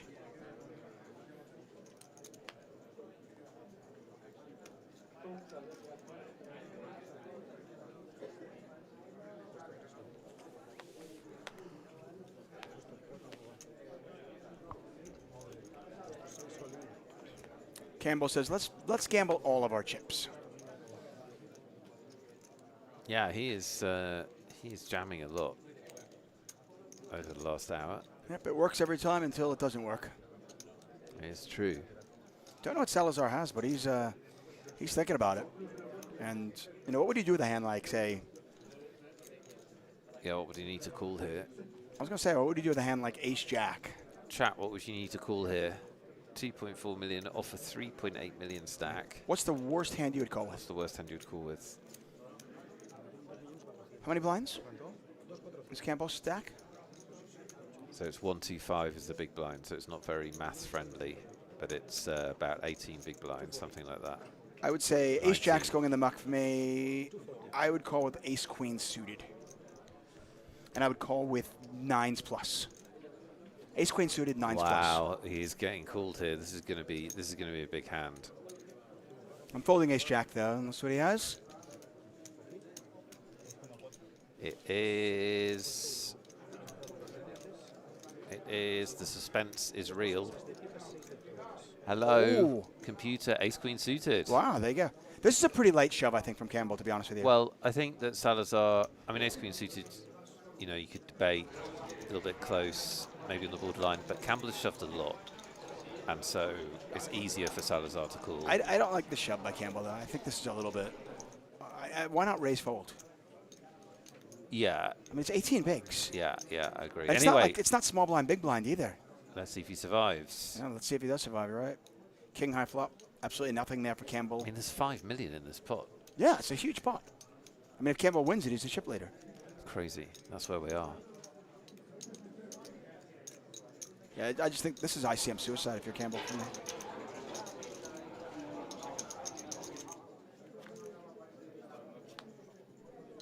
A 6 and only a 6. We'll save that man wearing the alligator on his blue sweatshirt. The last British player. Sounds like a movie. Put Salazar back into where he likes to be. The chip lead. Or He'd be up to 6.5 million. A 6 changes this tournament. Oh. That is not a 6, it's an 8. The ace-queen plays. And Campbell bows out. And we'll talk a little bit more about this hand, but in the meanwhile, Salazar, the man who came in as the chip leader, relinquished that role for just a short while. Not only is he back in the chip lead, but he's back in a significant chip lead. He's up to 50 big blinds, 52 big blinds at that. And he can put a lot of pressure on those medium stacks now. We'll see if he does that. We know he's done it in the past. So now 5 players, the Spanish passport, 4 Spaniards, 1 Irishman, and an Italian. Yeah, that's what we got. And 13,000 euros locked up. Yeah, Campbell's taking home 10,000 euros. Everybody's locked up 13,700. Let's talk about that play for a little bit. I don't understand it. From the button, from the small blinds, maybe, but from the hijack, I mean, you've got a lot of players. You've got to get through the cutoff. You've got to get through the button. You've got to get to the small blinds. You've got to get to the big blind. You have 4 players to get through. You have an awful hand. When you're called, you're dead. Because when you're called, you're up against big aces and big pairs, like 9s plus. And you're not like, it's not like he had 11 big blind stack. He had 18 big blinds. I just don't understand it. Yeah, I mean, I don't know. He's been shoving a lot. Yeah. I mean, I'd almost rather be shoving with 6-5 suited. I mean, I know the ace, at least you've got a blocker, but I mean, it doesn't make any sense. The only defense is it's getting called very rarely because it's, you know, yeah, it's a, I mean, like, does Salazar call with ace-jack off there?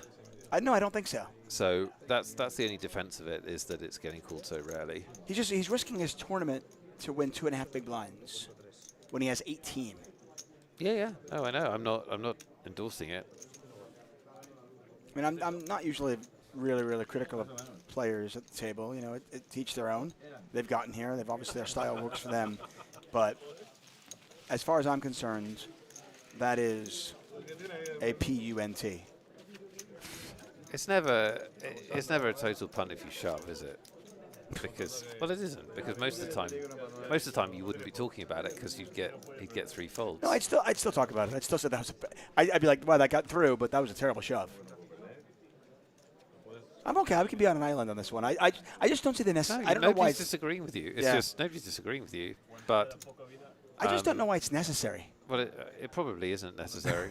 Like, can't you raise? Well, no, I think you fold, actually. Or just fold. I think you fold. I mean, you've got an ace blocker. If you want to raise because you do block your opponents from having big aces, and you know, maybe you raise to try to steal it, fine. I think I almost prefer a shove to a raise. Because, you know, it just it plays so badly. Yeah, just fold. Just fold.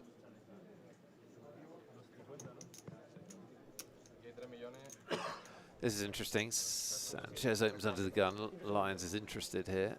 Jamie Pugh says, was he tired? See, and that's something that, you know, I think is worth mentioning. These players have played for 3 days, maybe more. Maybe they've entered multiple times day one. You know, this is our 4th day of streaming. So you keep in mind that there's a good chance, you know, maybe some of these players have entered day 1 more than once. Then they had day 2. And now they're here on day 3. Emotionally, physically, they're tired. it would not surprise me. It certainly doesn't surprise me that your decision-making process does get compromised a little bit as you get tired. So I think that's worth a good shout there, Jamie. Also, the other problem that he had is that he was out of position to some. So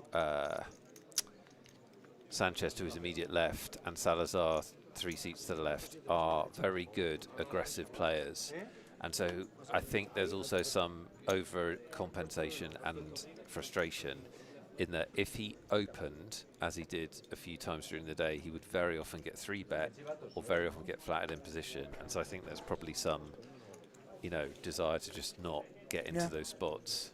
Certainly worth saying. Generally, there's an easy fix for that. Just play a little tighter.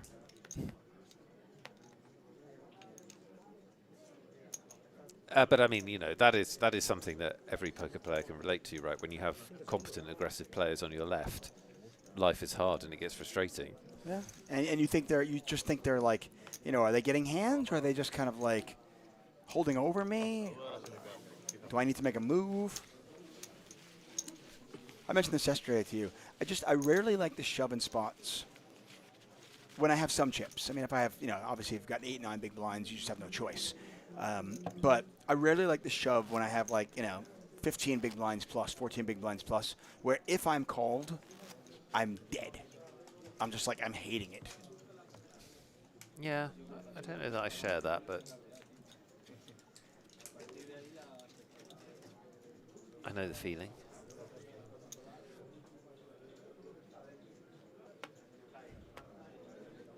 And from an ICM's perspective, the rest of the table obviously very happy as all. They all ladder up. They just locked up an extra 3,700 pounds. Euros. Oh, euros, thank you. What is the pound to the euro right now? Like 120? Yeah. I haven't looked for a while actually, but I think it's 1.2. Going back to my favorite foods, Super Bowl foods. Lime Ricky apparently likes ranch. I have no problem with ranch dressing, but if you're having buffalo wings, have them with blue cheese, not ranch. If you want to put ranch on your French fries, so be it. Do you? You want to put ranch on your onion rings? Be you. Ranch on carrots? Fine. 117 your pound to your euro. But if you're having buffalo wings, don't do it with ranch. Just wrong. Mia, my wife, wants to know, it's Super Bowl. Is she listening or just? No, of course she's not listening. She's just. 'Cause I gave. No, she's just messaging me. Can you She's let not her listening know at I've given a all. lot of gold? I have related. Okay. I have, yeah. I mean, I've just been talking about I've everything she related, should eat. But she's not going to listen to us. I'm incredibly she wants to entertaining. know, Does she know that? Pulled pork or ribs? Chat, pulled pork or ribs for Beef the main. ribs? Beef ribs or pork ribs? I don't know, pulled pork, pork ribs or beef ribs. What do they have in Kansas? I think they have Both. both. So Both. You can have both. So pulled pork. Apologies to vegetarians and vegans. This is not the content for you. But pulled pork, beef ribs or pork ribs. Can you get vork? Vork, which would be the vegetarian version of pork. Yeah, but we don't have any vegetarians in our group, so. My pig, by the way, my lady Poppy. Everybody, people that follow the show. What does she vote? People that follow the show. She votes beef ribs. She panics every Super Bowl, by the way, because she thinks that is this my year? Oh, God. Is this the year I could go? No, you're safe, Lady Poppy. Tough call, says Lime. That doesn't help me. Oh God. It Lime looks like dips her buffalo wings in ranch. Oh, Lime. looks like we got No wonder you got exiled to Costa Rica. 4 for ribs. Hold 2 on a for second. pulled Stop pork. talking. We've got a raise. We've got a 3-bet from Diaz. Diaz has committed himself, by the way. He has committed himself. Now, this is, unfortunately for Calzone, this is a fold. You've got an open in the hijack, and then you've got a 3-bet, which shouldn't be a bluff, but it is. And we can see that ace-queen is the best hand, but it's just, I think this is a fold, unfortunately. You're just, you're up against ace-king here a bunch. Maybe your opponent's got jacks or 10s. But what a play by Diaz. Just, this is phenomenal.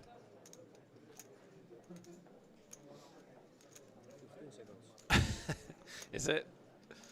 I really like it. Well, it's phenomenal if it works. This is like No, I still like. I like it better than the ace-6. I like it better. Like, this is actually a calculated play where he thinks his opponent's weak, and he puts a ton of pressure, and he gets hands that are better than his to fold. And if he gets called by ace-king, he's got live cards. yeah. I like it. To live, you have to be willing to die. I don't understand the sizing.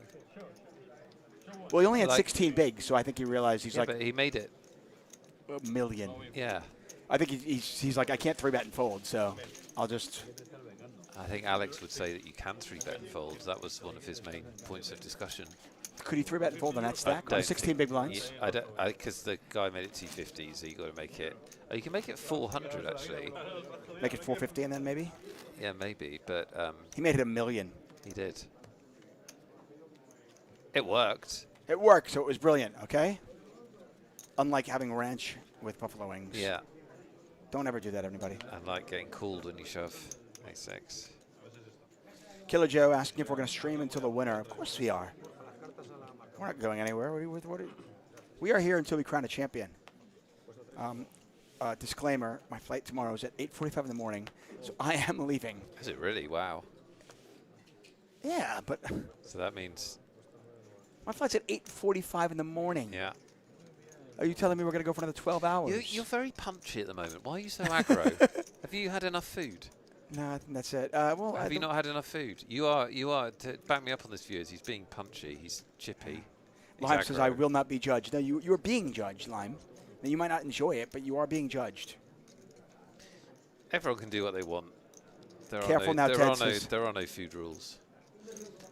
Lions has the ace-king, and he's blind versus blind, so this is pretty sweet.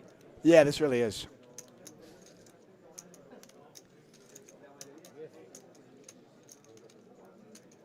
It's another awkward spot, you know, because I think I like a 3-bet here as opposed to a jam.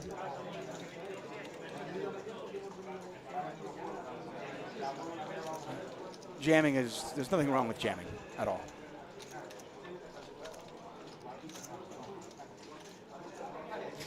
Killer Joe says Salazar looks the most badass of all the guys, and that is a statement for all the guys that there are, not the people at this final table. He just looks the most badass. He does, period. Yeah, not just here. I now come to it. I was trying to figure out where because it's not just Aquaman. I feel like, okay, if Aquaman was somehow merged with, do you remember Usual Suspects, Kaiser Soze? Yeah. Yeah. Right? Yeah. Not obviously Kevin Spacey. But like the not last, Kevin Spacey, Kaiser Soze, No, I know. but the Vision. but like the Las Vegas version. But like Kaiser Soze spent a year in Vegas, and this is what's happening. Right. And he's rock and roll, Kaiser Soze. So Lions, I thought Lions was like debating between a small 3-bet and a jam, and he actually did neither, which is quite interesting. Poker Jesus says G code. Well, yeah.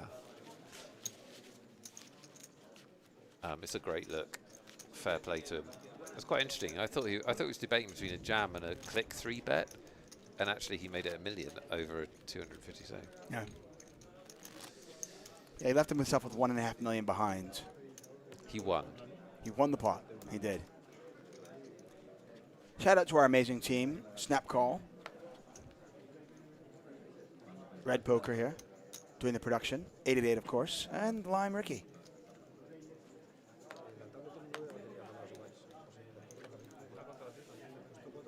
Usual Suspects is now an old movie. Very old. When would that be? 96 or something like that? 97, yeah, something like that. Such a good movie. If you've never seen Usual Suspects, Yeah. do yourself a favor, watch the movie, thank me later. Oh, look. Calzone is going to get unlucky here. Yeah, he is. It's very good, but you can only watch it once.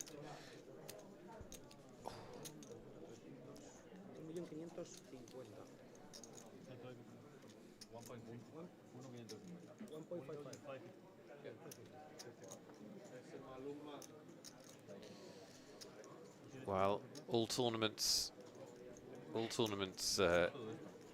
end like this unless you win it, where you end up shoving and somebody has something. Yeah, 435 entries. 434 of them at some point are going to get eliminated. Only one person can call themselves a champion when it's all said and done. So Calzone's been pretty card dead at this final table, I have to yeah. say.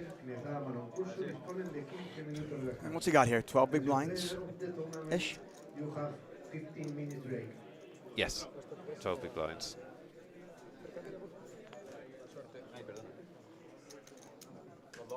Yeah, I mean, cutoff seat. He can get called by stuff that he's not dominated. I mean, he can get called by ace king and ace queen, even ace jack.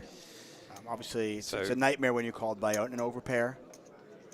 But it's hard for your opponents to have an overpair. Yeah, it's very unusual that you're called by an overpair because that's no consolation here, is it? No.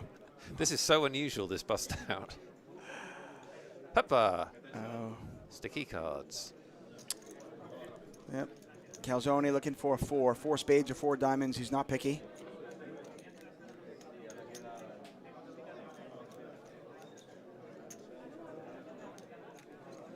Are we going to lose a player? The Irishman looking to hold. His fans in the chat also cheering, saying, hold, hold. Atención a los jugadores del torneo de closer, tenemos que abandonar la sala, por favor. Hay que abandonar la sala. By the way, one of my pet peeves is when something like a 3 of spades comes out, they go, oh, close. No, it's not. Doesn't work that way. Any 4. Any 4, that's not a 4. And the big pot here, by the way. So Lions, by the way, up to 5.5 million. He is firmly in second place. We lose Calzone. And his very attractive sweatshirt. Great tournament by him. I think he was unlucky at the final table in the sense that he was pretty card dead for most of the action we watched. Ian Simpson watching on, as you can see. So Lions on 44 big blinds, Salazar on 47 big blinds, as we lose 2 in the last little while. Campbell out in 7th, taking home 10,000. Calzone takes home 13,700. And the remaining 5 players now, all with Spanish passports. I think that was the plan when they got to the final table. Let's get rid of the riff-raff foreigners. And Lions is just under the radar with his joint passport ship. JV Pugh pointing out 13,700 euros, not bad. No, not bad at all. No, that's on an 888 buy-in. That is a massive return. And it's a big amount of money. You can do a lot with 13,000 euros, even in today's economy. Yeah. Throw a hell of a Super Bowl party. Yes. Lots of queso. This is an interesting part of the tournament because now we're 5-handed. And you often ask me, you know, if... Well, we got chip leader versus chip leader here. Lions is pulling more hands than a manicurist. He's had ace king twice and queens in about the last 7 hands. Yeah. Jesus. Crazy. And you wonder if Salazar is actually going to think Lions is up to something. This is an interesting spot. I think the dynamic between this, Lions just got chips, and he's on Salazar's left. And I do think there's a little bit of metagame here. Like, yeah, there is. Are you trying to show? And also, Salazar always thinks everybody's up to something because they battle so much. But I think this is a spot where you might think your opponent on your left is up to something. I mean, keep in mind, Salazar raised with Queen Jack and folded to a 3-bet just a little while ago.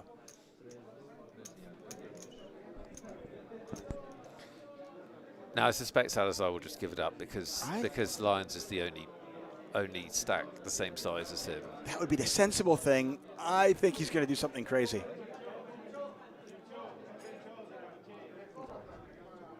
Well, he decides not crazy, just call. Yeah, I hate this. I actually thought he might 4-bet this. I hate calling here. I think it's just a spew, to be honest. I mean, if he binks a 3, good luck to him. But other than that, it's just a spew. Or a leak, or whatever you want to call it. Not a bad flop for 3s. He could beat ace-king, he could beat ace-queen. Beat anything but a jack and an overpair. He checks. See how Lions wants to play this. He's got, you know, quote-unquote showdown value, but... I mean, if you're going to call the flop, I think you kind of have to... If you're going to call pre-flop, you kind of have to call this bet on the flop, right, with 3s? I suppose so. I wouldn't want to be here. Right. I don't want to be in a 3-bet pot out position with I was going to threes. say, how many times does a student come up to you and go, okay, Yeah. so I got this, and you're like, well, I would never be there. But, okay, you are, though, now. Yeah. But why am I in the middle of a road and Yeah. everybody's driving 80 miles an hour And around me? and This you doesn't make any sense. You want to know how to get out of it. Right. I don't know. I wouldn't be there. He calls with threes. Lions has picked up some more outs, by the way. He can catch a queen or a 10. So the ace-king bet is like 1,000,000% a value bet, just to be clear. He's a million miles in front of this particular player because Salazar will defend just tons of stuff. It also sets up a bluff on a later street. Totally. He checks it back. He'll And the take river free card. is a queen. Okay, Bink. well. Bink. Yeah. That's the problem with these small pairs. That's There's actually- just that's so many actually- ways you can lose. That's actually a bad card for a viewing point of view. It'd be much more interesting, wouldn't it, if he'd missed the river? I think it just goes check, check. I think if the river's a 7, I think it just goes check, check. Probably. Good for all you Lions fans in chat. He'll take the chip lead here. Seanmon, Enhance. He is going to take the chip lead on this one. And it's just from Salazar's point of view, terrible, terrible river. I mean, there's nothing you can beat now. Yeah, but like you called with threes out of position, nothing good happens to you. Trust me. Trust me, nothing good happens to you. Unless you're like 500 big blinds deep, and then, you know, you can make your sets profitable or something. Yeah, I think I probably would have preferred a 4-bet No, or yeah, just a fold. Full bet is way better than calling. Yeah. Way, way, way better. And in this situation, obviously, it's not going to work. But in general, 4-betting there is miles better than flat calling. The funny thing is, though, I really do think if the river's a 7 or 6 or something like that, I think it goes check, check. Yeah. And he wins. Yeah, you're probably right. The Hypernix says Lions Sunrun. Yeah, recently it's been incredible. Queens and Ace-King twice, and they've all won. And that has propelled him to the chip lead. Nope, 5-handed here. So as I was saying right before that hand started to develop, I think this is the interesting part of the tournament where it's a different tournament. You always ask me, hey, is there an adjustment going from, say, 9 to 7? A little bit of adjustment, but I think there's a big adjustment when you go to 5 because we still have the big blind ante in play. And that comes around really quick. So now it's 300,000 to play in orbit or 60,000 a hand. And for somebody like Ledesma, who's a little bit on the tighter side, it's really expensive to just fold. And yes, at this point, you're going to have to pick some spots where you're going to go with it. Look at this, a card rack. Lions picked up ace-queen now. Amazing, right? Guy is on fire. Absolutely on But fire. I do think, yeah, 5-handed is... He's cleverly made it suited as well. Yeah, 5-handed is a different game. You're going to have to find some spots to gamble a little bit, get some chips in there. Otherwise, you will just blind down.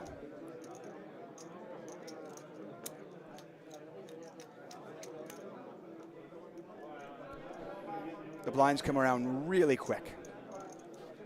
And again, it's because the big blind ante, years ago, when it would just be each player ante, there would be less in the pot to go after. But now, there's still 2.5 big blinds in there, even 5-handed. About as dry a flop as it gets. I imagine you put a continuation bet out here. Simply, you can put a very small-sized continuation bet. Simply to deny your opponent their equity when they have a random queen 9 or something like that, or 8-5.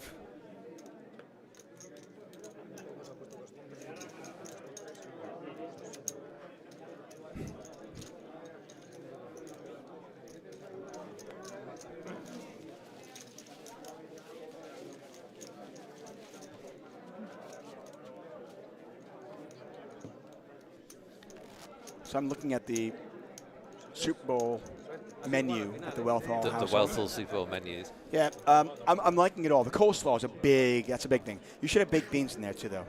Oh, really? Baked beans are a big thing. Interesting. The Southern Fried Chicken, though, that's not Kansas City or San Fran.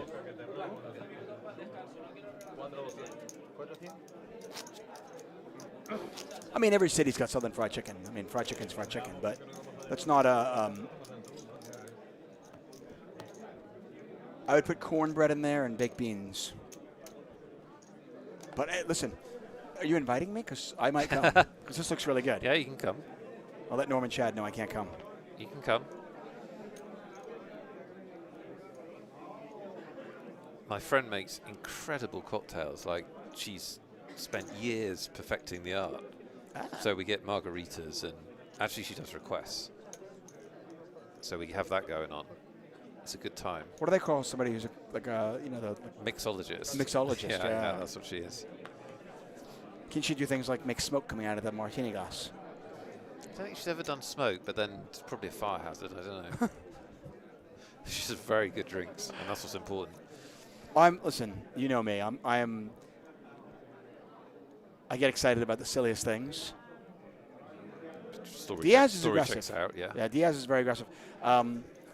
You can give me a drink and then put a little bit of whiskey on top of it and then light it on fire, and I'm like, ooh, look at that. It's fancy. Did he just call here? No, he did 3-bet. He 3-bet a pot committing amount. I mean, good timing, good read. Well, we've seen that Lyons has gotten the deck. He's been hitting the deck in the face. But the rest of the table is like, wait a second. Yeah. This guy's What, you getting ace-king every time? No way. So I like the play. I mean, you know, you've got to have a backbone to do it because you're attacking the chip leader. Yeah. But now, for those of you asking why is he putting 1.3 and not just all in, the reason being is if there were another all-in behind him, he could theoretically fold and ladder up. Because if there's another all-in behind him, he knows he's up against aces, kings, or queens, and he's drawing very thin. But he would not fold to just a shove from line.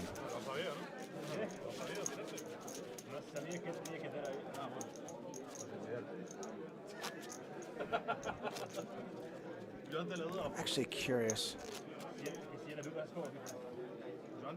Here we go. The Z-Man sandwich in Kansas City. It's famous. The legend of Z-Man. Okay, so this is... I will tell you that I had this sandwich maybe 8 years ago, and I still remembered it was that good at Oklahoma Joe's. The Z-Man starts with a toasted Kaiser roll and a bit of Joe's Kansas City barbecue sauce. Then a pile of slow-smoked, thin-sliced brisket is added, topped with smoked provolone, and 2 crispy onion rings, and then some more sauce. Have your wife make that. That sounds good. It's, like I said, I had it 8 years ago, and I'm still talking about it. Guys, you can still get into the free roll. Registration's open for about another 15 minutes. We're going to go on break quite soon, but don't let that stop you. In fact, that's what you should be doing while we're on break, is playing the free roll, because it's free, it's fun, and you can get money on 888. The password is Final Table. Final Table. It's the 888 Poker TV special free roll. Obviously on 888. Get involved.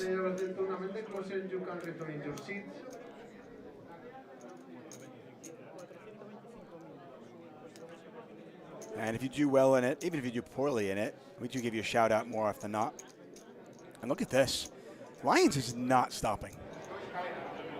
He got some chips and he's like, okay, I know what to do with these. Yeah, absolutely. Like I said, I don't think Salazar is one of those that just goes quietly into the night.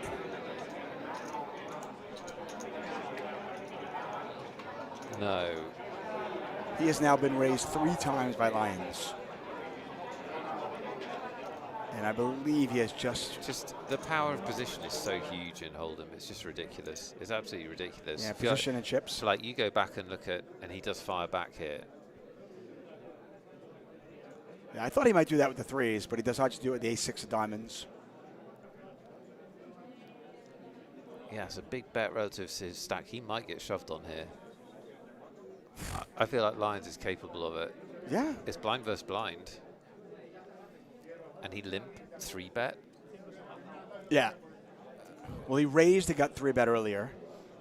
Then he raised and got 3-bet again. No, and this time he limps 3-bets. It does work. So a nice punch back, if you like. Yeah, this Time is for a counter punch from Salazar. Nice. I'm looking forward to watching those two right on each other's side. I mean, that's going to be a fun match. Yep. It's like round 1, round 2 to Lyon, round 3 to Salazar. Yeah, really fun.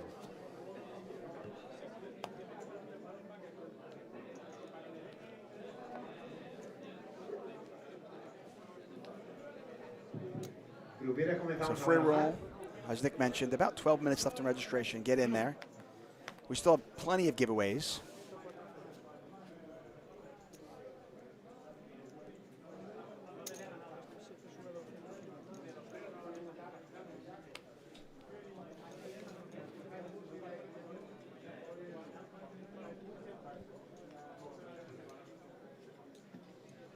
What beans do you have with the barbecue? What kind of beans are they? Baked beans.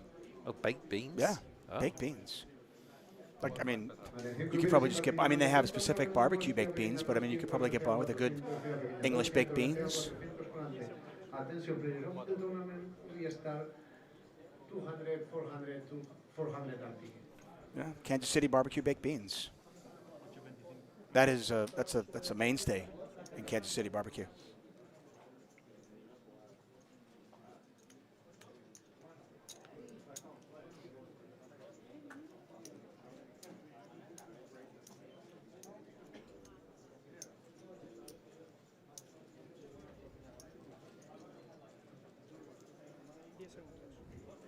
I love that your wife does this. It's so... You can tell she loves you. Because there's no way she'd be interested at all in American football True. or the Super Bowl if it true. wasn't for you. And the fact that not only is she interested, she goes all the way, right, to make this great Super Bowl party.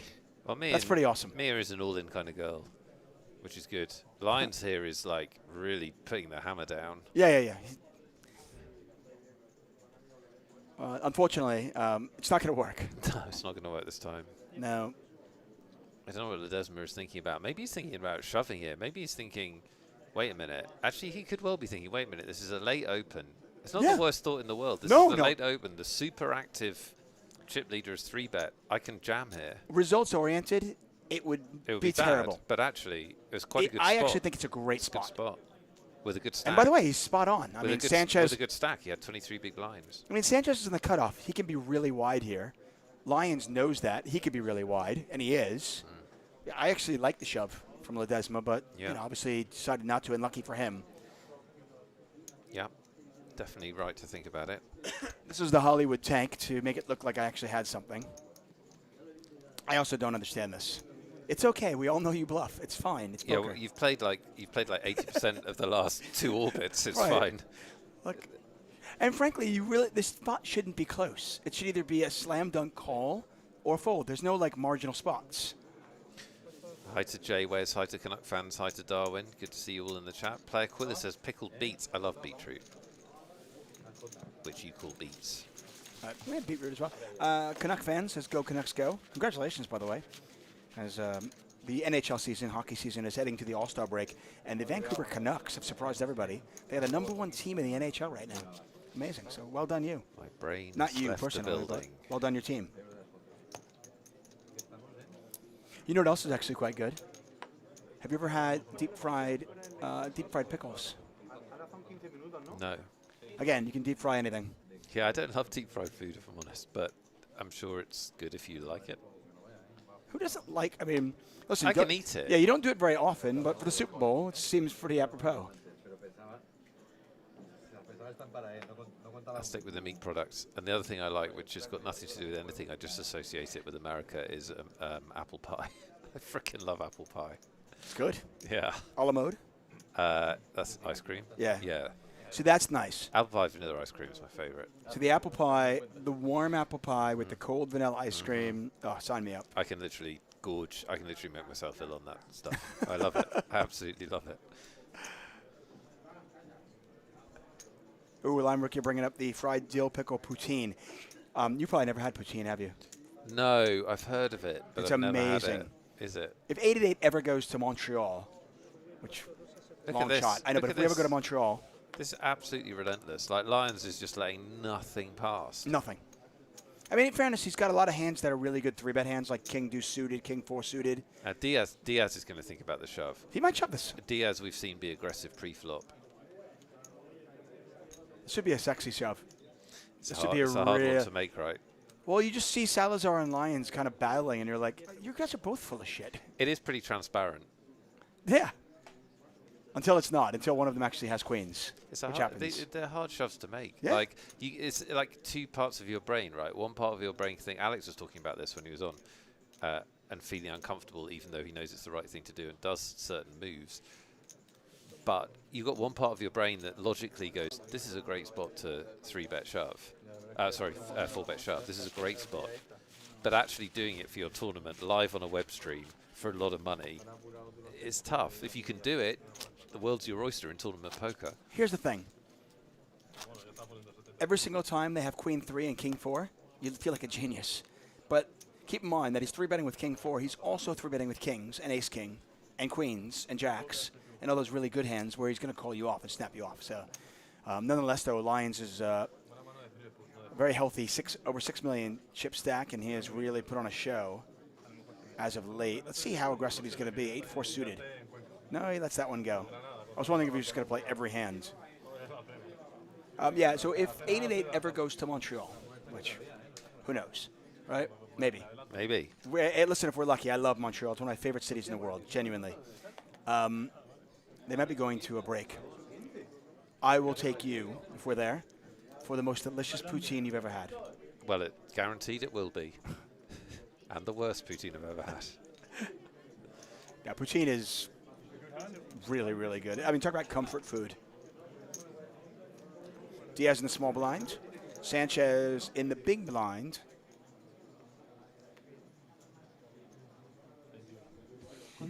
It's about a 20 big blind stack behind Diaz. Sanchez deciding how he wants to play this. With a garbage ace put in position. You have 15 minutes break. Make sure to hit the follow button.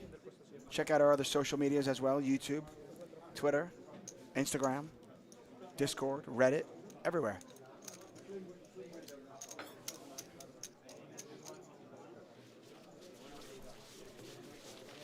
I believe this is the last hand of the level. And looks like that is it for us. So 5 players remain.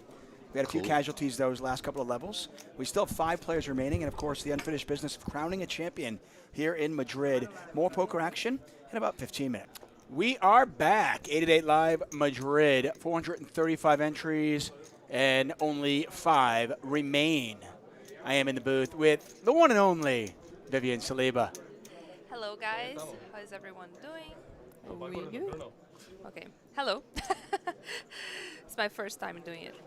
Not your first time, but people want to hear your lovely voice, so make sure that mic's a little bit closer to your mouth.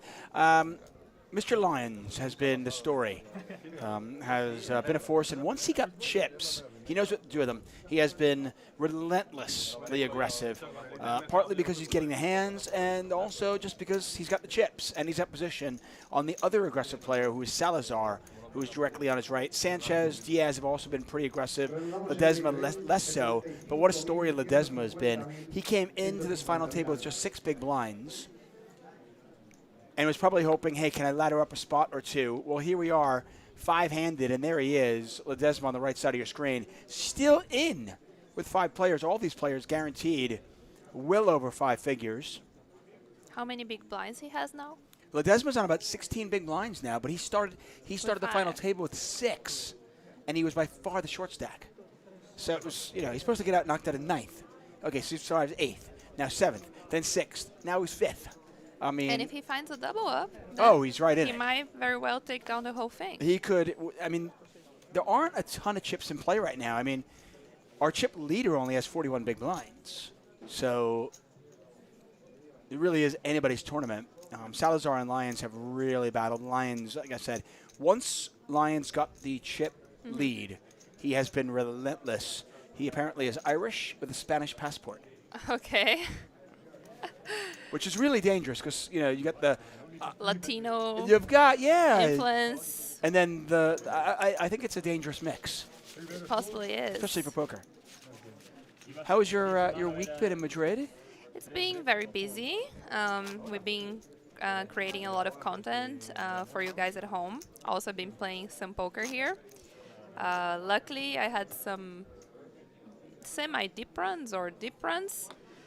Got 4th in the pillow tournament, got 14th yesterday in the closer. No, it's a turbo, right? Yeah, played day 2 of the main event and bubble it, but I played the whole day. We watched that. We watched you get knocked out in 58th place with ace-5 to ace-8. Yeah, the problem was that I lost. I had chips, but the bubble lasted 2 hours.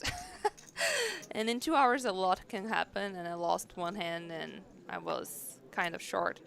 And sometimes when you're short, you gotta take risks. You cannot just fold forever if nobody's busting. And sometimes you're the bubble. Sorry. Vivian Slabo alongside me. I'm David Tuckman. You're here for 888 Live Madrid. 435 entries down to 5. Yeah, I mean, considering you bubbled, I mean, obviously somebody's got to be the bubble, right? Mm-hmm. As we look, these two players battling it out. It is folded around to their blinds, by the way, almost every single time. Nobody wants to battle them in their blinds because they've both been so ferocious. And it's been interesting watching these two battle out. Lions is going to win this one in all likelihood as he hits a jack on the turn. But considering you bubbled, to come back and finish in 4th in the PLO, and then you were short in the Turbo event, and you turned that around, and you come in 14th. Yeah. It's not a bad week. It was not a bad week. I did play the main event 3 times, though. So it sounds nicer than it actually was, because in the big buy-in, I didn't perform well. And also there is a big difference in getting 4th place in the tournament and 1st place, especially as... Ooh, surprise. Yeah, I mean, I think I was a little bit quick to say that Lions was going to win this one. Big pot here. Well, not yet, but... Has potential. Yeah, it's a weird spot because, you know, Salazar probably was playing it as a bluff catcher, but now worried that if I check it, is it going to come through? And there's a very 500,000 chip bet. And Lions with a smile. He takes it in good form. He's like, this doesn't make any sense. Oh, that makes sense. Okay. Yeah.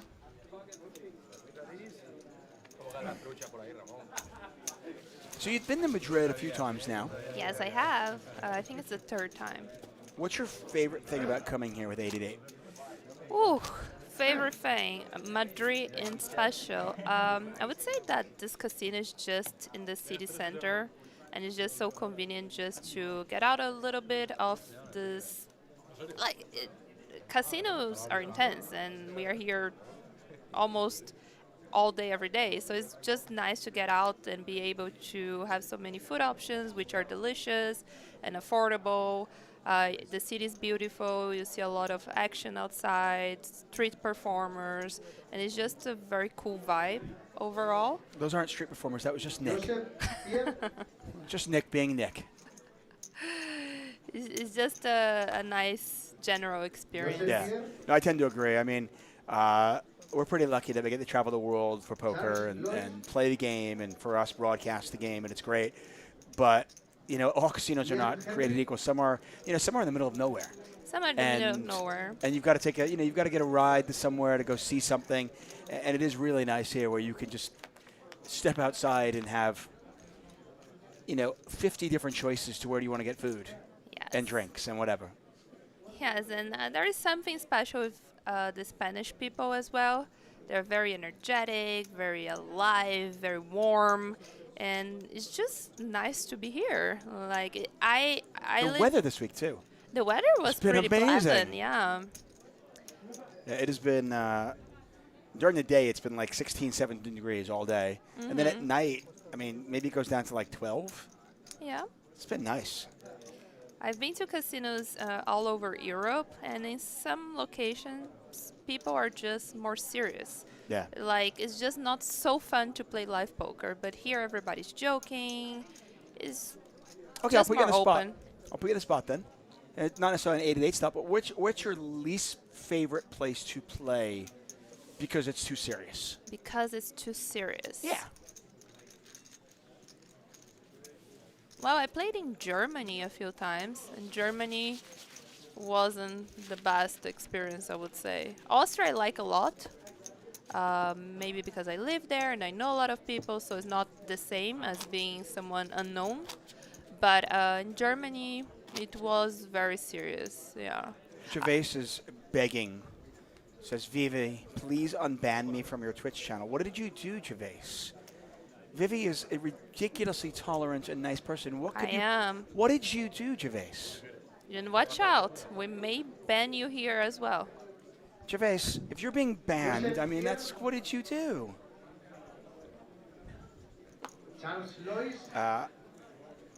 Homer Neto says Uruguay. I've been to Uruguay. I've never played poker there, though. I've been to Uruguay and I played poker in Uruguay. Yeah. And it is a long time ago, so it might be all different. Uruguay was nice because where I've been, we have a Nolan. We do.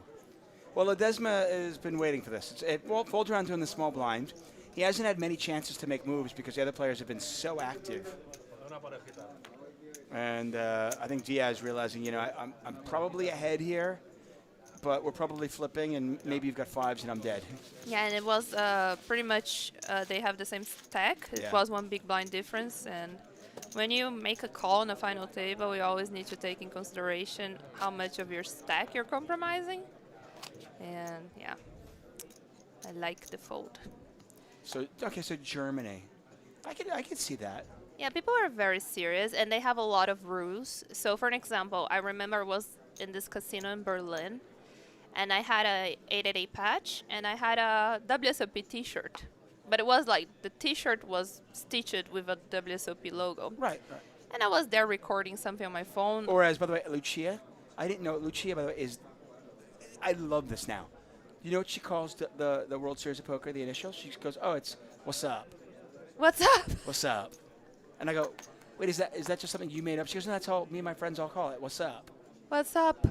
I like it. I love it. It's a new thing. Yeah. So I was wearing a What's Up T-shirt, and a manager of the casino came, like, shouting at me with like duct tape to cover all my patches and to cover me. Were you in a televised event? No, nothing, no media at all, because it's just not allowed to wear anything branded in the casino, poker related or whatever. And he literally duct taped my T-shirt, and it was super awkward. Also, the way they talked to me, like I'm a foreigner, I don't know what's going on. Like it was just.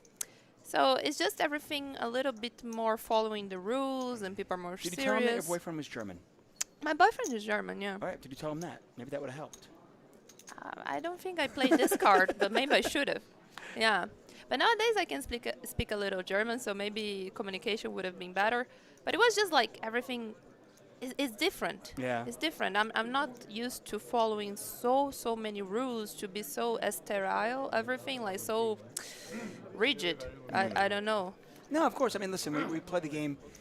All of us, even though you're a professional poker player, you play the game for fun. I mean, at least we got involved in this game in the beginning of it all for fun, right? And I still play the game because it's fun. And it does maybe sometimes I think that gets lost, unfortunately, Yeah. in certain places, or by certain people, I should say. And it's just like they forget that we are playing the game for fun. I mean, Yeah. sometimes I play in Los Angeles, and sometimes it's really, really fun, and then sometimes people are like, I'm like, okay, dude, relax. Chill. Yeah. Yeah, I had this other. Nobody wants to play with you if you're going to be like this. No, I had this other situation in Germany. I almost got banned of the casino. You almost got banned. I almost got banned. Like it almost get was banned? What did you do? very, very close. So I didn't speak German at all, okay? So I wasn't exactly aware of what the issue was, but I was playing this cash game, which the rake is 1%, no, or 2%. It's very low. That's It's not bad, good. yeah, I was going to say. And Is then it capped as well or no?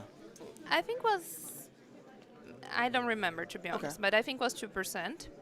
And 1% of the pot, they were suggesting you to tip the dealer. And I was tipping the dealer, but I'm not the biggest tipper when I'm playing poker. I think, especially if you're playing cash game, it interferes a lot with your win rate. So I tip sometimes and in certain pots, but I'm not always tipping a huge amount. And sometimes I just want to tip $1. I don't want to tip $20 in a hand. I mean, in fairness, when you lose, you don't get tipped. When you win, it's not like I've always I never really understand how tip a dealer based on how much you win. Yeah. To me, I just tip a dealer. If you're giving me good service, I'm tipping you whether I win, whether I lose. Because whether I win, whether I lose, how much I win, how much I lose has nothing to do with you. And I understand that. I'll never get mad at you. But I'm also not going to, if I win a $10,000 pot, I'm not going to suddenly be like, here's 500. No. But also, if I win a $40 pot, I'm probably going to tip you the same amount, which is, a buck or two. Generally, I'll tip a buck a hand type thing. But anyway. Yeah, so look at this. Top pair versus bottom two pairs. And then by the way, these are the two players that have been battling. This could get big. Yeah. This could absolutely get big, especially on a wet board like this. King 6-5, 2 hearts out there. We've got straight draw. We've got the flush draw out there. Salazar at bottom 2. Lions under the gun with King 10. Is he gonna raise? No, he just called. Wow. I don't understand that. On such a wet board with bottom 2, why not raise right away? What's your thought on that? Well, I think he should definitely raise. You're hardly facing King 6 or King 5, given that Lions is raised under the gun.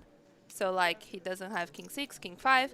So, most of the times your 6-5 is pretty good. Now, when the Queen comes, Lions do have King Queen, for an example, and you already start to feel not so great about the hand. You just raise for value. Like, your opponent's not going to fold a king.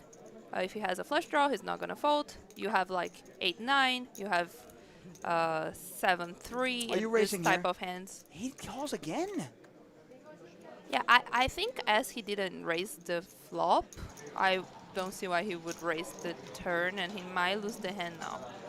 He's not losing the hand. Yeah, unless Lions check back, but Lions might figure out that. I mean, probably I don't think Lions is going to turn his king into a bluff, Yeah. so I think he's just going to check it back. check, and it was an incredible small pot. Salazar, by the way, is retaking the chip lead, but this pot could have been much bigger. I think this is a mistake. I love Salazar's game, but I think this is a mistake, and I want to throw this at you. First of all, to me, I like putting more money in the pot when I have a value hand, but also when I can represent a lot of semi-bluffs. Yeah. Let's say the flop is, just for example, King 6-3, and I happen to have 6-3 suited, so I flop. I don't have as many draws there. Now, there are some draws, but King 6-5 with 2 hearts, there's a ton of draws out there that I'm going to want to play fast. So why not play my made hand fast also? Yeah, I completely agree. I do think, I don't know if these players are professionals or recreationals, but I think because they are playing for a lot of money, they are more likely to play on the passive side and just trying to small ball a little bit and play smaller pots. They have, by the way, those two have not been passive at all. They've been battling and battling and battling. But they are the 2 big stacks, right? Yeah, but by the way, but they've been battling nonetheless. So they don't care. And I thought, because of their history too, when you finally pick up a big hand against the other guy who'd been battling, you've got that history. Why not? Yeah, you're gonna get called. And again, you're never dominated there with your 6-5.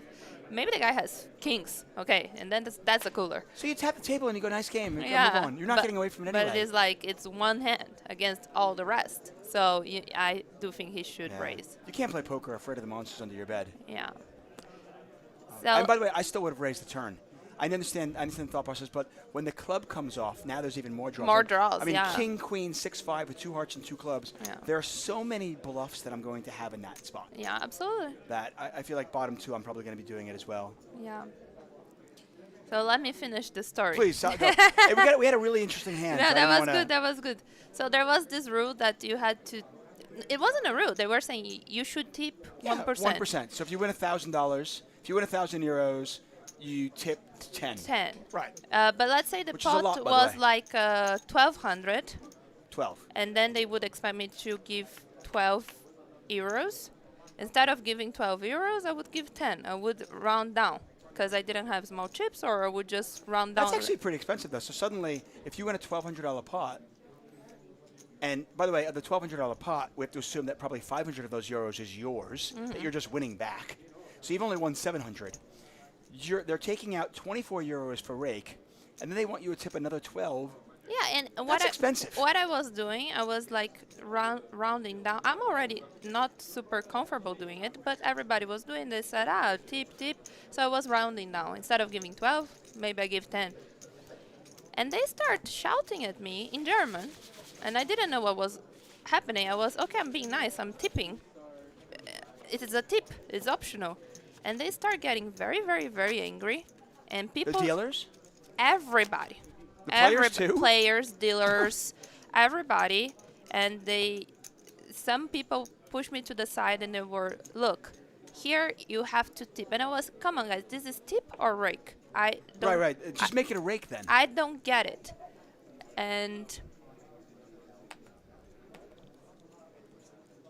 I don't get it.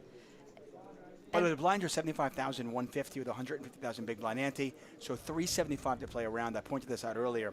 With the big blind ante, it just becomes very, very expensive to fold right now because, you know, that big blind ante just comes around. Sanchez raising out of the cutoff. I want to hear the rest of the story. Salazar picks up 10-9 as well, offsuit.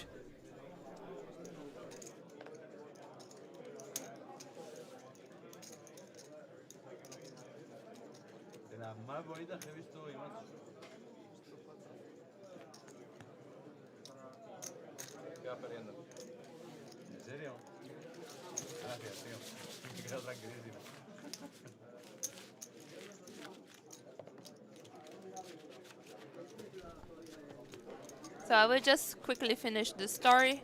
So I didn't know if it was rake or tip, and then they told me, well, people got banned here before because they were not tipping, and I said, so it's a rake, and they didn't want to call it a rake, and it's almost a mandatory rake, and No, just make it a rake then. yeah, but then they have to tax it. But I think tips, the dealers, they don't have to tax. So it has to do with the.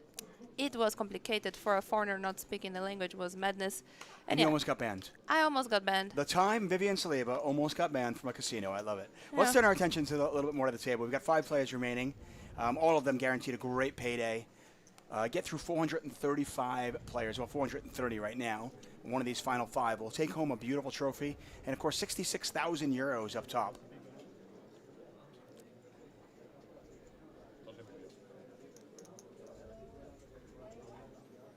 Lions all in.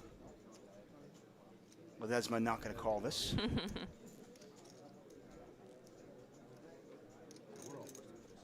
And it's funny how he's giving the look and like, hey, I have a decision here. He doesn't. Yeah, I never understood that. Like, Look, shaking his head. oh, but Diaz does have a decision. Diaz does have a decision. This is a 15 big blind shove. No, I think he has to fold. Are you calling? What's the worst hand you're calling with here? Ace Jack? Ace 10? I need to see the stacks because it has a big interference when you're making. He's a one of the short decision. stacks. He's one of the short He's stacks. one of the shorties. So when you're one of the short stacks, you have less ICM pressure. Right. Let's say some other players would be very short, then you're gonna have to call super nutted. No, right. I mean, Yeah. listen, if there's somebody with, If he's one of somebody the with 4 big short- blinds, then he can fold a lot of hands. But he was actually one of the shortest stacks Yeah. there. So what do you say? I would say probably is 15, ace 10 suited, Okay, so ace jack off, pockets maybe 7s. I was gonna say pocket 7s, pocket 8s. Yeah. I actually like calling with pocket 7s and pocket 8s a lot because of my stack and because of the way players play these days. I'm usually flipping with 7s or 8s, but I'm actually sometimes dominating my opponent. And the nice thing about calling with 7s and 8s specifically is that if my opponent has 9s plus, they're usually not shoving. They're usually raise calling off because they want to get some action, right? But they're shoving the deuces, 3s, 4s, 5s. Ace 5 suited. Ace 5 or- suited. Those kind of hands that I yeah. do really, really well against. And I feel like when they have jacks or something like that, they're going to raise and try to get some action out of it. Salazar bumping it up under the gun. Diaz just picked up a hand out of the small blind. Let's Think see he how knows what he's to do here. gonna do it. Probably he's just gonna jam. Yeah. He has 15 big blinds. I would jam. But a little deeper would have been nice to see a 3-bet. Non all-in raise, but straightforward will be the way.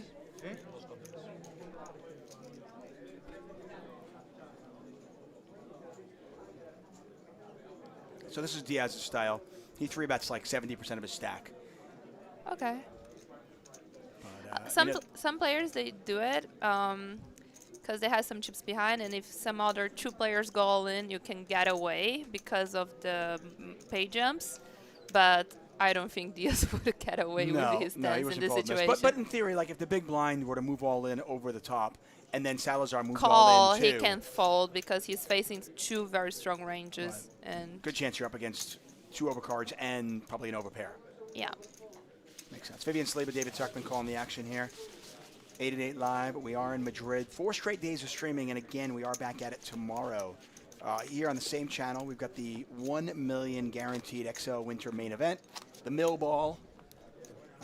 That one you don't want to miss. It'll be a lot of fun. Make sure you follow and turn your notifications on. And what a nice tournament was this $1 million main event. Yeah, wow. For many reasons, but one of my favorite reasons is that 888 was doing a lot of social activities, giving tickets, promoting free rolls every single day. So it is the softest $888 buying that ever happened, because there are so many recreational players that Right. came from free rolls. That makes sense. So you almost never have the chance to play such a buying with such a field. So I'm happy to be here, but I wish I could have played the 888 online. Yeah, Yeah. It was a really exciting week for 888, obviously, being here in Madrid and also having that amazing event, the XL Winter Series main event push. And but I know a lot of the ambassadors were. It was kind of bittersweet because they're like, I want to play in it. It's such a good event. It was amazing, amazing. You brought up the free roll. The free roll is in the money. Let us know how you're getting on in the chat. I see you guys, Sleepy the Old, Zerkstan, Darwin, Boogie202, Lime Ricky, of course, Parabellum, Fenfop. Let us know how you're getting on. Ace-5 suited is a great bluffing hand. Let's see what he's going to do.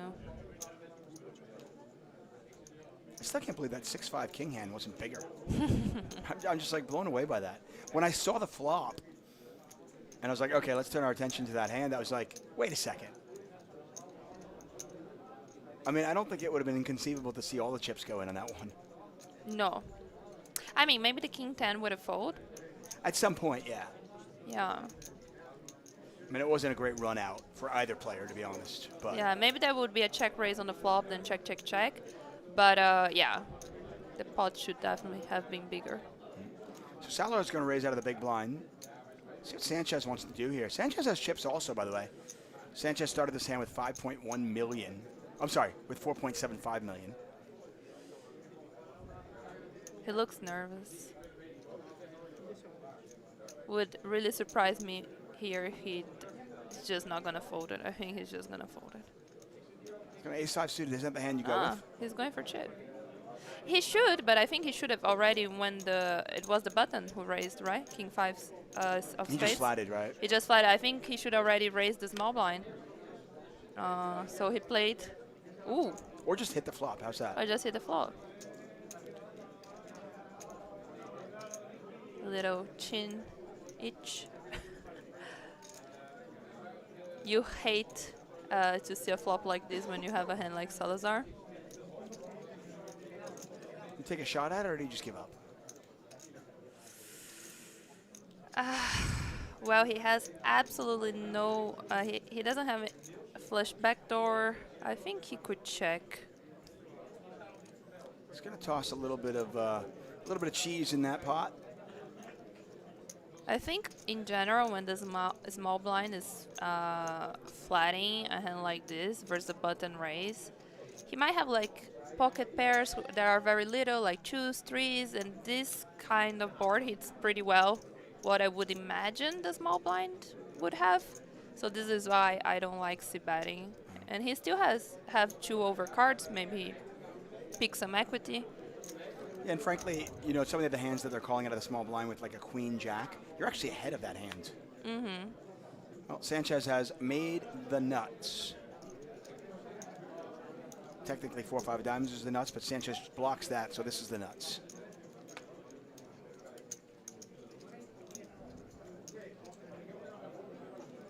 Yeah, now I think Salazar has to give up.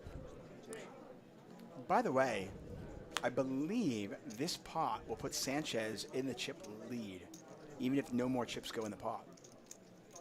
Wow. That's how fluid the situation is here. I mean, nobody is deep. Yeah, what I think is important to have in mind is like they're not too deep, but still what makes money in poker is aggression. So like I think Sanchez not raising already pre-flop and just deciding to call the big blind raise not to be a very profitable line to be followed. He can 3-bet not that big, he can compromise a smaller part. He can make a, I don't know, they are playing 40 big blinds deep. Button raise to 2 big blinds. You can 3-bet to 6 big blinds. You don't have to make your 8x raise. It would be very effective. Yeah, it certainly, well, it worked out in this case, but poker is one of those interesting animals that the results don't necessarily match up with the proper decision. Yeah. And I think that's one of the things that's the hardest about poker, because sometimes things work out well, even though you made the wrong decision, and sometimes things work out badly, and even though you made the right decision, and then figuring out that on top of everything else is just really, really difficult. Nonetheless, though, Sanchez is now our chip leader, Salazar in second, Lyons in third with 4.1 million. Ledesma and Diaz are our short stack on 18 and 15 big blinds, respectively. Blind still 75,150 with 150,000 big blind ante. As we continue here in Madrid. Bump. Our next stop, by the way, is Bucharest. Are you going? I am. Oh, right. Are you gonna be there? I don't know. We don't know exactly what's going on there yet, but we will be. 888 will be there. 888 Poker Live, Bucharest, March 16th to the 24th. So Vivian will be there. Yeah, I think all the ambassadors will. And yeah, it's gonna be a nice one. It's been a couple years since I've been to Bucharest. Last year I didn't go. So I'm excited about it. Scotty asking if there's going to be a lot of ticket giveaways today. Yes, there are. We still have a few left. Don't fret. We have $109 tickets to give away as well.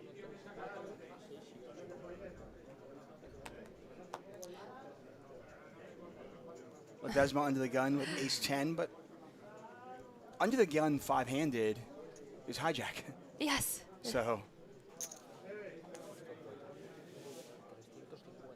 I like how he always acts like he has a tough decision. Would puzzle me if I would be playing against him, because I would be trying to find tells, and I would, oh well, but I saw on the stream he had king 2 offsuited and he acted like he had the a same tough. exact way, right? Yeah, and now he had ace 10 and he acted the same way, so he's doing this right. Salazar has been incredibly aggressive, but he's in kind of an awkward spot where he can't 3-bet and then fold, so he's just going to give this one up. Respects, Ledesma's open, Lyons as well, going to get rid of the 6-3, and Ledesma just picks up 2.5 big blinds. Very necessary.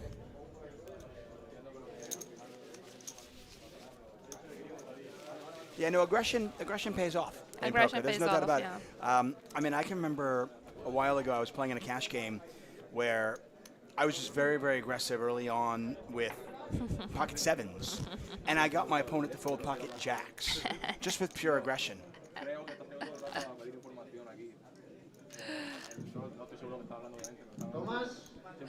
It's talking about me. Oh, I totally forgot that was you. I just bringing up a story. Yeah. I didn't mean to. I didn't mean that was a completely unintentional needle. I didn't know you would be so You didn't know out I of was crazy? line. No. I had more respect for you. Oh, come on, you respect. I think you respected me more after that. I would never be folding it again. That's good to know. Yeah. Like, we're gonna play some big pots together. Hey, I've been pushing 888 to have a another 888 cash game. I think those are great. It's a lot of fun. Yeah. I would like that. Well, we've got some superstars in our between you and Mateus and Cavalito and Ian and Lucia. We've got some really, really good poker players in our stable right now. I'm not sure if I want to battle against them or Dave you. Tuckman, Nick Welthel. Yeah, would be cool. Got some good poker players in the 888 poker stable. So 25. I'd be worried about Easty, but he's so negative Oh, and pessimistic yeah. that He would complain the whole time. the whole time. He's terrified. Lyons is all in. So an open from Salazar on the button. Lyons is all in on the small blind. We do not know what Salazar has. He doesn't tend to tank, though. So we'll know pretty quickly if he's got something or not. So he's jamming 25 bigs if I saw it right. This is a big shove. No, but I think it's standard. Yeah. Yeah, I think up to 30 big blinds it's completely standard. If my memory is not escaping me. It's something that I've noticed, and you could probably speak on this because you seem to be on the cutting edge of what's new. I have noticed more and more that I've seen people jamming 35 bigs, 37 bigs sometimes in certain spots. Yeah. Which, you know, a few years ago that would have been like, wait, why are you risking so much to win just like 6 bigs or 5 bigs? But from a mathematical point of view, it just makes sense, right? Sometimes because you don't want to induce anything, you don't want to induce, and it's just like you're out of position, and it's gonna be tricky to play post flop. So you just jam your hand, and also if there are short stacks, also if you have ace king and there are a bunch of short stacks in your middle stack on the final table, you also don't want to induce. You also jam many times, even though in other scenarios you would be raising it. Poker is so dynamic and it varies so much, very situational based. Yeah, situational. And I think it is. It's one of the reasons why the answer to almost every poker question is it depends. It depends, maybe. Right. How deep am I? What's my image? What's their image? What do they think their image is?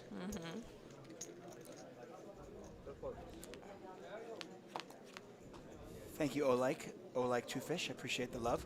By the way, free roll registration is closed. In fact, they're in the money right now. So if you're still in the money, let us know. Apparently, Winning Kathy is playing the free roll and in the money. So good luck to you if you're still in there. Top pair here for Sanchez. If you missed the free roll today, we've got another one for you tomorrow. That's right. We're back at it. The 1 million guarantee XL Winter main event going on right now. The final table tomorrow. You do not want to miss that. Should be a lot of fun. Pedro is 296 in the free roll. Whoop, whoop. Yeah, I'll give you a whoop, whoop. I love it.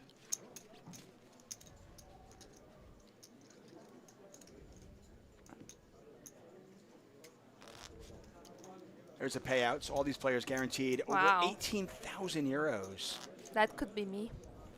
Well, no, it can't be. You're out. That could. Oh, you mean it could have? Could have. Could have. Okay. Because it can no longer be you. No, it can be me next year. Next year it can be you. Yes. Can be another 888 Poker Live. We're gonna have some very nice stops this year. Yeah, we've got amazing places. We have Bucharest, Barcelona, London, Coventry. Yeah. Yeah. All those. We have the amazing series online. Like I just mentioned, this 888 XL Winter main event was one of the best tournaments ever, and we're gonna have more like this. Mm-hmm. You also have the UK PL. Yeah, I don't know if you going to be able to go to any of those stops or no? I had my eyes in the Scotland stop because I've never been to Scotland. It would be a great opportunity, but I haven't decided yet. Okay, so yeah, Edinburgh, February 13th to the 18th. Luton, March 5th to March 10th. Manchester, March 16th. Ledesma I'm is sorry, all April in. 16th to 21st. We do have an all-in here from Ledesma. And Sanchez is probably going to call. I think so. It's a tough spot, though. Tough spot, yeah. I mean, don't you wish every spot in poker was this easy? Oh, I don't think you would, actually, because it wouldn't be that fun a game anymore. it wouldn't be so It wouldn't fun be a of fun a game, yeah. if it was this easy. But look So- how he's like acting. I don't know why you're acting. It's just like it's a 2 million call. Yeah, he wants to induce Salazar to engage in the hand too, and sometimes I do it too. Not like this, but if I have time banks, I use my time banks. Like I'm having a tough decision. Listen, okay, if Ledesma was all in for like 1.1 million, I could understand it. But once Ledesma was in 2.3 million, Yeah. you're just nutted there. You're not calling with like a bad hand. So let's say you have ace queen off. It is a little tough spot. If you have ace king off, Ace queen off. It's Yeah. not so easy of this. Imagine you have nines. no, okay, fair Yeah, enough. there are some hands that you need to consider. So, what do you think? Ace on the flop? No ace on the flop. Ledesma's he is a cat, and he's used about 7 of his lives. So we'll see if he's got 2 more in him. Ledesma's standing up, wearing the glasses. We can see him on the right side of our screen. Sanchez sitting down on the left side. The dealer waiting on instructions to put out a flop that will decide these players' night. He's sympathetic. Yeah. Sanchez is all in for 6.7 million. Ledesma all in for 2.3. It is Ledesma's tournament life on the line. I'm rooting for him.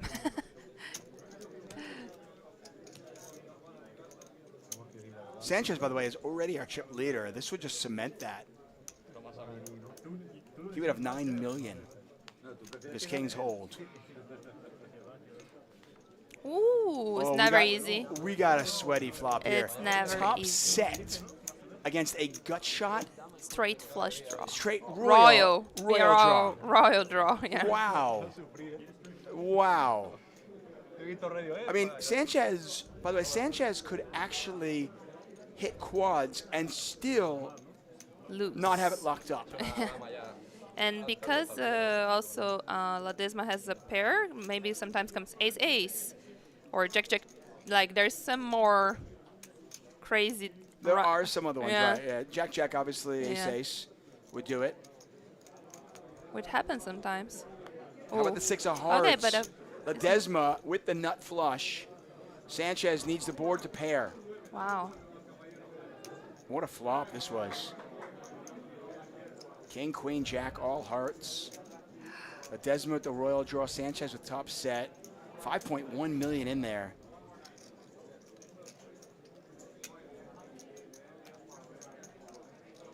Come on. Ledesma, a 4-1 favorite to hold. I want to see it. Slow down. Poker's amazing. Slow I love down. it. Here it is, the river. Show me. It's an ace. It's an ace. And Ledesma holds. Ledesma made everything. He's got 2 pairs. He's got the nut flush. And Sanchez is set, no match for Ledesma. Yeah. And I believe Ledesma is now our chip leader. Again, that is how fluid the situation is here. The short stacks become the chip leader with one hand. Yeah, of course, that's very painful for Sanchez. You got kings, you're playing for a lot of money, the 888 Poker Live trophy, which is pretty nice. And by the way, I love the Yeah. trophy. The 88 trophy is just absolutely awesome. It's on fire. That was just an unavoidable. It was like everybody played the hand perfectly. Yeah. Like, okay, pocket threes raises. Sure. Okay. Ace jack for Ledesma. He's thinking, going, well, I've got to raise this now because I've got ace jack and this guy's pretty wide. So I'm going to move all in with my short stack. And then you wake up with kings. It's just like these unavoidable spots that, it's going to be so hard. You're like, I couldn't do anything to avoid this. Yeah. I just didn't realize what position pocket threes raise. Just pocket three sometimes is not a raise on the final table, especially when they're playing so short. All right. You have no blockers of any kind. You just prefer to have some. Would you almost rather raise with king 3? It's in a way better. Yeah. But maybe you shouldn't be raising king 3. Right, but I'm saying as a bluff. Unless you're Dave Tuckman. Well, I mean, as a bluff, at least you do have some blockers. Yeah. Like a king 3 suited, king 4 suited type Yeah. hand. Like pocket 3 is to your point. It's. You're happy if nobody calls, but if nobody calls, who cares? You could have any 2 cards. And if you, like, if someone calls, and unless you hit a 3, it's almost very hard to continue. Right. And it's just, yeah, it's just Right, not right, a great no, hand. I'm with you on that. And again, if your hope when you raise is that they just fold, well, then you could literally be raising with any 2 cards. I remember Nick Schulman actually talked about this. He actually said small pairs later on in tournaments go way down in value. People Yes. overvalue them. Now, if you're under 20 bigs, you can just shove it. Or Yes. if all your opponents are under 20 bigs, you can just shove it, and that's unexploitable. But And different spot here. especially in this situation where everybody's not short, but the stacks are shorter, you're going to be seeing a lot of all-ins. And, yeah, you would like to have some blockers or stronger pairs.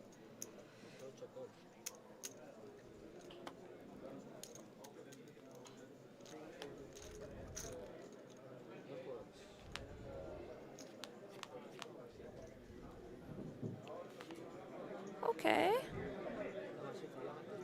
Backdoor flush for both players. yeah. Top Yes. pair and backdoor clubs and backdoor diamonds. I like Sanchez's hand better because he can get a little more aggressive with just 1 diamond. But this is, to me, this is always one of those kind of like sort of boring ones where like both players like their hand, neither one absolutely loves their hand. They're both probably happy to get the showdown in some way by putting a couple of chips in the pot. Okay. A boring turn card that's going to slow down the action. Check, check.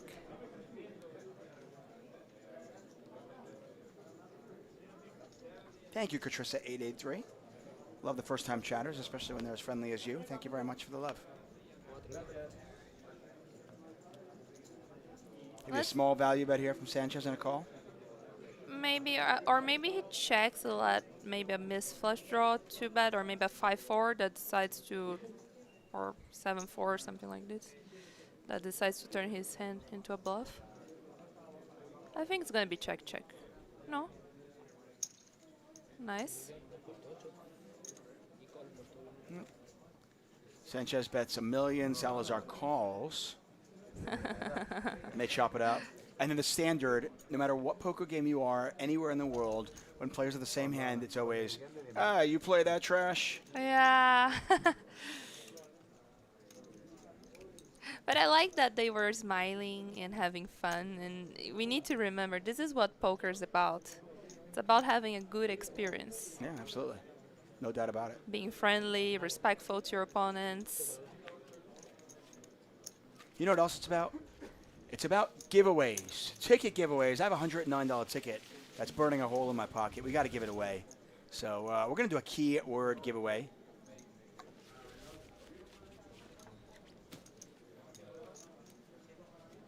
We'll give away one ticket here. We'll still have a couple left. These are $109 ones. So maybe. Especially, I mean, I always think especially, it's like I get you're playing for a ton of money and I know it's serious, but making a final table, no matter how good you are at poker, is really, really hard. And if you get there, it's like treasure that moment. Yes, Enjoy absolutely. Absolutely. Okay, we're going to do a keyword giveaway. Okay. Worth $109. $109 tournament ticket being given away here. And the giveaway, it's a keyword giveaway. Are you guys ready for it? Do you guys want tickets, actually? Does anybody in the chat actually want a ticket? Just want to make sure we actually Can I want join this. the giveaway? Yeah, I don't see why not. You gotta log in and do it. Okay. I'm gonna join it. Okay. Von Ha would like one. Kobe would like one. Darwin, yes. Noob, Frostmate. Okay, everybody says yes. Cool. Van Alexis says first time chatter. Yes. Okay, so let's do it. We're gonna do a keyword giveaway. All you need to do, it's the easiest thing in the world. It's the easiest money you'll ever make. It's 4 letters, folks. 4 letters. You ready for it? Vivi. That's it. It's just Vivi. Get your Vivis in the chat, everybody. Vivi. And you might win a $109 ticket. It's that easy. Blind on blind violence once again. Get your Vivis in the chat. And our very fancy software program here on Twitch will randomly select one winner.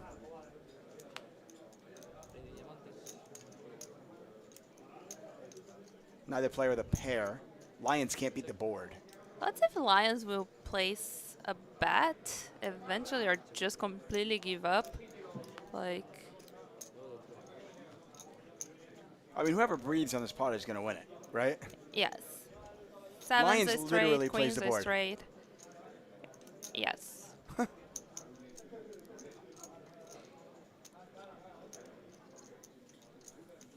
Get your Vivis in the chat. We're giving away a $109 ticket, everybody. All right. Yeah, Salazar going to go for maybe get a small pair to fold. Yeah, one paired hands. Yeah, something like that. Yeah, even a king deuce or something is not loving it. No. Lions considering getting out of line here. Yeah. Lions is a beast. I like it. Is the Lions considering? He obviously can't call. He is going to raise. Oh, I love this kid.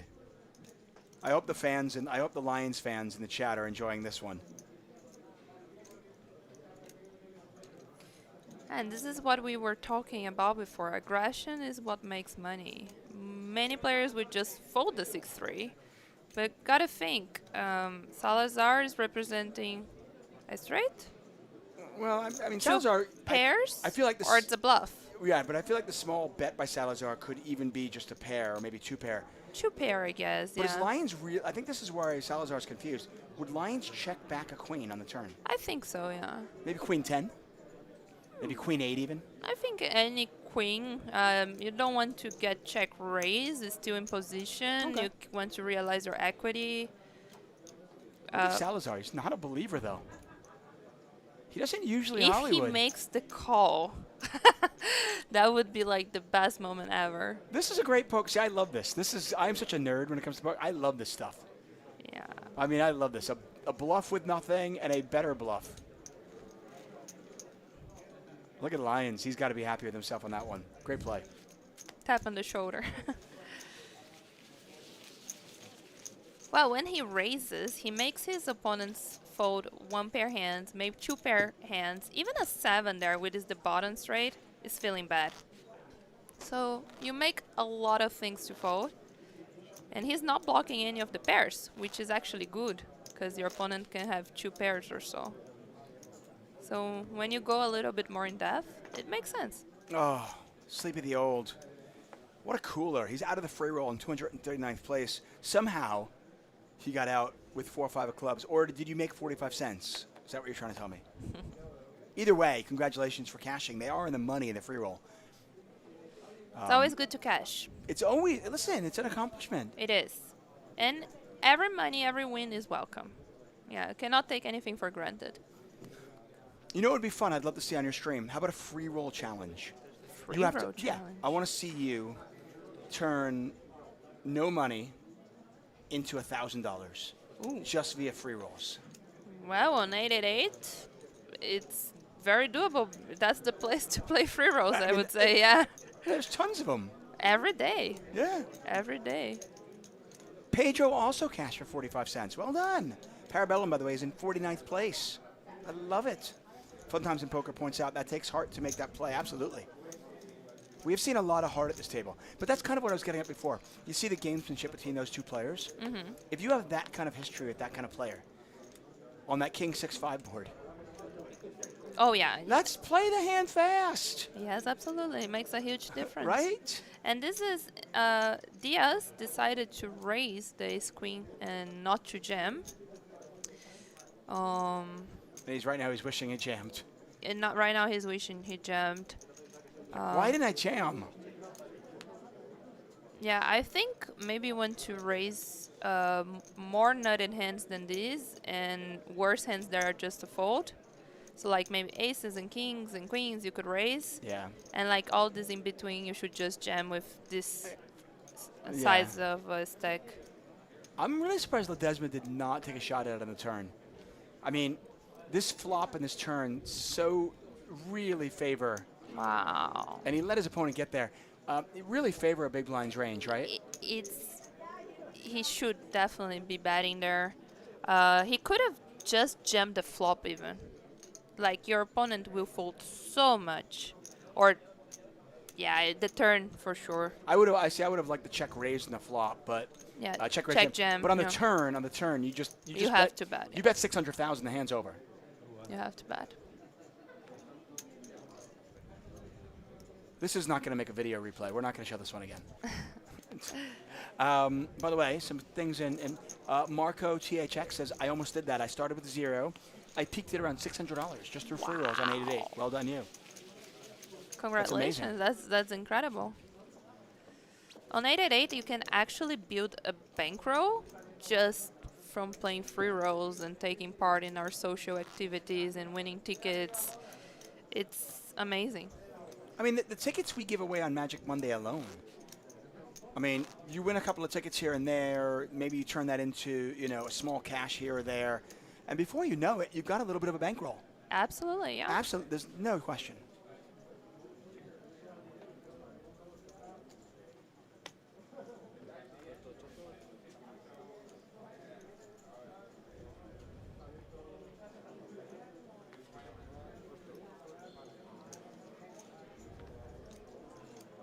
There we go. Look at Parabellum. From 0.00 at midnight on New Year, I am over $100 so far. That's very good That's too. awesome. Old Leafy says he's won $225 just off tickets from the stream. I love hearing that, guys. I love those stories. Yeah, me too. Of course, you guys can follow Viv here on Twitch. She streams regularly. Very entertaining.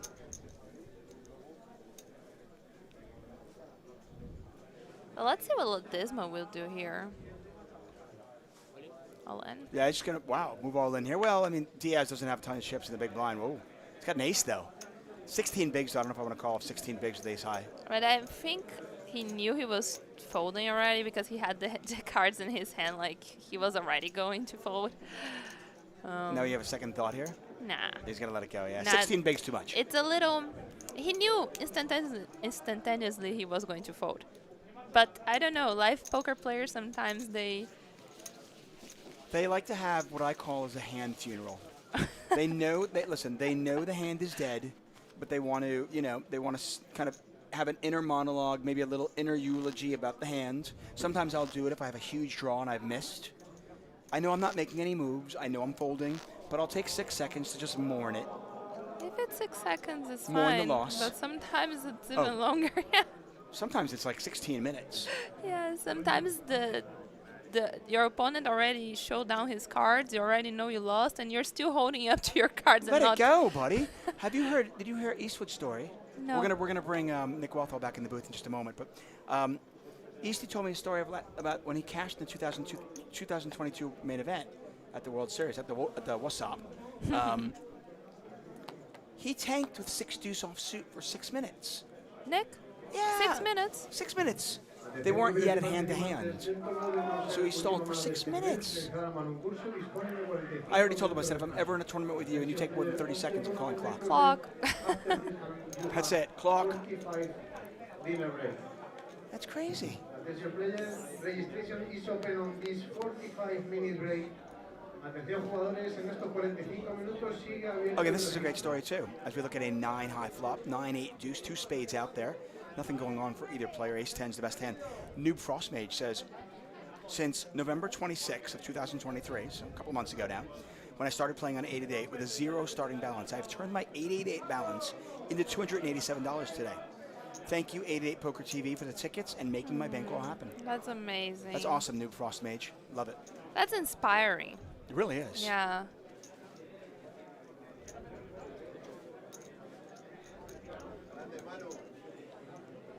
So, Viv, contractually, I never want to say goodbye to you.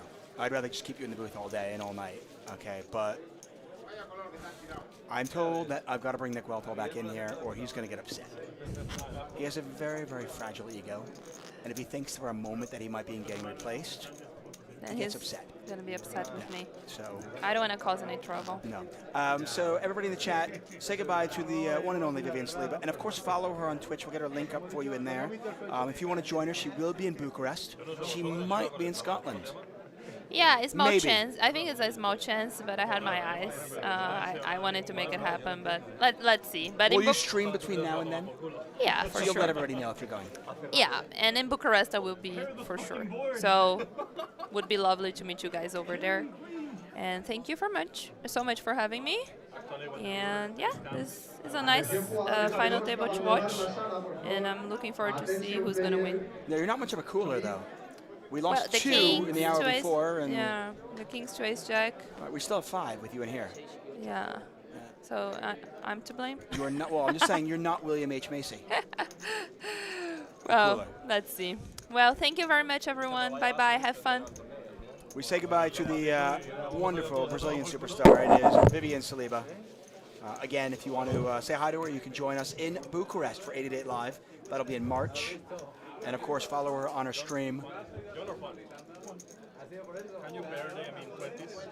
She does a great job. 888 Poker, very lucky to have her representing them.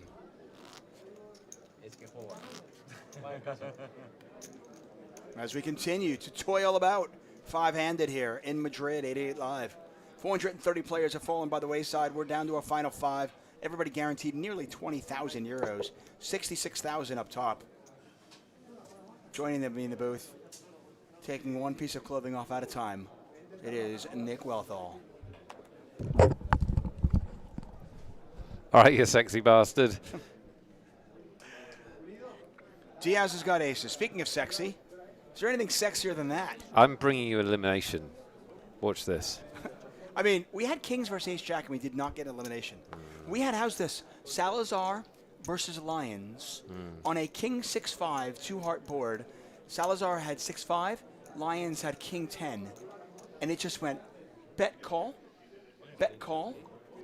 check, check. Told you. Look at that. That's it. You are the cooler. He's You just- are William H. Macy. Yeah, he's just going to double up though.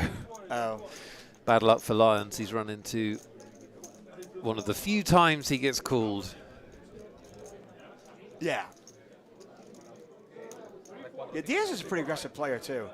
And Lions, by the way, what a turnaround here. Lions is going to go from the chip leader and dominating and relentless at the end of the last break to he will be our short stack unless he gets very lucky here. It's a very swingy business, this final table shenanigans. Well, this is what Very it is. swingy. When everybody is this short, I mean, Ledesma has a stack now. How the turntables.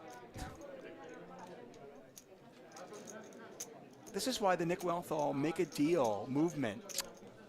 It's becoming a movement. But it's crazy, though. Lions was literally our chip leader and looked like he was dominating going into the last break, and he is now about to be our short stack. I'm not saying they have to make a deal. I'm just saying Maybe they they don't should. have the edge they think they do. There you go. Oh, whoa. How about Lions actually has outs? I mean, if you're Always a Diaz, sweat. yeah, any 4 will do. This would be Dirty. a disgusting way to go out.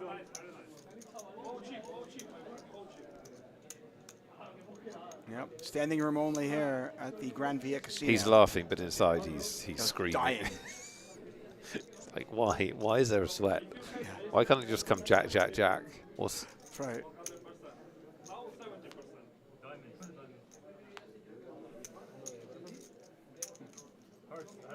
Any 4, and Diaz is out the door. Otherwise, Lions is our short stack.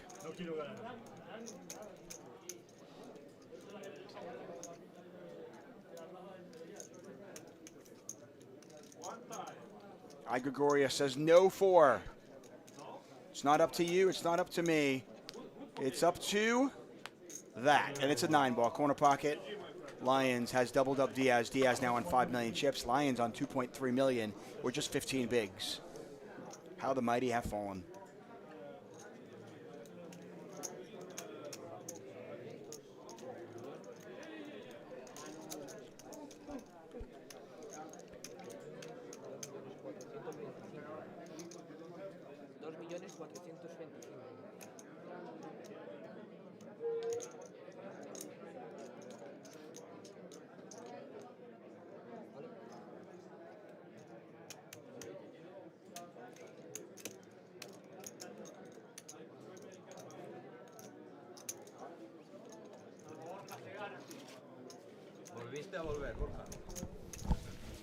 So yes, unfinished business. We have a keyword giveaway. While you were gone, we used the keyword. I know. You're probably thinking, Dave, where did you come up with this? Vivi. wow? Yeah, Vivi. Just 4 letters. You can earn a $109 ticket for typing in 4 letters. And by the way, really only 2 letters. Twice. Who won? Who won? Who won? Who won? You want to know who won, huh? I should know. It was 40 dumbbell press. 40 dumbbell press won. Really? Yep. Okay. So we got a 28 big blind, big stack. That's the biggest stack. And the money jumps are huge. So this is going to be some tight poker. Well, apparently we forgot to roll the keyword. Well, I didn't. I wasn't here. I wasn't here, and it all went to shit. And by the way, Lime, what do you mean we? This is we, Kimosabi. 40 dumbbell press, though. Congratulations, just won a $109 ticket. If you have not won, don't fret. We still have more to go. Free roll is in the money. Let us know how you're doing. Oh, we got a cooler. Oh, dear. I said it was going to be tight, but not with this kind of shenanigans. Good news for the coolers that we've seen the last couple of times. At least the short stack has the better hand. I brought you action. You did. You're welcome, everyone.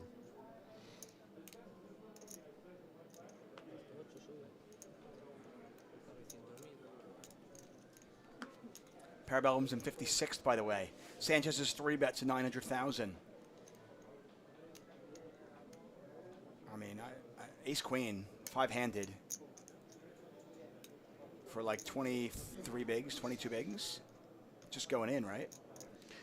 Yeah, Sanchez is also importantly in that equation. Sanchez is capable of making 3-bet bluffs, so I mean, at this table, everybody is, it seems like.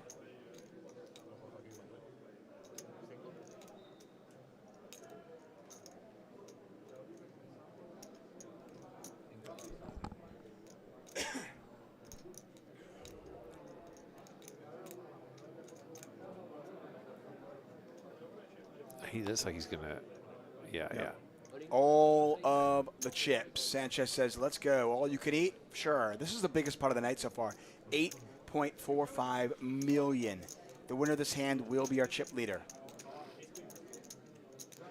It is Sanchez, whose tournament life is on the line. Sanchez played well when I was watching him. I don't know how he's played the last 45 minutes. Yeah, he's just a good player. I mean, Yeah. Have you played Valley the Hoodie with him?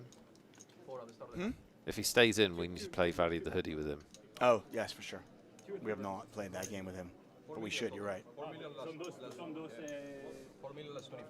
So ace queen versus kings, the not so classic race. Sanchez at risk, but does have the better hand. It always feels like a horrible sweat, this one, I think, when you have the kings. Yeah. It's particularly horrible. I mean, there's always a sweat, whatever, but I mean, because it's really not as bad a beat as you'd think. 30%, I mean, That's a lot. yeah. 3 one times in- out of 10. You Yeah, wouldn't, yeah, I mean, you 1 out of wouldn't- 3 times, basically. You wouldn't bet your life, would you? I mean, People will leave people get knocked out of tournaments like this and just talk about how unlucky they got. And it's really, I mean, it's really not that unlucky. There you go. There's the ace. Now Oh, Sanchez dear. looking for running clubs or a king. that really sucks for Sanchez. I haven't seen him do much wrong in this final table. I blame you. Nothing like this was happening with Vivi in the booth. What can I say? I'm an action magnet. Just That's been what said they for a long say. time. Nick Welthall, the action magnet. It's on my business card.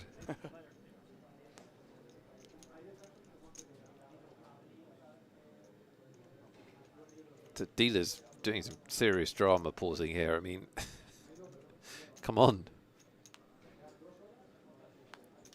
Okay, that's obviously terrible for Sanchez. He is down to 2 outs. Yep, king of spades or king of diamonds. He'll take either one of those.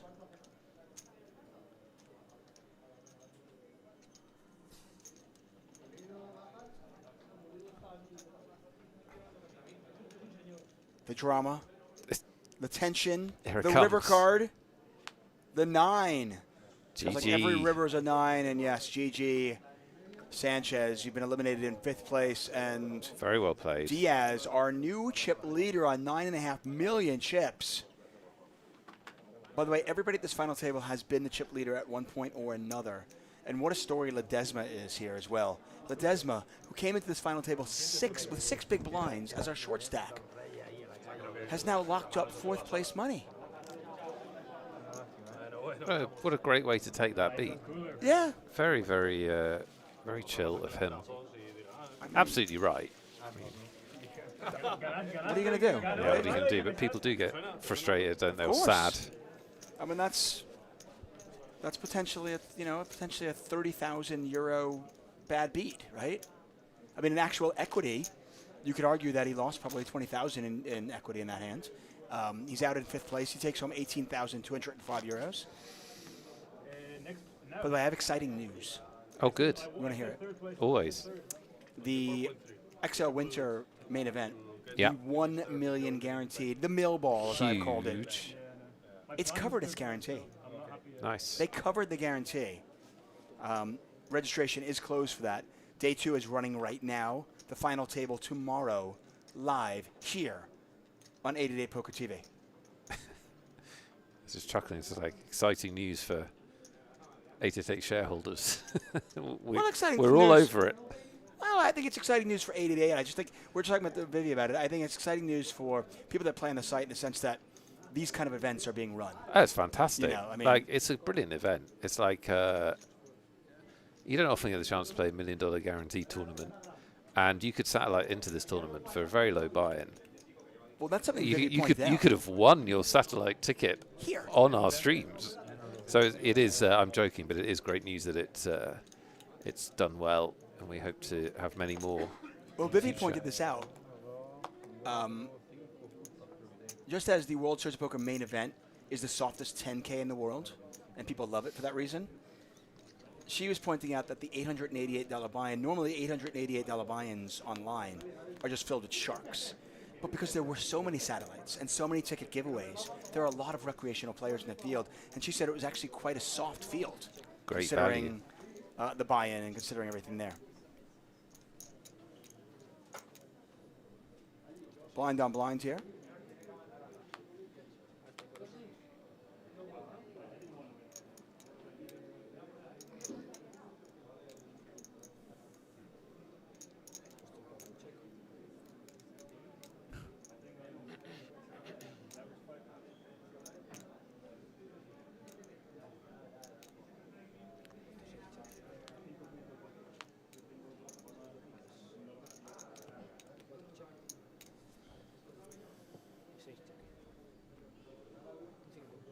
Diaz just content to give up. Just content to never even fight for that one at all. Said, you can have it, Ledesma.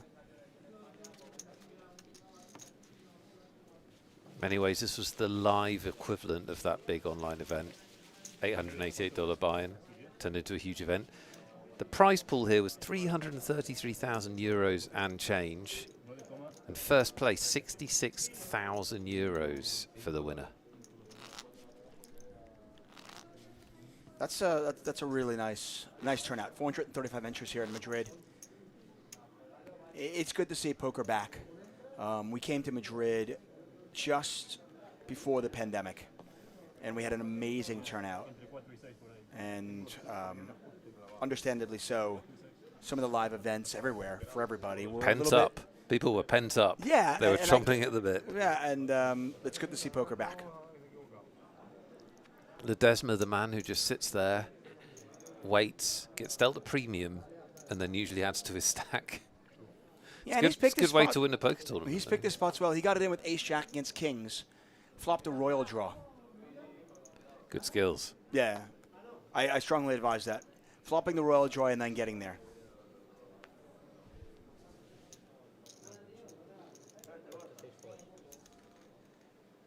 I think Salazar's going to call this. Might even 3-bet, but he does just call. Yeah, he'll fancy his chances of outplaying Ledesma, rightly or wrongly. Salazar thinks he can outplay everybody, rightly or wrongly. Yeah, he's not going to outplay him on this Just one. give me a challenge. Are you always betting this top set, or are you ever checking back knowing that Salazar is pretty aggressive and thinking, hey, do I give this guy a little bit of rope to hang himself? How much have I got to get in? I think I'm probably betting because I've got 24 big blinds. I'd quite like to get in. I mean, Salazar's only got 21 bigs though. 21, but I still need to build the pot here. I think I like checking. I mean, Salazar floats. He check raises with nothing. I don't think checking. Yeah, no. I don't think checking is necessary. I mean, listen, when you make a hand, betting it is never really wrong. Right. And look, it looks like he wants to pay off anyway. I mean, you know, he'll probably fold, but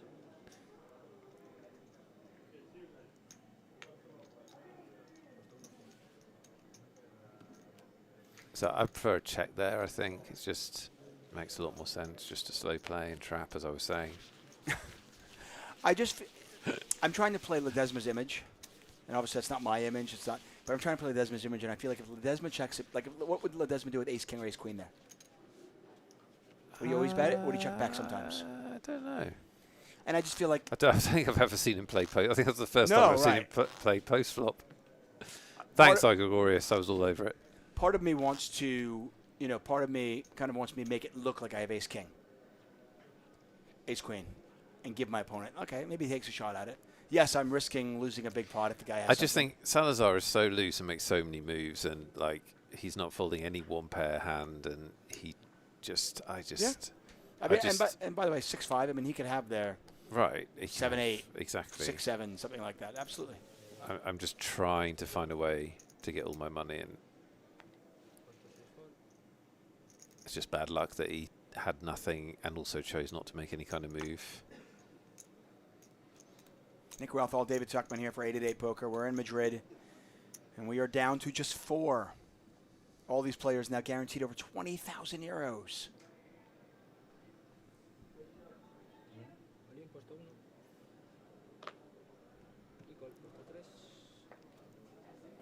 Salazar's all in. Salazar's all in. Lions all in as well. There's a small blind, big blind battle. And these two have been at it all afternoon and all evening. Lions was our shortest stack. Salazar shoved. Lions looked down and said, yes, please. I'd like more. Lions has used his one time for the record for whoever's keeping that ledger. He's already used it? He just used it. Oh, he just used it. Okay. Okay. Well, his friends should keep track of it because if he uses it again. 2-1 favourite to double, but he must win. He's in good shape. Yeah, now he's in great shape. Yeah, he goes from 64% equity to 98%. And Salazar, who has been, I mean, the chip leader for the majority of the last 2 days, it looks like. It feels like. Yeah. Will now be our short stack unless he can pull a miracle out of his hat. It's a metaphorical hat. He's not really wearing a hat, guys. Not even wearing his man bun today. And unfortunately for him, he's drawing dead.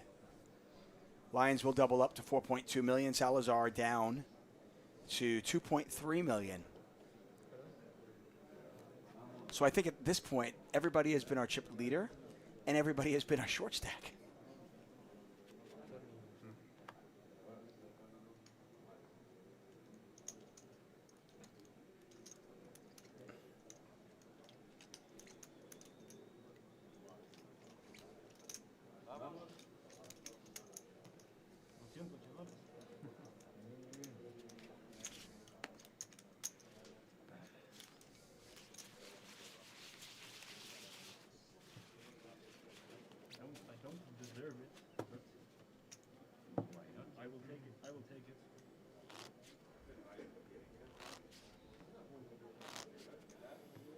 We are going into our 6th hour of streaming.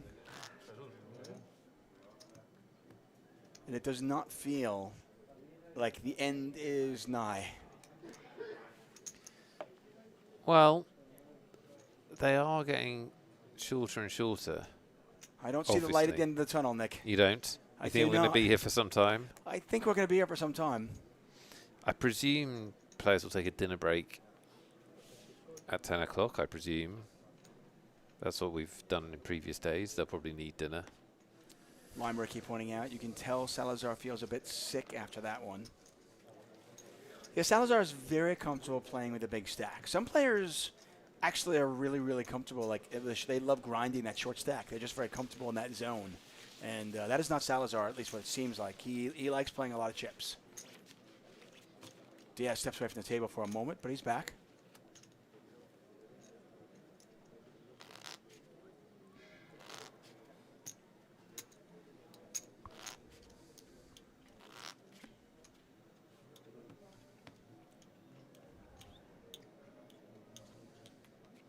And he's still shaking his head on that one.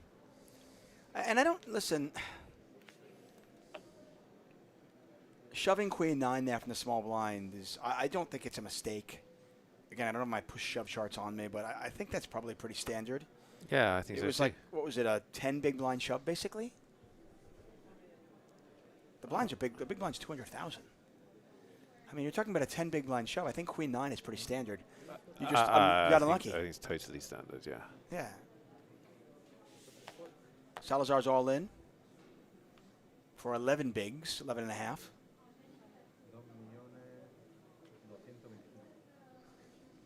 I can never tell if Ledesma's actually seriously considering it or just Hollywooding. He does do a little Hollywooding.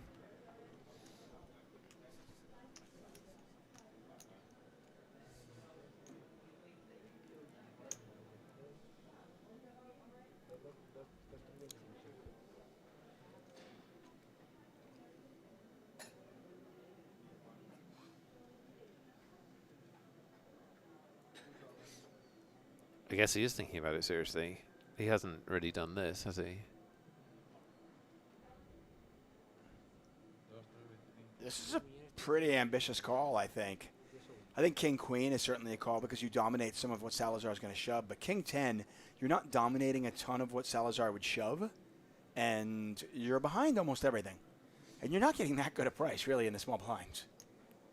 Sort of probably being sucked a little bit too far into playing the player, maybe. He's like, I just think this guy doesn't want to get short. Yeah. I think he's shoving, like, you know, all his 10-8s and his 9-8s and all of that stuff. I mean, listen, which he probably isn't. If you think Salazar is tilting and shoving King 6, King 7, those kind of hands, then fine, but...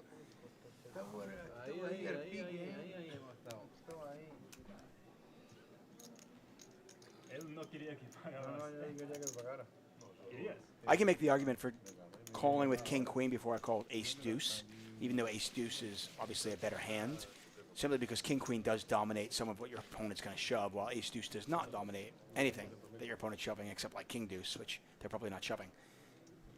But King 10 is a tough hand.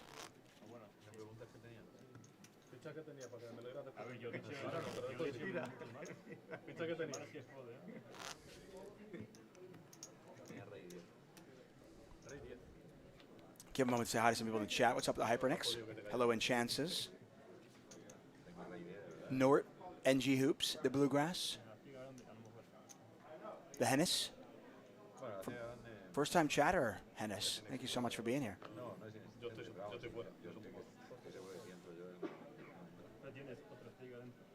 Ledesma with King 4 on the button. Opts not to play.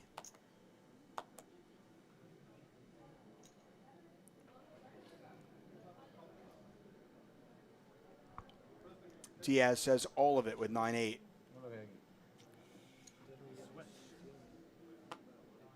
Salazar makes the call. He picks up jacks. And again, the short stack at risk, but again with the best hand. Yeah. So we have seen short stacks double up like 4 times now. The only time they didn't double up was when they had the best hand, which was kings. Yeah, that's pretty crazy. But Salazar in pretty good shape here.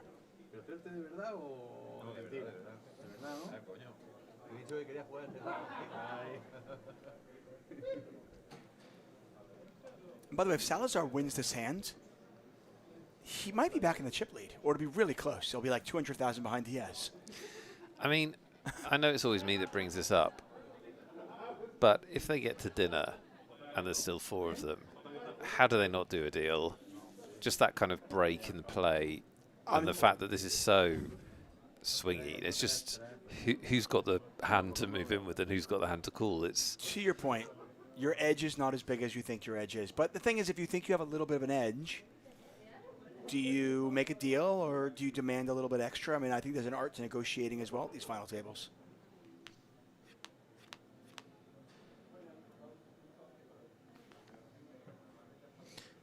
Well, that is another very good flop for the best hand, isn't it? Yeah, I mean, there are chop outs. Yeah, that's true.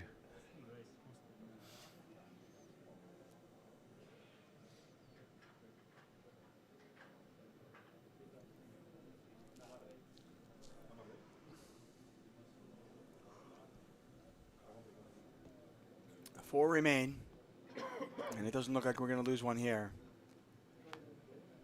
We are not. Salazar with the check mark. That indicates he will win the hand. He can't lose it. His opponent drawing dead. Salazar storms back into second place, I believe.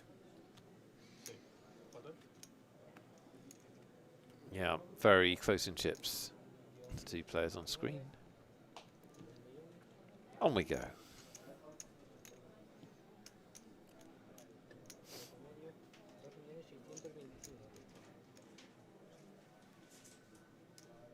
So those white chips, or platinum as I like to call them, those are 100,000. The pinks are 25K, and the brownish ones, those are 500,000 each. Oh, Diaz means business. He was doing better without the sweatshirt on. Then he put the sweatshirt back on, and he lost the hand, so it's off with the sweatshirt once again. That's it. Sanchez, our latest casualty, as he took home $18,205. We've got our 4 Spaniards, although one of them apparently is an Irishman.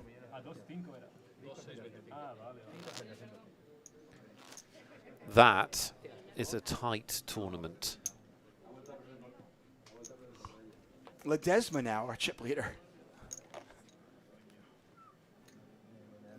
But yeah, the short stack has 20 big blinds. The chip leader has 30 big blinds. Not a lot of chips in play, by the way.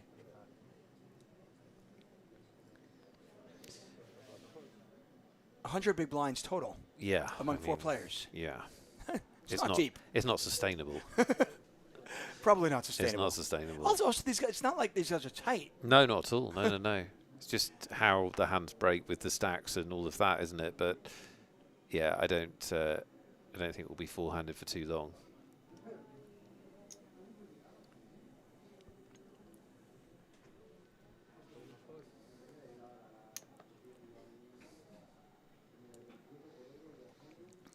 So Lions could shove here.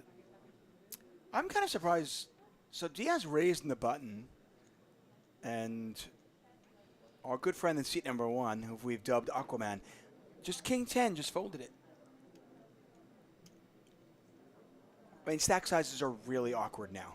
Yeah, I was going to say, what's his play there? Because Lions has got 18 big blinds. Yeah, it's just so awkward. So if he flat calls, he's just opening up a great steal spot.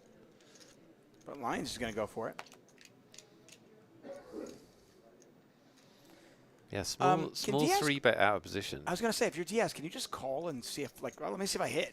I'm getting a great price. Yeah. My pot's nearly 1.5 million. It's 350 to call. I'm getting 4 to 1. Depends I'm getting how over 4 to 1. Depends how he reads this as well. If he thinks the Lions is 3-betting to fold, he might even get flary and set him in. Wow, and he just lets it go. He just lets it go. Wow. That's such an effective 3-bet from Lions. Yeah, if you're getting openers to fold for that amount of chips, that's obviously very profitable.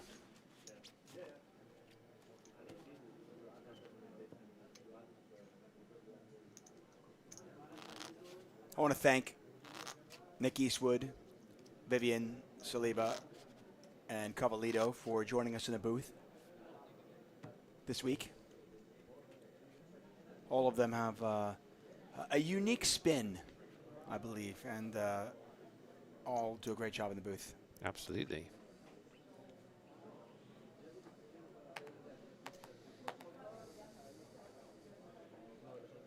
Vivi's had a nearly but not quite week here in Madrid. Bubbled the main, went deep last night in the Hold'em side event, 4th in the PLO.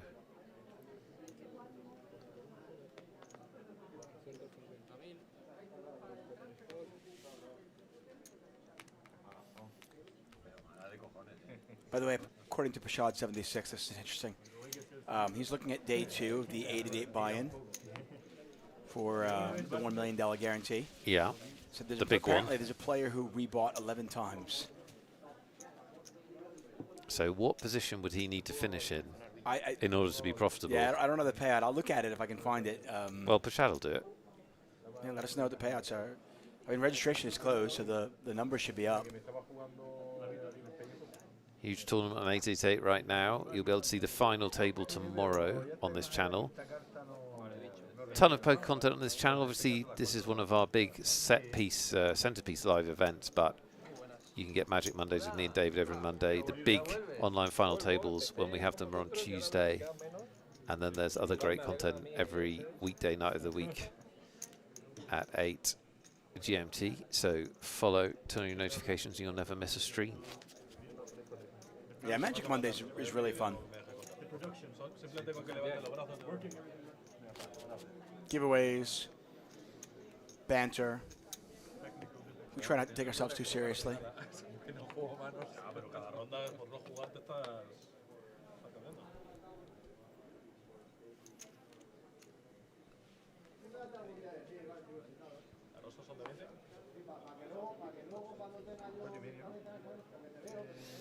think we've got about 20 odd minutes to dinner.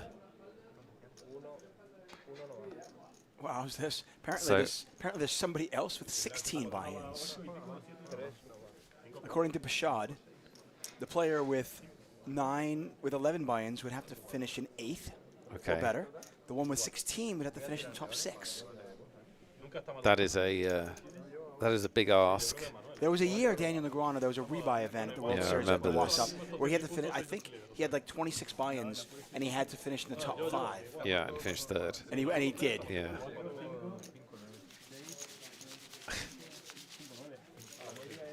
So I was going to ask you, let's say the dinner breaks in 20 minutes. I don't know for certain. I haven't been keeping track of the time.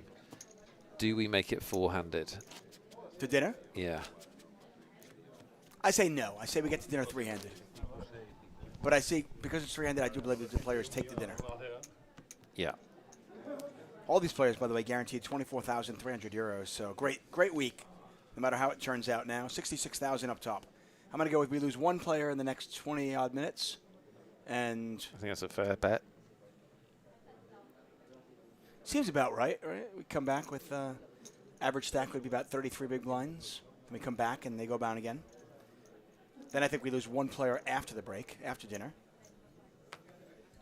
And I think my 11 p.m. time is way off.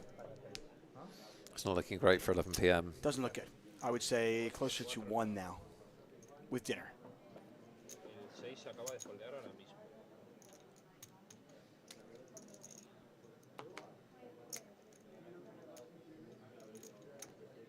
Yeah, according to, I can't confirm this, but Noob Frostmage says that it was 54 buy-ins that Daniel did. I mean, that's too many, isn't it? It's ridiculous. When you get to, like, it's like looking at one of those people that's so fat they can't actually get out of their house. You go, at some point on that journey, to 54 buy-ins, you've got to step in and go, I've done 30. I remember Daniel. There must be something else I can do with my time. Right, I remember Daniel talking about it, and he had looked at the way the tables were breaking, and he loved his table. So he was okay, like, ridiculously gambling, because he's like, all the chips that I'm bringing onto this table are going to stay on this table. And I'm going to be able to get them later on at some point. That is the gambler's justification. He was rationalizing out of his, what you call there. Wyatt Slurp, what time is the Wheel of Justice? There is no Wheel of Justice this week, I'm afraid. Well, the Wheel of Justice, yeah, it'll be at, let's see, about 2 o'clock Pacific time on February, wait for it,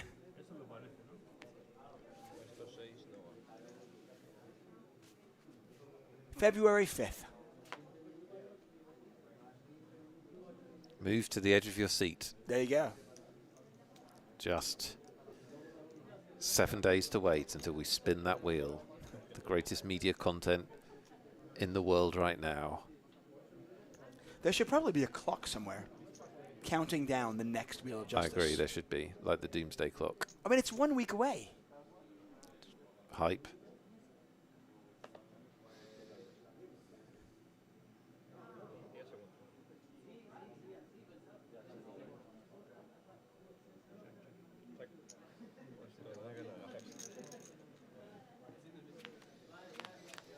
Limp pot in the blinds.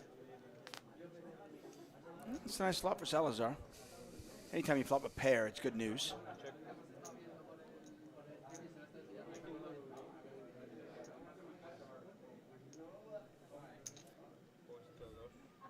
Aaron Baroni apparently had 3 buy-ins. He's also commentating the event. So I'm going to go on a limb and say the 3 buy-ins have not gone well. How does he work that out? 2 pair now for Salazar.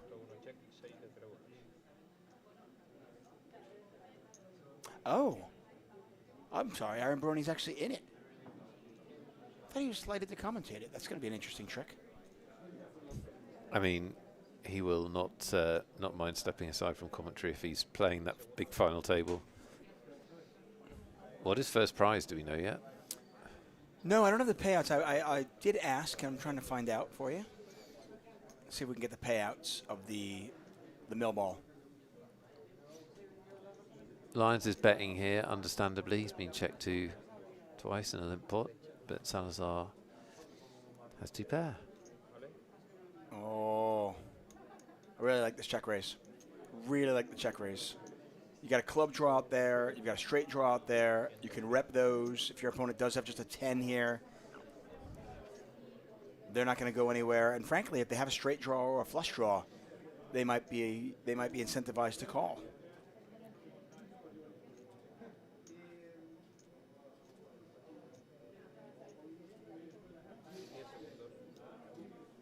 Lions does have the straight draw, as you can see, and it's going to cost him. It's made it 750,000.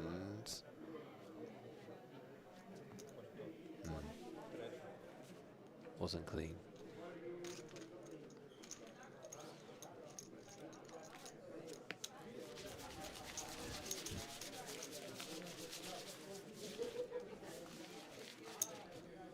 So according to Pashad 76, the payouts that mill ball guarantee, 82,000 on top, 60,000 for second, 44,000 for third.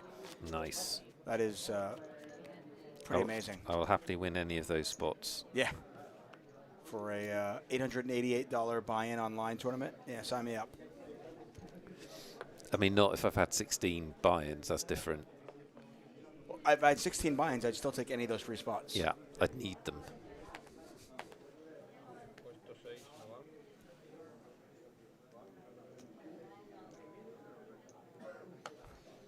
I love Pashad's commands. Pashad's command is now, Pashad has asked for his command to be changed 10 times. Pashad provides a service, though, for us, though. So we do appreciate him for her.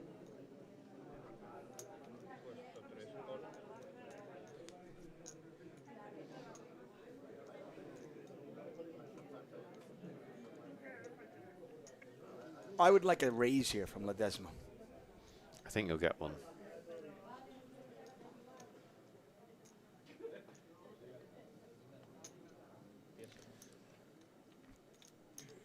Talamir says I qualified for day 2 from a free roll.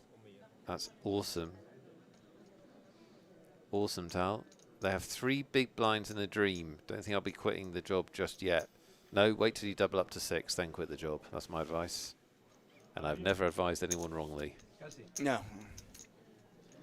If you need counsel, Nick Wellfall is your guy. Absolutely. Sage, objective, balanced. It would be irresponsible to quit your job at 3 big blinds. Don't be silly. Yeah. Yeah. Wait till you've got 6. Got some fold equity. Parabellum is 4th in the free roll at the break. What? How many are left, Parabellum? How many are left in the free roll? And is anyone else in the free roll still? Well done, Parabellum. Win it. Do it. Take it down, etc. Anyone else left?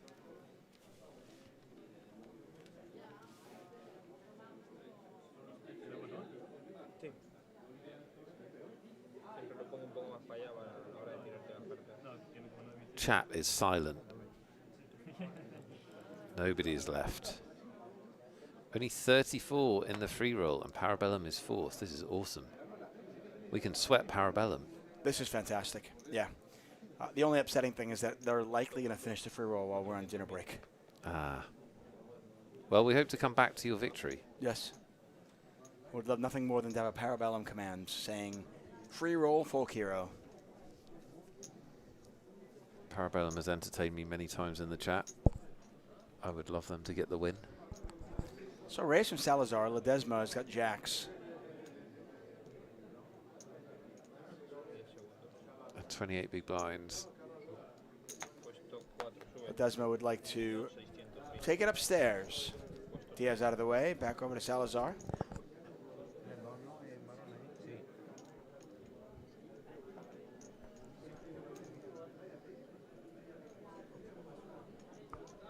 It's nice sizing, by the way, going 4x here. I think you do have some bluffs in your range. I'm not sure if Ledesma does or not, but strong play takes it down.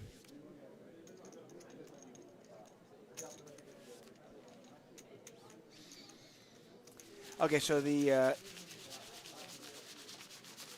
our payouts for this one are 66,000 up top. All 4 of these players guaranteed 24-3, pardon me. El botón soy yo, ¿a que sí? Sí, señor Manuel. Explico el 3-7. 5-4. 5-1.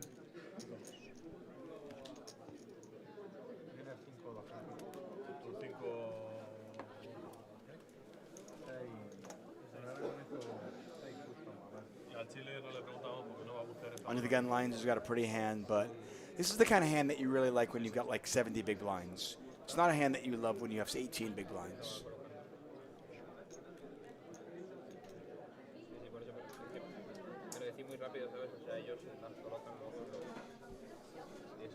Yeah, and that's a disciplined fold. Sometimes it can be really hard to fold a pretty hand like that, but those hands go way, way down in value when you have a sub 20 big blind stack, especially if you're under the gun.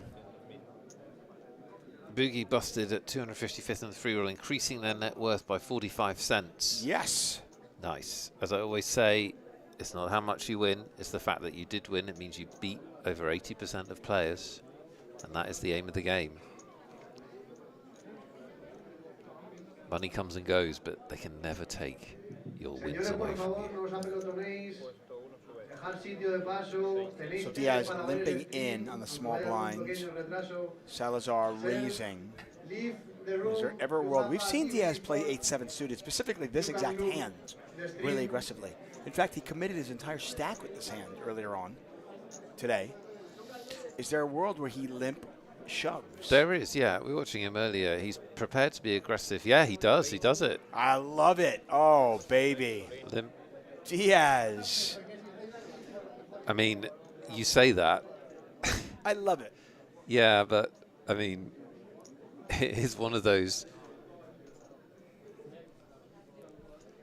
It is one of those plays that's great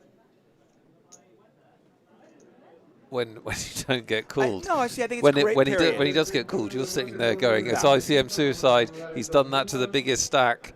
No, I think it's a great, great play. I think he understands that Salazar is getting out of line once in a while. It's a fantastic play that, is going to work most of the time, and sometimes it won't work. And when it doesn't work, okay, that happens. But you put yourself out there. I think it's a play that makes sense to me. And yes, it's not going to work sometimes, but it's just a play that makes sense. I mean, I do sometimes feel like ICM suicide is when they get called, and great plays are when they get folds. No, like ace-6 off suit is like... I do feel that.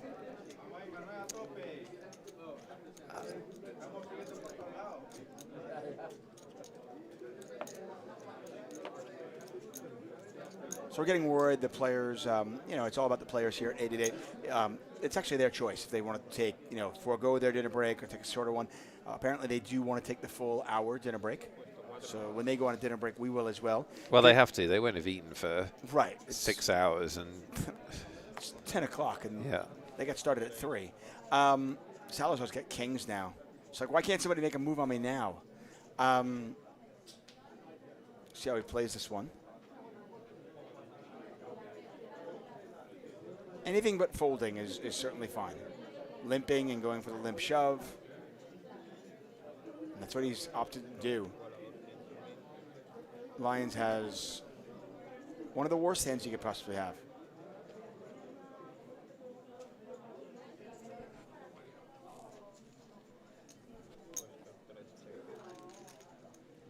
He says, sure, let's see a flop.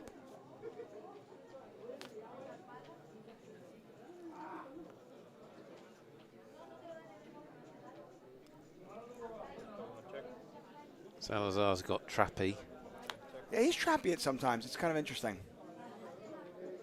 This is a terrible run out for Salazar's hand. Just keep checking till you're behind. That's the plan. Put a 6 out there. I mean, Lions never has an ace, so I'm not really worried about that, but...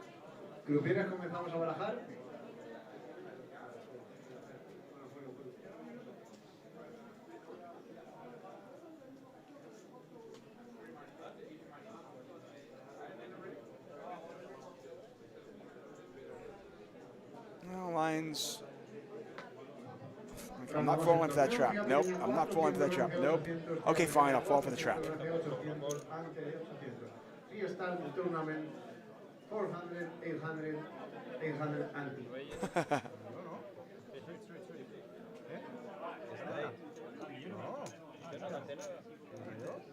What's going on? A little He said straight. I think Lions thought he had a straight. Oh, did he? I think so. Okay, because it looked like he was taking his chips back, so I was wondering. So he wasn't bluffing. He actually legitimately thought he made a straight? I think so, because he... Yeah, there you Yeah. go. You heard him say it. He thought he had a straight. And by the way, these guys have been playing for hours. It might be upon time. hours upon hours. It They might be need a time break. for a dinner break. Yeah, that's not a great sign. I thought he was going to give up, and I was like, okay, I guess 4 high, he's going to go for it. But no, he actually thought he made the straight. I mean, the rule is always assume you haven't made a straight, because you know they never happen. They're So impossible. They're impossible. So just assume you haven't got one, and you're on solid ground. Assume your dog can't fly, and you'll be the same place.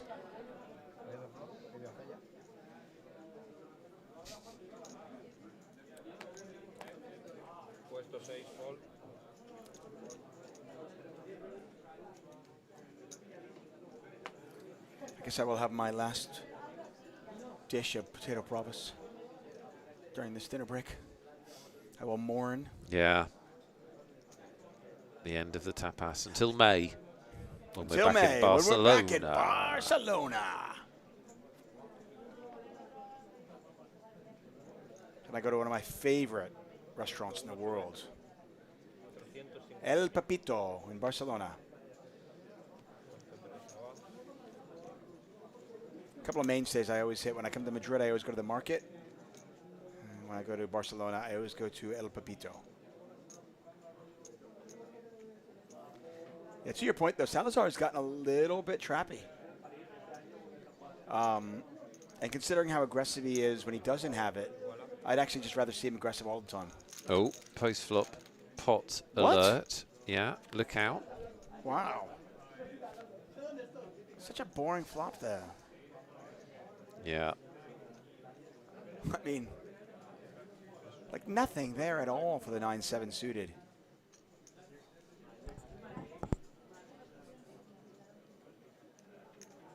Yeah, I really like betting against this particular opponent. I just don't think Ledesma's going to get out of line all that often. Checking back to just let him get there doesn't make any sense. Also, if you check back in your Salazar's image, it's immediately, Right. immediately it makes it look like you've got an ace. Like, why is he suddenly checking? This swingy final table continues. Again, all 4 of these players have been the chip leader and the short stack at one point or another. Now, chat, we need to have a talk Okay. because we're going to go on break for an hour. You can't go anywhere. You can't go anywhere. Here's what I promise we'll do. When we come back after dinner, the first thing we're going to do is give away a $109 ticket. How about that? That's a great idea. So you're going to have to be here. You can't like take this casually, but we'll get you a reward for coming back after dinner. Right after I just do the intro pleasantries. We're You'll back. go. Great to see you. We're here in Madrid, and I'll Blah, go. blah, blah, blah, right, blah. here we go. Boom. Boom. Okay. $109 ticket. Our dinner break is an hour. So you have, you have, You can go and Some get time. done what you need to get done. yeah, take your dog for a walk, have a beer, Right. have a cup of tea, whatever you fancy. Parabellum is in first in the free roll. How many left, Parabellum? What? Let's do this. Lions Yes. is all in. Lions is all in. And by the way, it's not just a small little dinky ticket. It's a $109 ticket we're giving away. 26 left between Parabellum and victory. Oh my. Come on, Parabellum one time. Ledesma. Come on, Ledesma. Ledesma, buddy, we don't need this. Right. Like I just We don't need your Hollywood dwells with Queen 4. No disrespect. Oh, and he's run into 9s. Wow. This is trouble. This is trouble. Lions is all in. Diaz has him covered. And either we're 3-handed or Diaz is absolutely crippled if he takes a bad beat. Yeah, Diaz is $3 million behind. That's the call. Lions would probably be our chip leader again. Crazy, right? Yep. Lions shoving the King 5 suited. Diaz making the call.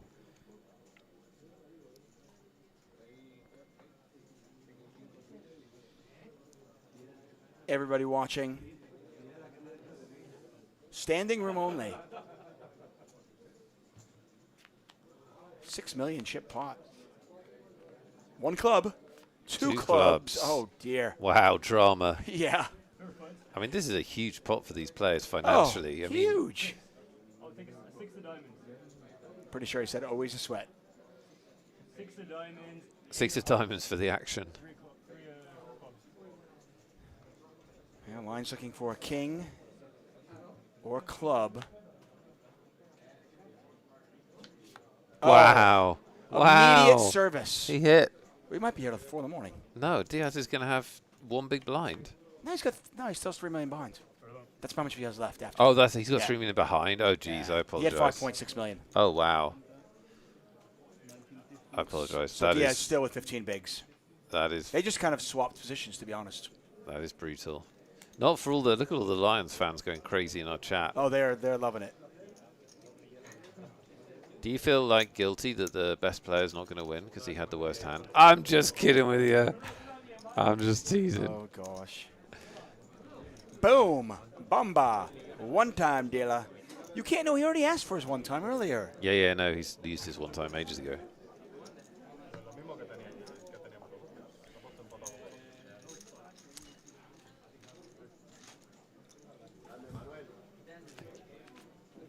Diaz. By the way, Diaz had like 9 million chips a little while ago. Lost that big hand where he moved all in against our Aquaman, right? Salazar. So he doubled up Salazar, and now he's doubled up Lions, and now he's our short stack. And what are you supposed to do? Well, somebody should go down to the floor and at least let Ledesma know. You don't need to tank when somebody moves all in front of you. That's not necessary. You're winning no friends with this behavior. I mean, it's one thing. I mean, I guess if you raise and then fold, or you 3-bet and then fold, you want to save a little face maybe. I don't get that either. But just, if it just folds to you, though, or somebody moves all in, it's like, okay, yeah. You're folding like 90% of your range here. It's not a big surprise.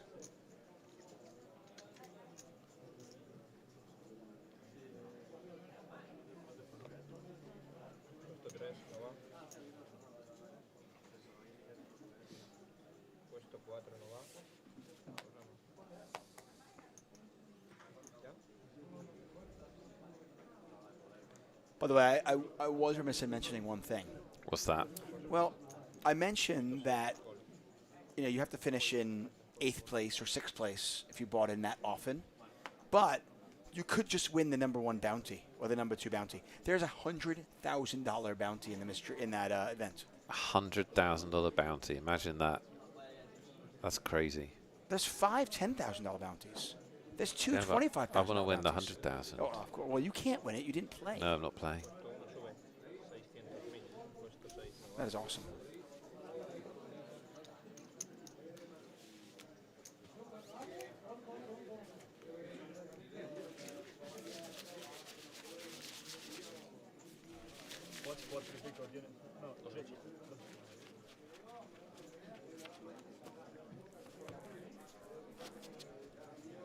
Just when I thought my prediction was going to be right that we're going to go to the dinner with 3. No. 9's no good. I mean, I will say, I don't really have a horse in this race. I'm no dog in the fight. I use all the metaphors I can, all the analogies. But I've been very entertained by Lion. So. You've been very entertained by what? Lions. Oh, yeah, for sure. So, I'm kind of glad that he's still around. Yeah, but it's very, very important when you're a welcome guest not to overstay your welcome, isn't it? Just generally in life. Yeah. That just these 4, they just need to be aware. We've had a good time. It's been very entertaining. We don't want to overstay our welcome. Well, Diaz is going to test that theory because he's going to be moving all in with ace-10 here. He may not. He may just raise. He does just raise. Oh, but he raises an amount that says I'm all in. The lesser used third way. Yeah, he puts in 1.6 of his 2.8 million.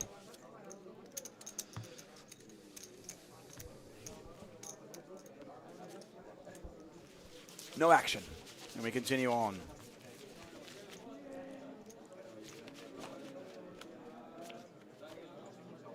I mean, it's funny. At times yesterday, it felt like everybody had someplace to go. Like, let's go. Let's keep playing. Just get your chips in. Can I share some personal news with you? I'm really hungry. I didn't want to say anything, but it's getting worse and worse. Good news is they have a dinner break in about 13 minutes. I know. I have paced my food badly today. I had lunch at like 2, and then that's it. And Yeah, it's really starting to. I mean, I ate at 2:45, so I'm also quite hungry. Let's pick a random tapas place and just say one of everything quickly. I would say let's go to the same tapas place we've been going to. One of everything. Yeah. I mean, we know it's good, and we know it's fast. I'm sure this is riveting content for everybody at home. Well, they tuned in at a time when we were very hungry. I mean, Oh, deal with it. Sorry. Diaz raising with Ace King. Salazar, we do not know what he has. But there's a flat. We're going to see a flop. That's exciting. It's funny, Ledesma doesn't take a long time unless he's staring down lions. It's only against lions. is it personal beef? Yeah, he just stares at him like, what are you doing to me, kid? We don't know Salazar's cards. No, but we I do like- know he might be in trouble. Yeah, I like Diaz's hand, though. I mean, if Salazar has a 4, well done you, man. The basic rule at this table for the last 2 hours is if you're the shorter stack, you're going to either have the best hand or flop the best hand. Right? Yeah. It's happened Certainly so like many that. times. I mean, Sanchez is wondering, he's walking out going, wait, I had kings. How did I get knocked out then? Yeah. How did that happen Yeah, to me? that was the one exception. Not a big bet, and I kind of like the small sizing. I mean, you're just so far ahead. And Salazar not going to fall for it. He lets it go. He averts disaster. Probably also he had like Queen Jack of Diamonds or something like that. We'll never know.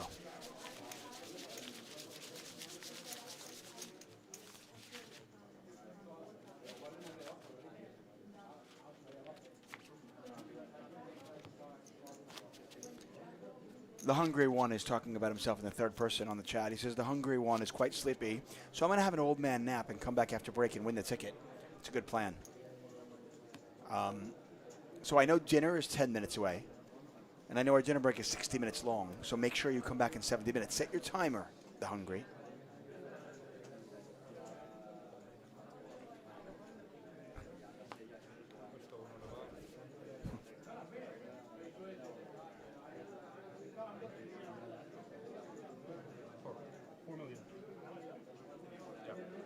Discounting the ante. Including this. Lions on the button with King Queen.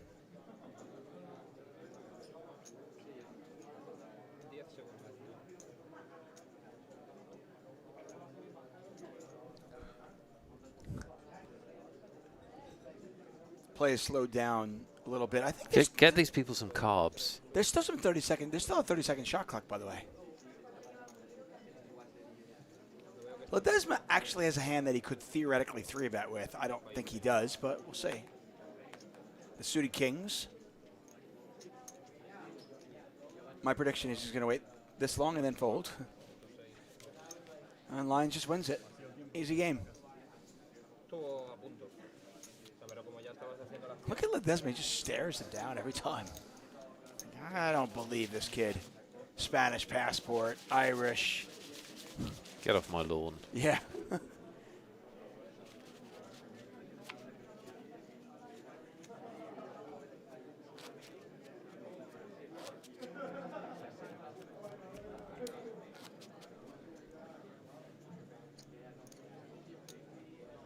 It has been a slow roll here. Some entertaining poker for sure, but not very many eliminations. We came back with 9. We've only lost 4 players. That is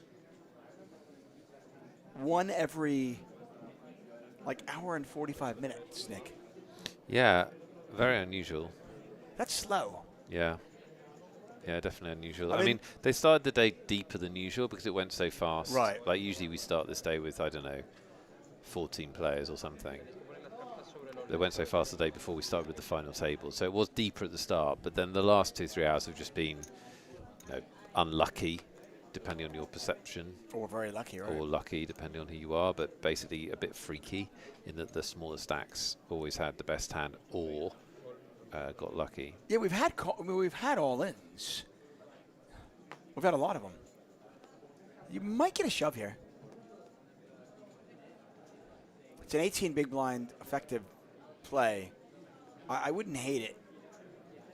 You just win it so often. And he decides to just tap the table with 4s.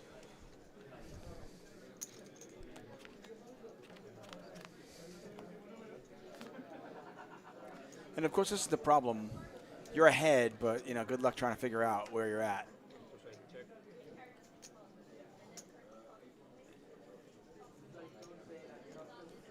I might put a little sprinkle out there if I'm Salazar at this point, simply just to kind of define your hand a little bit, get some visibility, just win it. Your hand is so vulnerable, you have no idea where you're at. And that's exactly what Salazar does, and he takes it down.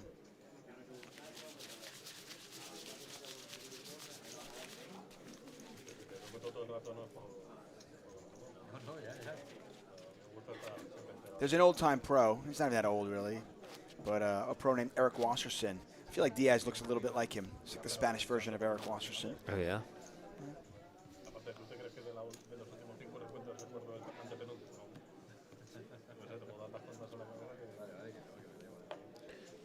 Parabellum in the free roll. The journey continues. 8th out of 15. So he's lost his lead, but players have been eliminated. Stay calm, stay calm. Oh, this is exciting. Should we forego our dinner break so we can cover the free roll? No. Oh, sorry, Parabellum. If I forget my dinner break, I'm going to eat you. Oh, God. I'm very hungry. Yes, yes. Parabellum's just going to have to win it without us and then tell us all about it. Yes, this will be the Madrid Jeffrey Dahmer special. Ledesma has aces. It's a good hand. It's a good hand. Yeah, it's a very good hand. But it's hard for Ledesma with his image to get action. Diaz looks interested. He is not a Hollywood guy. Diaz only on 18 big blinds, and he looks interested. This is King-Jack, and it's going in the muck. I think it's Ace-Jack, and he's going to go with it. He hasn't got an ace. There's 2 aces there, look. Oh, good point. It's pocket 7s, and it's going with it. Pocket 7s he will go with, yeah, I think. King-Jack, I think it's going in the muck. Tell us what he has. He definitely has King-Jack. I don't think he'd think this long with King-Jack. I think it's a pocket pair. Well, he's only facing 1 raise. If he only has 18 bigs. Well, he's thinking about whether to shuffle flat. Oh, he's going with it. Oh, he's going with it. This could be the end of Diaz. This is horribly unlucky. How big a pair is it? Or does he have a really bad hand, which would be like Ace-Jack or Ace-Queen, somehow in the an ace in there. So Diaz is 2 million, committing himself. Salazar out of the way. Lyons out of the way. Ledesma says all of it. Diaz says, yep, let's play for it. And 10s? Yeah, it is pocket 10s. Well, that is a cooler. Yeah. Can the short stack escape the noose one more time? Or will we be 3-handed? I believe this takes us to dinner break. Yeah, this will be the last hand no matter what happens. It'll either be Diaz's last hand or everybody's last hand until dinner. Ledesma looking to eliminate Diaz. And it was crazy because Diaz was our chip leader about 30 minutes ago. Yeah, that's all it takes. A couple of pots.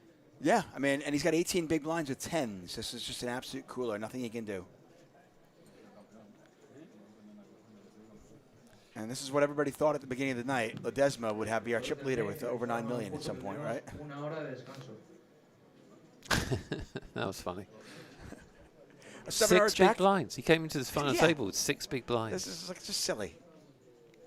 He's just living the dream, this guy. Yeah, I agree, Dire Straits. Diaz has taken this very well. Such a massive cooler. He just pick up a few more outs to hit. Any 7, any 10.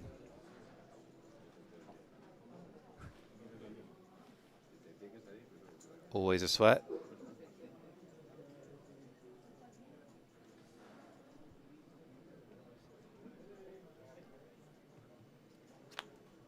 And no, sir. Deuce of clubs on the river. Ledesma up to 9.5 million chips. We say goodbye to Diaz. He had put on an amazing show. Phenomenal player. He earned himself 24,000 euros. His friends all congratulate him. He can go off to dinner and celebrate. Everybody can go off to dinner. The second most significant elimination in that 60-second period, because unfortunately Parabellum is out. GG Parabellum, 12th in the free roll. Well done from everyone in chat. Yes, and with that hand, we will go to dinner. We're down to 3 players. First place is 66,000 euros. You've been watching 888 Live Madrid. We'll be back in 1 hour. Don't go anywhere. When we come back, tickets. Right away, tickets for you. Exactly. Hello and welcome back to 888 Live Madrid. 800 nothing, actually. It's 435 entries. For some reason I had $888. It is 888 euro buy-in event. 435 entries. We are down to our final 3. All these players guaranteed heaps and heaps of money, but only one player will take home the trophy, beautiful trophy at that, and the 66,000 euro first place prize. There's a look at your chip leader on the left side of your screen. On the right side, the challengers, so to speak. Interestingly enough, though, our chip leader right now came to this final table with 6 big blinds. He was by far our shortest stack. And it's a pretty amazing story when you think about it. Very easily could have been knocked out in 9th, 8th place. Anything higher than that, and that's just, that's gravy, right? And here we are with just 3 players remaining. All these players have locked up just thousands upon thousands of dollars, well, euros, I should say again. And not only is he still here, but he's our chip leader. Lions, comfortable, but nobody's really all that comfortable. In fact, all 3 of these players have been a short stack and our chip leader at one point.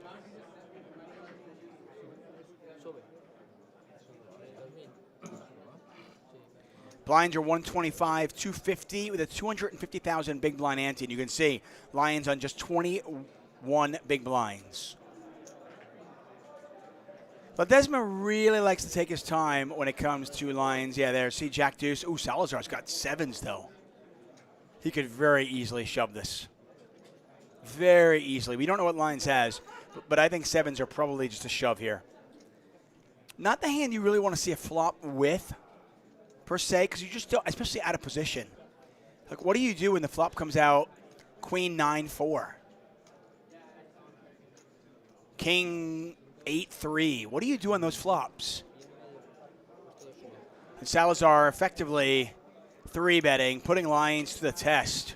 We don't know what Lions has. Once again, we are right out of the gate. Yes, we promised you a giveaway. Don't worry, that is coming. I promise you. Very, very shortly.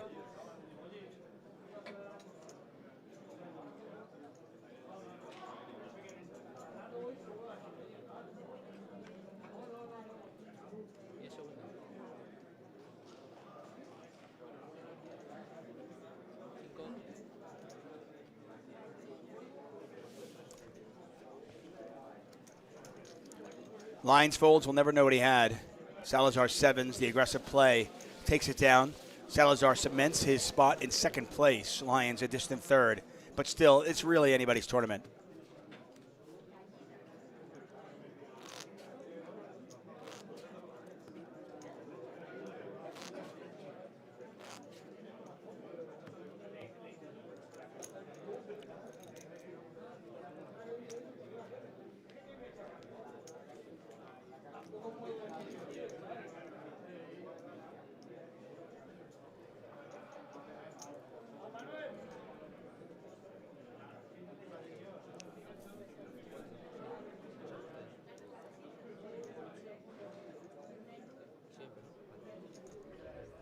Ledesma, our chip leader on 9.5 million, won a monstrous pot right before we went to dinner break.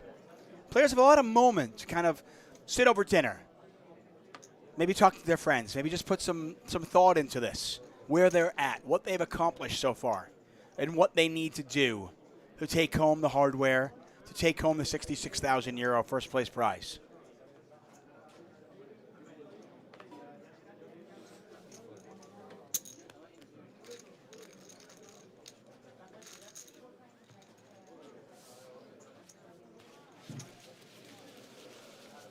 So we promised you a giveaway, and we're going to do it. David Tuckman, Nick Wealthall here in Madrid. 888 Live, Madrid. 435 players, whittled down to our final 3. You guys ready for a giveaway? We still have a couple of giveaways, by the way, but we're going to give one right now. We promised you. We said if you stuck with us through the break and you came back after dinner, we would have a giveaway right away, and here we are. Vana says, give it to me, baby. I'll give it to you, baby. Lime, are you ready?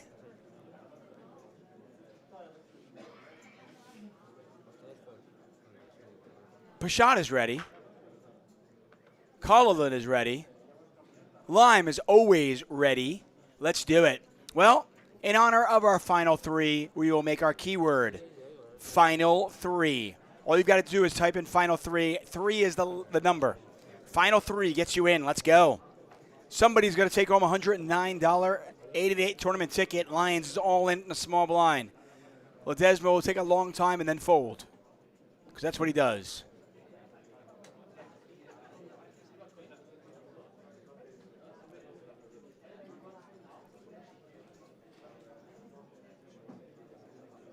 Get your final 3s in the chat. Somebody is going to take home a $109 tournament ticket. Well, Desmond does this. He's going to take this. I mean, by the way, it's a 30-second shot clock, but he uses the full 30 seconds, and then he folds. He likes to do this, specifically against this guy. Sí, puedes. Puedes decir lo que quieras. Porque si digo pago y pagas, me siento mal. Si digo no pagas y no pagas.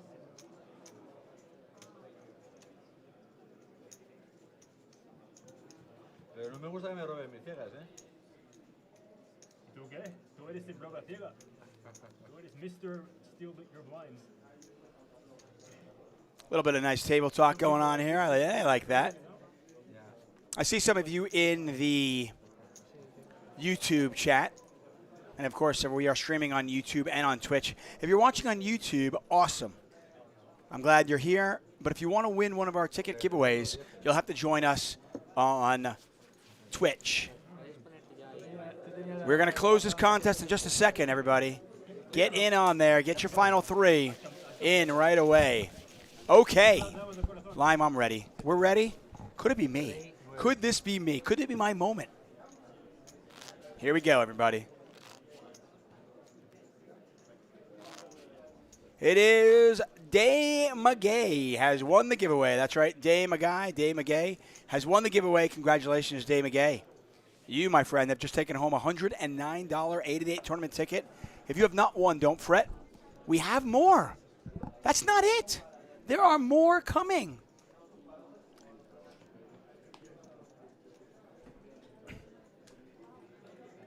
Yes, we have more, Solomon.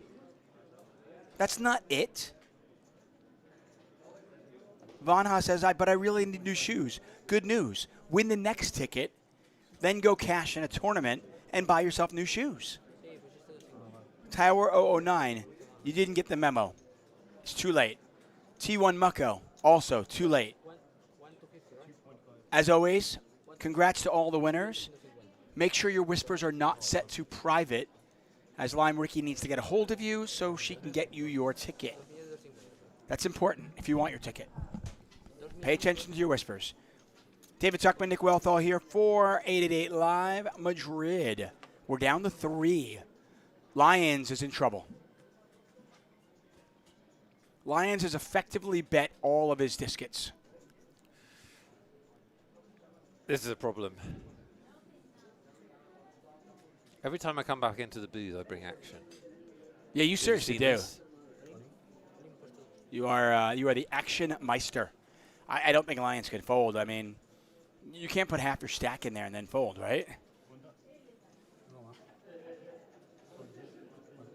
I mean, if that was the play, why not just move all in? What did he do? Make it? I'm just catching up here. He made like $2 million. Oh, right, yeah.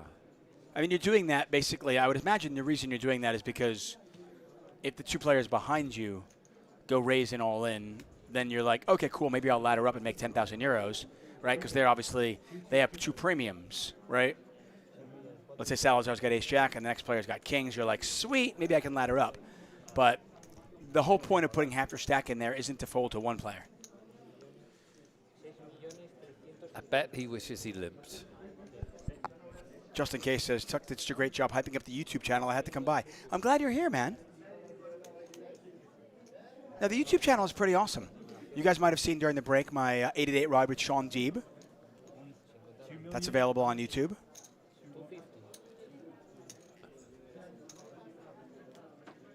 So what is this a... Well, I don't understand what we're doing with the chips here. He's, I don't know. He's considering what to do. Oh. He's put in half his stack. Uh-huh. Now he's thinking about folding. Uh-huh. I don't think you can do that. I mean, you can, legally. You can legally, and they're his chips, Yeah. but it would be unusual. What's up, Ramsey? I am glad you're here. What did he start the hand with? 20 big blinds? Yeah. Right. or just under 20 bigs. Like, if you're going to do this, He raise started like 18 or something. a normal amount and then fold. Right? That makes sense. Raise your Yeah. normal amount, fold, move all in. Any of those things make sense. But if you make it this amount, the only reason you're doing this is because you're thinking, I'll fold if both players go all in. This is where I die, my friend. So I can ladder up. Can I fold? I don't know if I can fold, man. I think he just said, can I fold? I don't think I can fold. No, you can't fold. I thought I couldn't fold, but maybe I can, man. Go. He's going to No, call. he's going to make the call. I mean, I figured eventually he would come up to the conclusion. He knows he's behind, obviously. But he's got 35% equity. Lions fans, you need another one time. Did you come back after dinner, or are you the kind of fans that just leave? Did they come back, the Lions? Oh, they all came back? Okay. They all came back. Okay, good. We got a winner and everything. We have more giveaways. Don't go anywhere. Ace Deuce versus, this is the biggest part of the night. The winner of this will be a huge chip leader. And if it's Salazar, we're heads up. Chop, yeah? I think it's chop. Deuce, king. Deuce, king. That's what he wants. What does he want? Deuces? Deuce, king. I mean, That seems like a good flop for him. that is a good flop there. Kind of greedy. I think he's a bit biased. Yeah. I mean, how about just a king 8 deuce flop? Okay, so Salazar has got his third hair configuration of his time on stream. That's the important thing. Day 2, he was man bun. Final table all down. Now, the business end, we've gone to a ponytail structure. Oh, there's the king. Oh, wow. What a sweat. Got 2 spades out there. Lions asked for the king, asked for 2 deuces as well.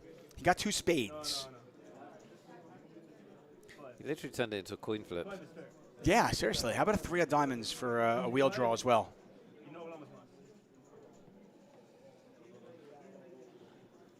Any deuce, any spade. Oh, dear. Wow. Oh, my. And imagine Lions was actually considering folding this. Salazar's drawing very thin. Very, very unlucky for Salazar. Really, he needs a jack, Like and it can't be a spade. What else can he do? He's got the jack of spades in his hand. Kill me. Oh, this is incredibly unlucky. At this moment, too. Bang. I mean, he's a little bit lucky Salazar's a chill guy, because I wouldn't appreciate that. No. 9 of clubs on the river, and Lions doubles up. He's up to 10.3 million. Salazar now on 1.8 million. It's going to take a moment for them to sort that out, but wow. Salazar, yeah, he's a little shaken up by that, but he is a chill guy. Yeah, probably not on the inside. I mean, you know, he's played really great aggressive poker for like 3 days, and he gets it in super good, like really good, and no result.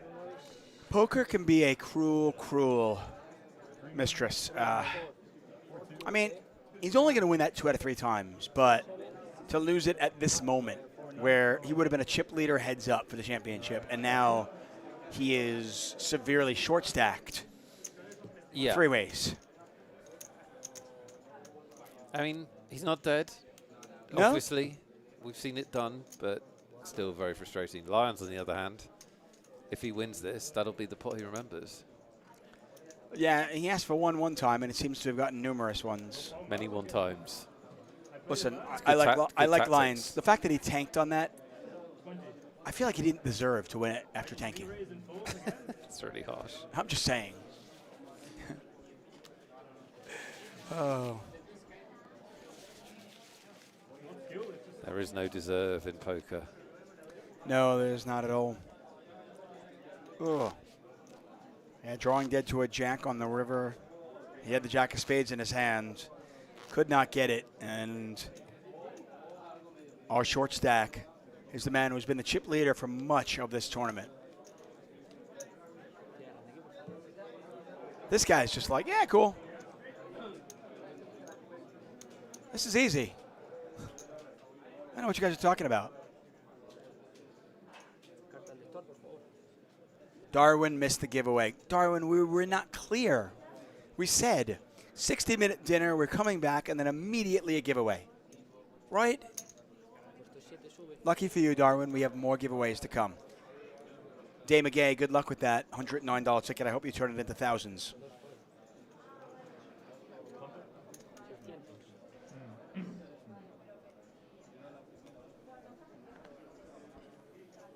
Von Perkel says, the few times I've been in even a smallish money tournament, when that happens, it kind of tilts me.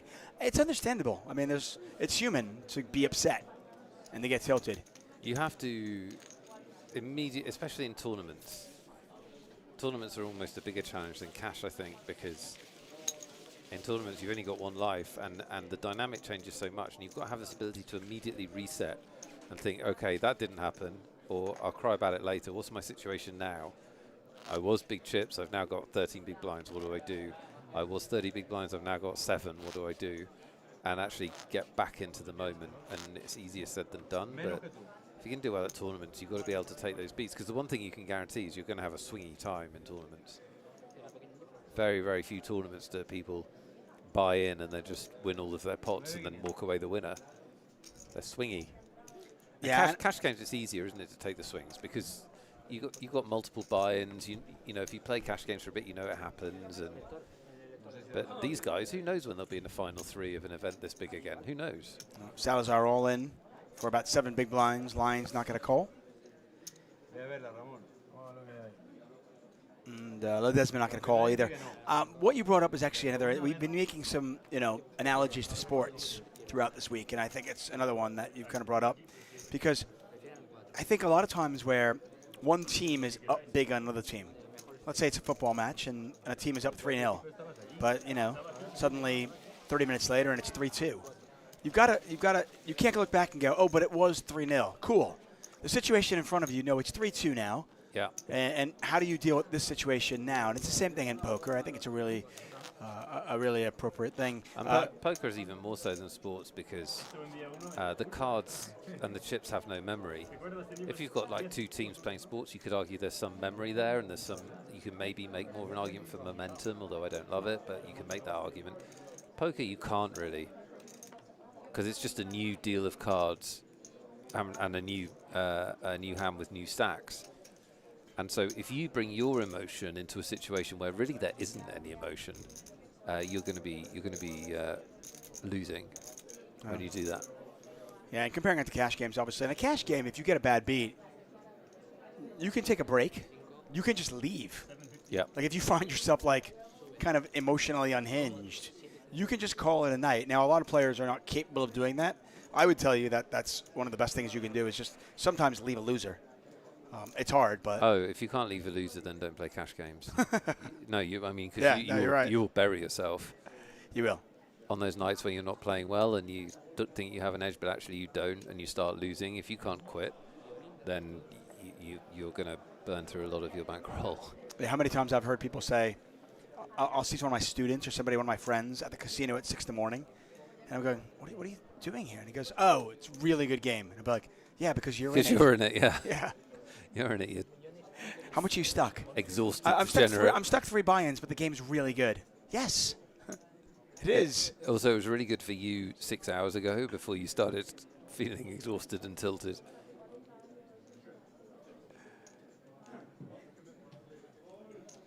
Nick Wealthall, David Tuckman here for 888poker. We are in Madrid, and it looks like we have an all-in and a call.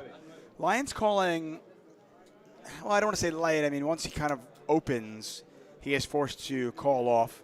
Does have live cards, and hey, 2 out of 5 times, this will be Salazar's last hand.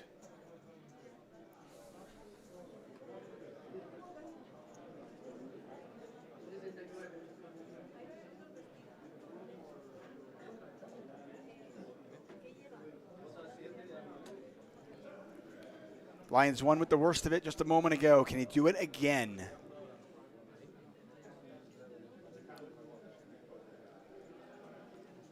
It's like a heavyweight bout. He's knocked him. He's knocked him against the ropes. Can he knock him out?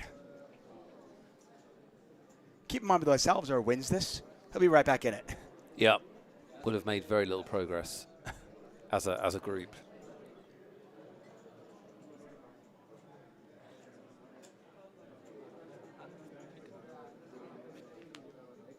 Let's see. Jack 7 wins and we're heads up. Backdoor clubs. Jack or 7. I mean, Salazar does not deserve to lose this hand. Let's be honest. Right. And if it was that simple in poker, He would have been double boned, which is a technical term. that is. I think Sklansky actually coined that. Yes. Lions just picked up a flush draw. Theory of poker. Chapter 4, right? So when he goes into double boning? Yes. Yeah, that's what I thought. Any club, any jack, any 7 will do. Lions with 33% equity. 1 card to come.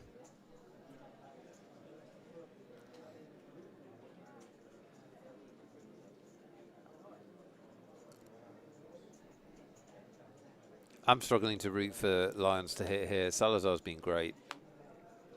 Oh, wow. He does hit.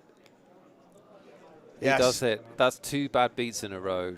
Yeah, it's really tough. And I mean, and losing either one individually, not such a long shot, but to lose them both is quite a long shot. And unfortunately for Salazar, you said it's not fair for him to get knocked out, but poker sometimes is not fair. And he is out in 3rd place. And if you replay, and which you can do because you can watch the streams back. I will tonight. If you replay the last 2 days, he's played so many fun hands. You know, aggressive, creative, and obviously the most distinctive looking person at the final table. He's been brilliant. I mean, just from a poker perspective, he is really a talented poker player, no doubt about it. But the man of the moment right now is that guy right there, Lions, who is our chip leader. He survived the ace-deuce, then knocks out his opponent with the jack on the river. And it is Lions versus Ledesma for the title. And then there were 2. Matthew Nally's a skill issue for Salazar. Fair comment. Always win your all-ins. Paolo Andres says, oh my God, not again, Jesus. Yeah, it was brutal.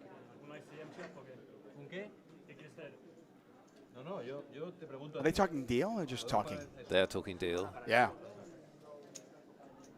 ¿Cuántos tienes? Contamos. ¿Tú sabes cuántos tuyos? 9-8 tengo yo. 3. They're talking money. Talking money, I like it. If you're Spanish, you can understand the negotiations. I know you're never shocked at this, but I'm a little bit shocked that they are actually that Lions is willing to make a deal. Why? Like I said, I know. I think his perception is that do you think he plays a lot of €22,000 heads-up matches? No, I mean, Mike, this is a huge amount of money. It is. It's a ridiculous amount. To flip coins for. Come on. Listen, I understand your logic, and I think you're right. I'm trying to jump inside his head, and clearly I don't know. I'm just surprised. I would have thought that he would have thought that he has an edge here. I'm not necessarily agreeing with that. I'm just saying. It doesn't matter. It doesn't matter that he has an edge. Like, his edge has got to be massive not to do a deal here. It's €22,000. So they talk for, we're getting word that they end up talking for about 10, 12 minutes. So why don't we leave you with the dulcet sounds of them? Well, no, because it's a... No, we need to fill. We need to fill, or no one's going to want to sit and listen to 12 minutes of... It's an English stream, David. Come on. Okay. You want people to listen to a foreign language for 10 minutes. I don't think we can do that.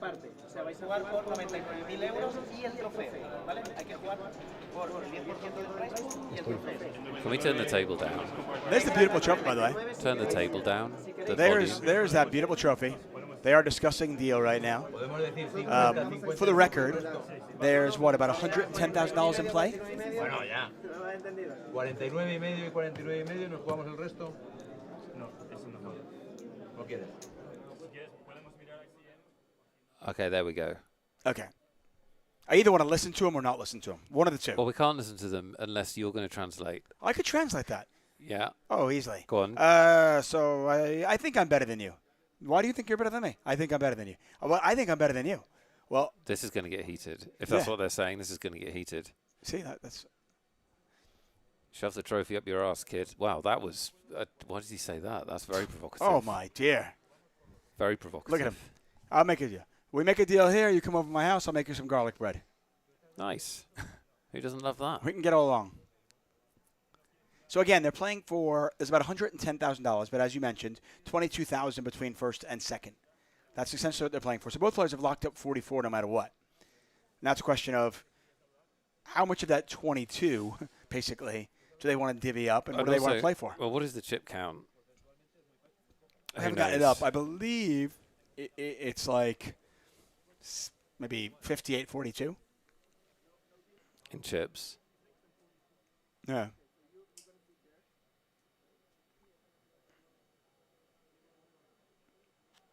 No deal. Play for the win. Come on. I'm telling you, if I ever get in this situation, I'm not making a deal. No way. No how. I call. Stick your deal right up here. I call. Parabellum says keep doing a voice each. Okay. I can't do an Irish accent. Can you do an Irish accent? Lucky leprechaun. Here comes the... No, you can't.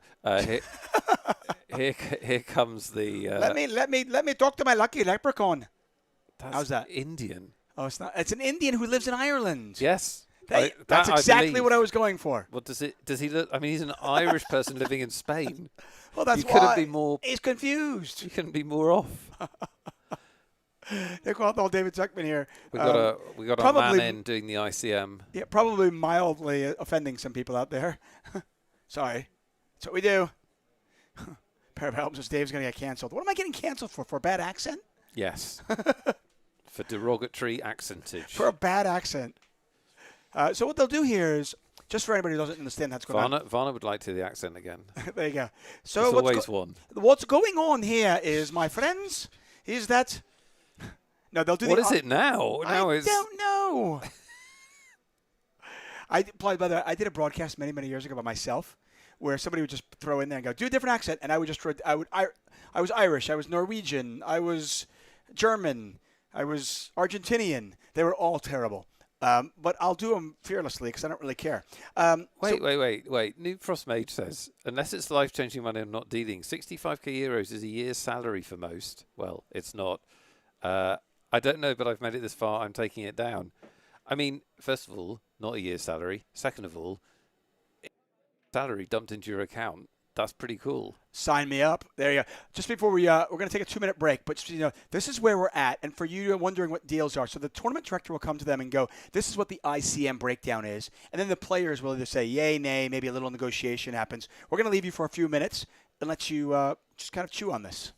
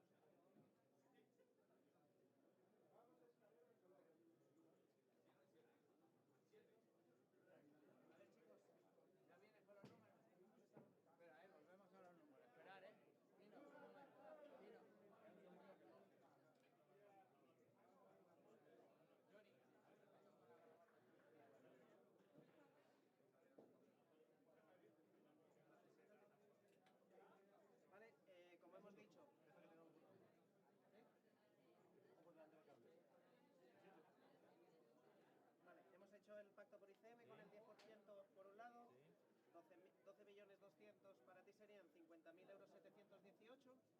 Y para ti que tienes 9.525.000, 48.000 euros 281. Se jugaría por ese dinero, si aceptáis el pacto, se jugaría por ese dinero. Entonces los seis por tenéis que jugar. So we left through the numbers there. The ICM numbers we were getting a report of is a little bit over 50,000 to about 48-ish.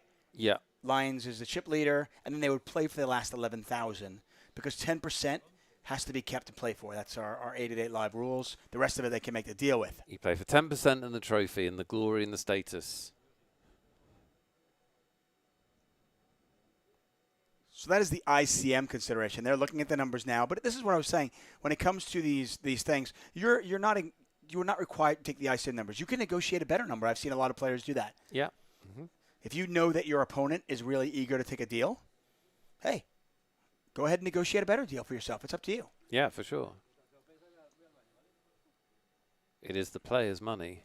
I was at a final table once, and it was actually quite annoying because I was trying to make a deal with somebody. They wanted to make a deal. But because they were backed, every time we'd come up with numbers, they had to run off and go make a phone call to the backer to find out it was okay. And I'm like, oh, it happens, right? Like, stop it already. Just make a decision. But it's not. That's because it wasn't their money. They had no choice. Their money, yeah. Right. I got it. Yeah. Nothing you can do. So no matter what the deal, if they do come up with a deal, they will still be playing for 11,000 in that beautiful trophy. And by the way, that is not some dinky old plastic trophy. That is the kind of trophy that you need two hands to hold. It's a strong one. Weighty. It's, yes. Like I said, if you ever win one of those trophies and you get an intruder in your house, you can use that to hit him over the head. That'll knock him out. What do you guys think? Do you guys think there's going to be a deal or no deal? So to give you the cliff notes of the conversation, Lions wants more money. There you go. That is the cliff notes.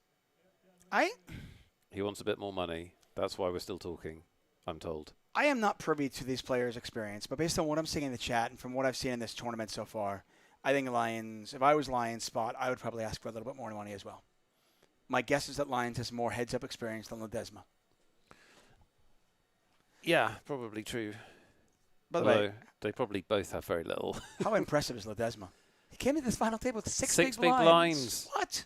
The ultimate short stack warrior. He had 96,000 chips. Yeah, amazing. Amazing. Came in with 6,000 euros locked up. And now before the deal, he's got 44,000 euros locked up. Unbelievable. Noob Frost Mage, by the says that is a beautiful trophy. It will look good on my mantle next year. Good luck to you. I hope that happens. Yeah, there's several to play for. Doesn't have to be next year. Yeah, it could be this year. It's only January. Bucharest in March, Barcelona in May, London in August. So I believe Lions has said no. He said no to the ICM. Yeah, and his opponent is trying to convince him, maybe? Or maybe just make it a little better terms for...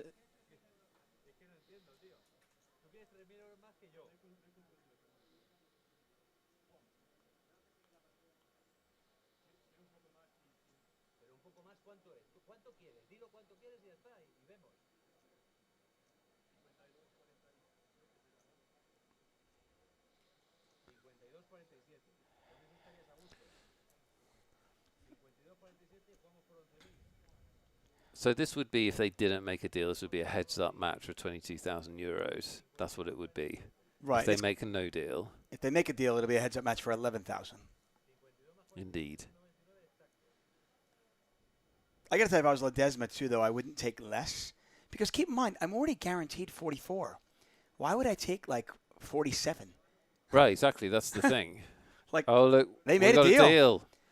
We and have a deal. I'm getting it. Hold on. Producer is talking to me right now. Do you want the numbers? We want the numbers. Okay. The kid. The kid? Oh, that's what's written down. I mean, he's not a kid. That would be illegal. Okay. Lions takes 52K. Ledesma took 47K. Okay. They're playing for the 11K in the trophy. So like a couple of grand concession to the young fella. Yeah. 52, I mean, listen, 47. I'm going to give him credit. That's a really good negotiating by Ledesma, by Lions, because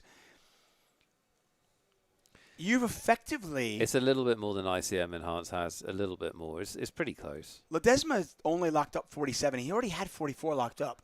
So he's basically locked up an extra 3K, but now he can't get access to the other 8K. Like, that's what it's really, it's 8-3 on that extra money. Yeah. Seems excessive, but hey, good job, Lions. Yeah, I mean, he has a slight chip lead for some of it. Fast forward 3 hands, then what happened? Yeah, totally. But I think he does, you know, he has an edge. But you would expect him to have an edge. You would expect both players to think he has an edge. But keep it in mind, doesn't mean very much if we deal ace-king in a pocket pair, does it? Right. Who cares about your edge? I mean, keep in mind, well, it seems like, it's only a $5,000 difference, so that's pretty close, right? That's probably ICM. Keep in mind, take the $44,000 out of it. It's just the 22, and you can even take 11 out of it because they have to play for that. So it's just the 11,000 that they're divvying up, and the way that 11,000 has been divvied up is gone 8-3. So just to be clear, Colin, Lions is getting 52. Desma is getting 47, guaranteed. And they're playing for 11K in the trophy. So this is an 11K heads up that you're about to watch.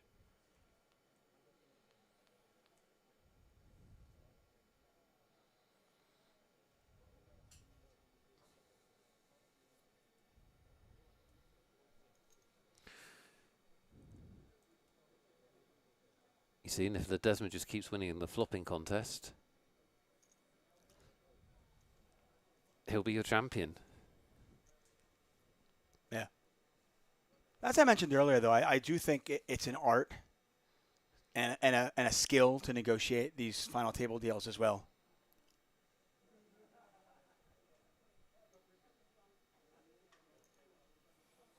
We'll get the table audio back up for you so you can get the sounds of the room. I like them.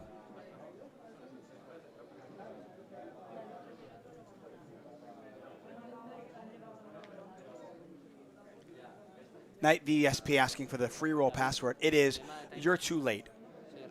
Just type in "you're too late," and you can have access to the free roll tomorrow. That's right. We do have another free roll tomorrow.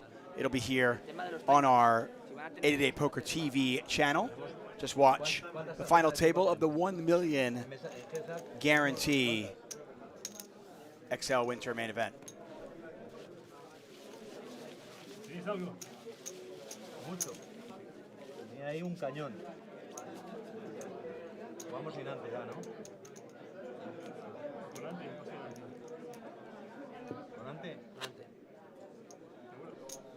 So we're playing for 11,000. We're playing for that beautiful trophy. Still a pretty big. Might I say these players have never played for 11,000 heads up either? Yeah, for that's sure. fair. Yeah. Almost certainly. I haven't handed mobbed either of them, but there's a good chance.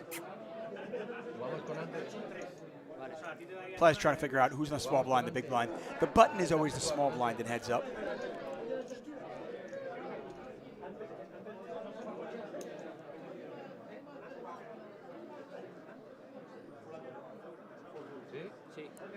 The button actually acts first pre-flop in heads-up play. Gets that last post-flop. ¿Vamos con antes, el César? Sí, sí.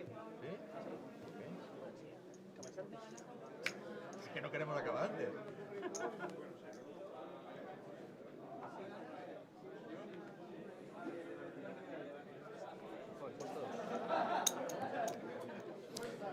Lions mucks his button, which is the first sign that we might be here for a while.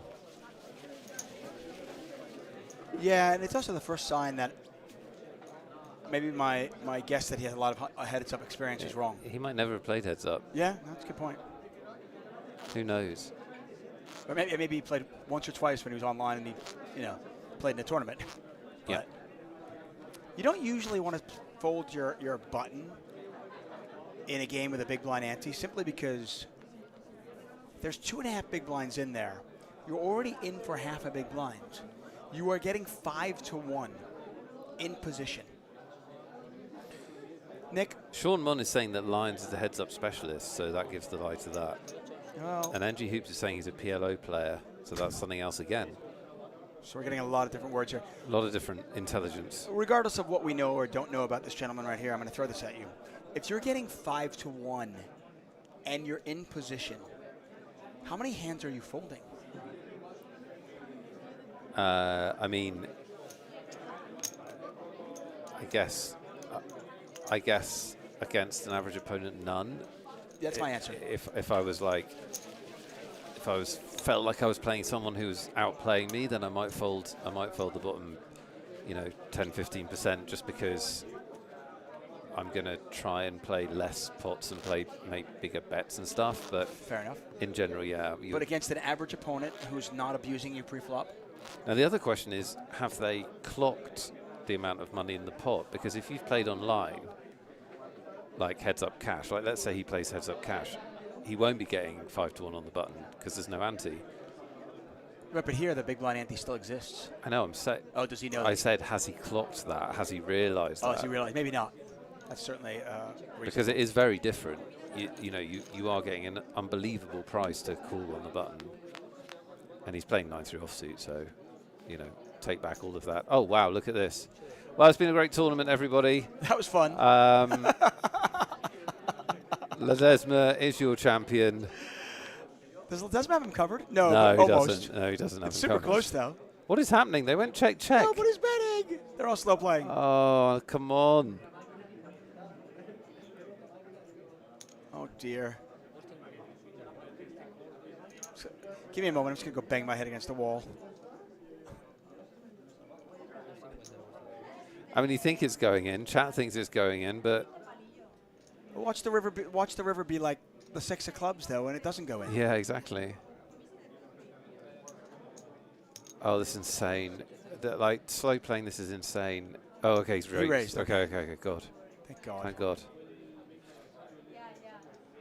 You got to try and get the money in, and there's a lot of money to get in. Right, that's the big thing. There's a lot of chips that have to go in, folks. You've got to try. But obviously, this is the ultimate heads-up cooler where they both think they're trapping each other. Of course. And I get the trappy thing, but it's just one of those things where you go, the chips don't go in by themselves, folks. Yeah.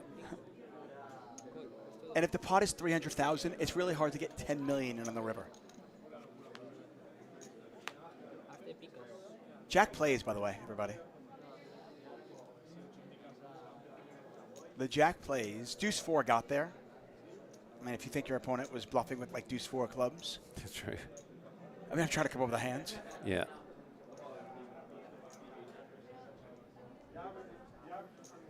I mean, I always think that heads up a certain percentage is just air, always. Of course. It's just like it has to be. Just like nothing.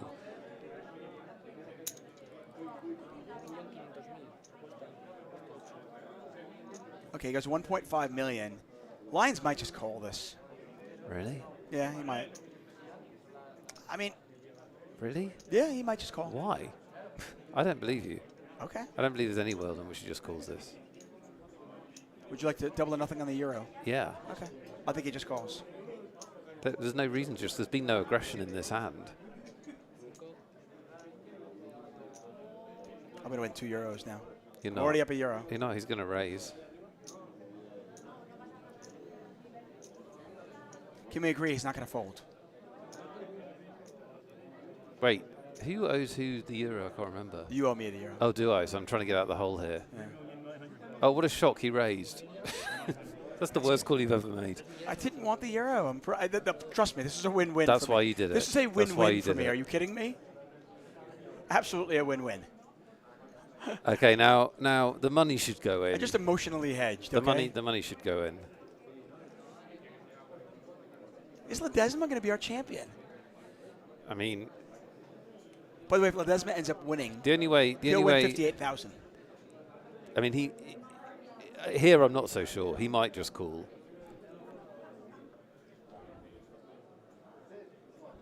Maybe he folds.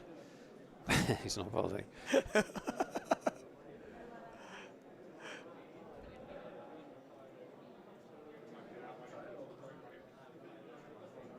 This is a very strong Hollywood from Ledesma. I don't think he's Hollywooding. It's strong Hollywood. I think he's. Well, he's not serious. worried. He's not worried, is he? No, but I think he's serious. Oh, or is he all in? Oh my gosh, his lines can't fold now, right? You just don't beat that much with 9-3 anymore. I mean, like 9 bets went in just now on the river. What are you beating?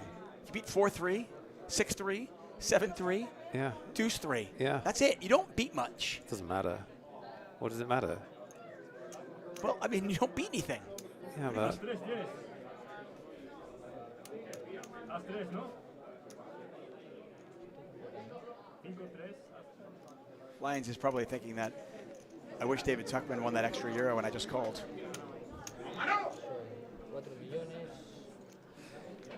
I mean, he's going to think about it, but imagine folding and being wrong. I mean, it's just be the worst hand of your life. Islos has been thinking right now, why did I make this deal? Because like, as you said, there's threes that he beats. There are, but you don't beat a lot of them, though. But so what? What are you advocating? I don't understand what you're saying. You're saying you should fold. I think when you call here, you're losing more often than you're not. I'm not saying you should fold because you're getting 3-1, but I'm just saying I think when you call here, you're not winning 50% of the time. I'll put it that way. How's that? No, I'm not saying to fold. I don't think I agree. I mean, you lose to king 3, ace 3, fives, eights, Ace 8. ace 3. Oh, you're talking about what you lose to. What do you I'm lose talking to? about what you beat. He's not doing this with ace 8. Why? He definitely is. Did he suddenly become ace 8? Why are you so agitated? Yo también me pongo de pie, entonces.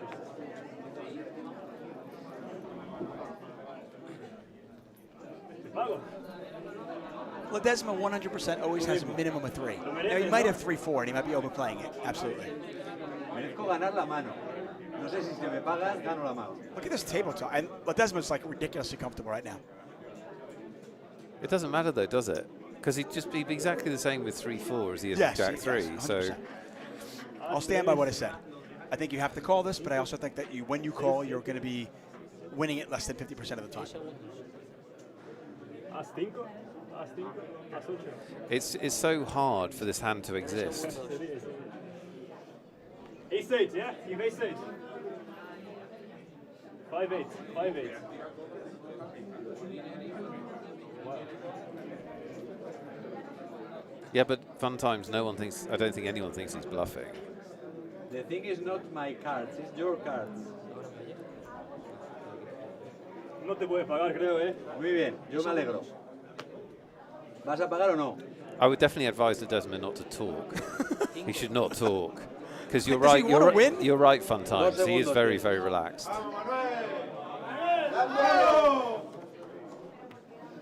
He folded. He folded. Jesus. Ledesma was like the woman on the World Series Poker Show who ran around the whole room with like had aces. Yeah. The TV show. It's like okay. I don't know if that's a good fold or a bad fold. He folded and he's still here. I mean, he's right. So obviously, it's an amazing hand. Wow. Ahora me sorprende que te hayas tirado el 3, ¿no? The problem is, obviously the Des was not bluffing. But the problem is, how do you know what he thinks he's got? Like, he's as excited about ace 8 there, in my opinion. Oh, I don't. I think he always has a 3. I disagree with you. But I think he is as excited about 3 deuce and 4-3. No? Yeah, definite. That's definite. That I think. But I don't think he has ever has ace 8 there. I think every single day of the week he has a 3. Minimum. Ya te digo que no es. I mean, he could have pocket 5s. No, mis cartas no eran Although I will say, I really wish Ledesma had 4-3 there. O sea, The paramos. Lions folded the winner. I mean, you know, it's an above the rim Es que fold. estoy temblando todavía, ¿eh? Se nota. How's that deal they just made? Well, this is it, isn't it? You and the no deal police. This is the problem with. I don't mind. See, I'm not no deal. I'm just not giving. I'm not giving the other player extra, because it's like I'm like, dude, if I win one hand, suddenly I'm in the lead. No. Also true. 1500. Like, there's so much variance. You want to split it up, fine, okay? 5.500, 5.000. 6. Tú tendrás 15. No sé. 2, 4, 5. What a story, Ledesma coming to this final table last in chips, literally less chips than Chiriac, Perez, Campbell, Calzone, Sanchez, all of them. He had 6 big blinds, 96,000 chips. Casi 16. It looked inconceivable that he would run this up, and yet he is here with a 3-1 chip lead, heads up. Ya la verás, ya. No lo voy a mirar. Hay que ver, joder. Whether it was a good call, a good fold or Yo not, creo que no ganaba. let's give credit for Lyons. He's still there. Yeah, yeah. Well, I mean, it's obviously a good fold in that situation, and if he just thought ¿Y kicker dices o qué? this guy is super strong, ¿Kicker dices o qué? No sé cuál es tu kicker. Yo creo que no ganaba la mano. Tenía un 9. No lo harás con 4-3, joder.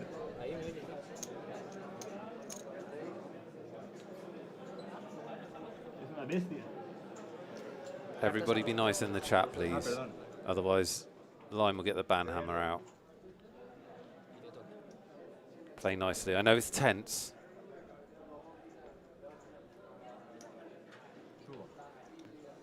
Sube, puesto 8. 6.25.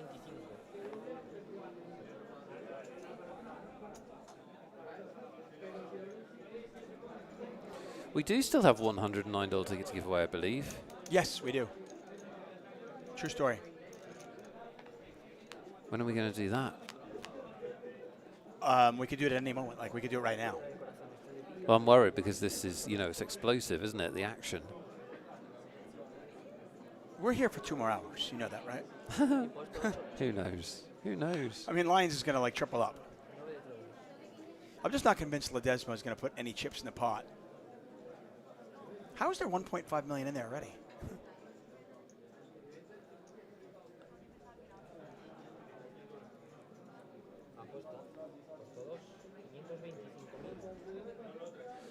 That was a pretty cool hand with the 3s.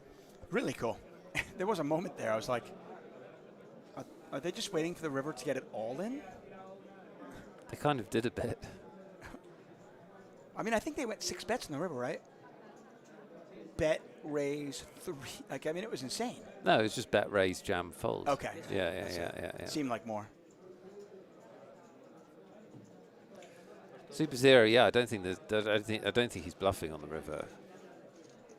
But the question is whether you can fold, because the question you're trying to figure out is,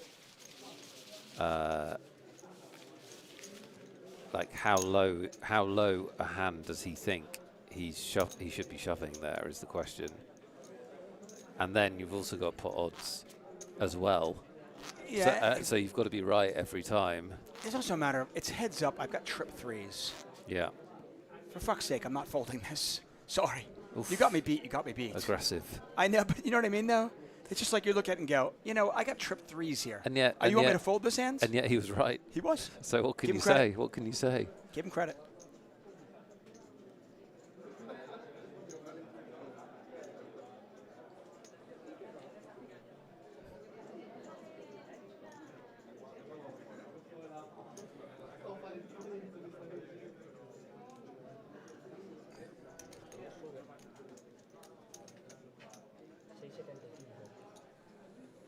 If the man with the glasses wins, well, that's 58,000 to the winner. If the man with the hoodie wins, 63,000 to the winner. Both these players have locked up 47 and 52. They play for 11,000. Both have hands here in heads-up terms. These are strong hands. And that's interesting that the Ledesma is 3-betting the ace-9 suited. Not because that's an interesting play, but just because we don't know. Ledesma's played kind of tight, and we don't know how open he's going to play. Maybe he has a lot more experience heads up than we thought. I mean, you can't, for most of this final table, he was short stacked and he was surrounded by super aggressive players, so he couldn't do anything. So he could definitely be more aggressive than we think. Yeah. I mean, I'm definitely guilty of judging a book by its cover, and the fact that, we see a gentleman who's a little bit older, didn't have that many chips, you think, okay, he's tighter. But yeah, I think your point's well said. I mean, there's no reason why he couldn't be super, super aggressive. This is probably an all-in, by the way, with 3s on the button. Your opponent only has 21 big blinds. Shoving these small pairs is just unexploitable. Yeah, I don't think he's going to do that kind of thing. He just limps. It's the exact opposite.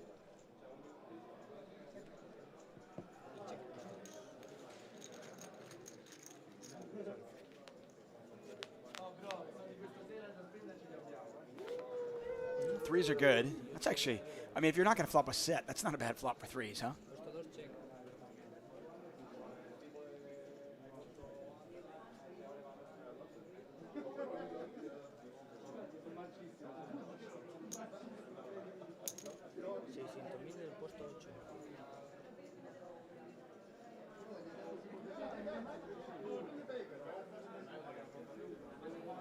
So apparently Desma's a reg in the Grand Via, plays the daily tournaments,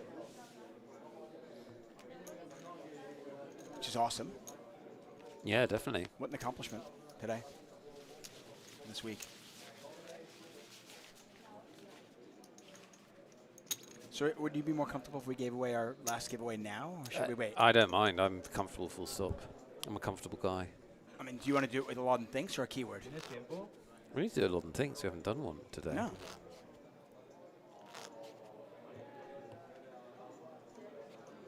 What's the market price?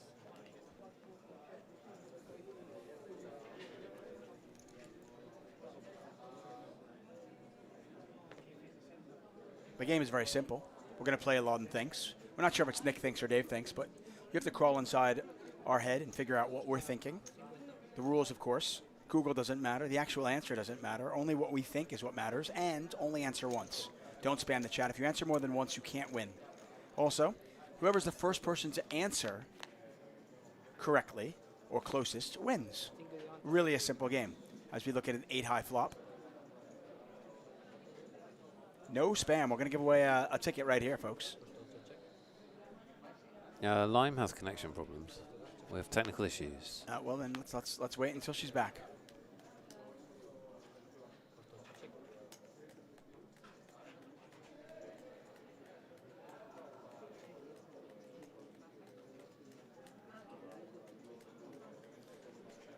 Lime's got apparent gremlins in her. In a Costa Rican. Yeah, her connection was great all day, and now suddenly no good. Lions, by the way, hits a pair of 10s. There isn't a question yet. Relax, everyone. We're just trying to make sure our moderator can actually moderate the contest. If she can't, then we'll switch it up. We'll pivot to a keyword. A lot Well, easier. actually, oh yeah, I see.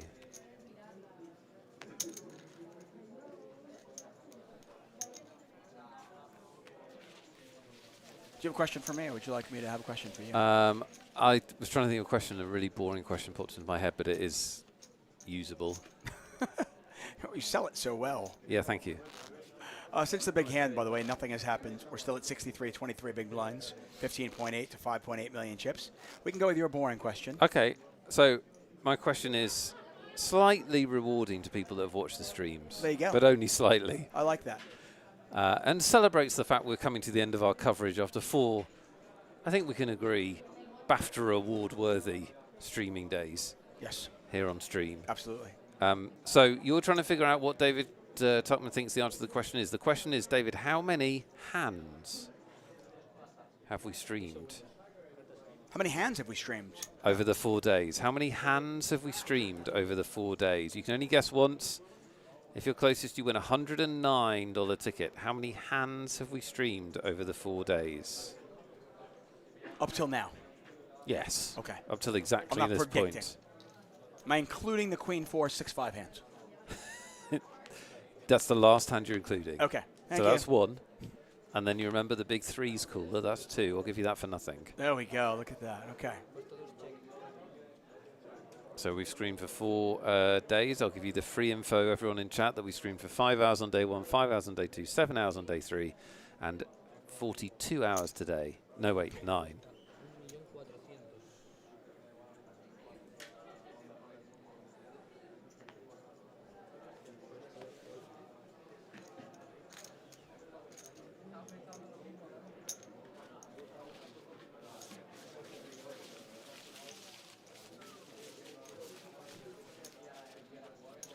Get your guesses in. Lime Ricky, providing she's functional. There's been issues. We'll say when the contest is closed. David Topman's doing maths. Some punchy guesses in the chat. Seriously. 4 days of streaming. I was including that last one, right? Yeah, you're not including this one. No, no. This one. This was this okay. one. No. Okay, got my answer on. Well done. Some of you have no idea how many hands are played in an hour. Also, yeah, Limo, stop guessing. It's one guess. You can't win now. You disqualified Yeah, you yourself. literally can't win.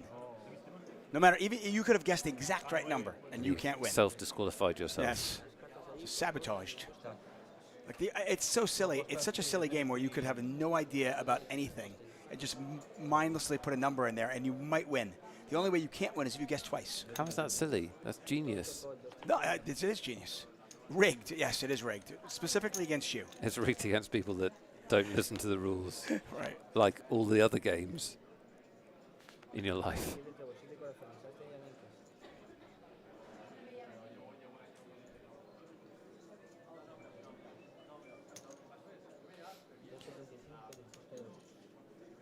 When I watched this final table today play out, and I saw Lyons' aggressive play when he took the chip lead, and Relentless and Salazar, how just absolutely ferocious he was, and Diaz, and all that, I thought, you know what, though? It's Ledesma's day to shine. I knew it was from the start. You looked at it and you went, that 6 big blind stack, he's going to take that bad boy and run it up to a gajillion. It's amazing how poker is. I mean, he had ace-jack versus kings. It's interesting that Ledesma peeled here with a jack. I really don't think he's quite as tight as people would have assumed. And it doesn't matter if you're a tight player full ring, naturally.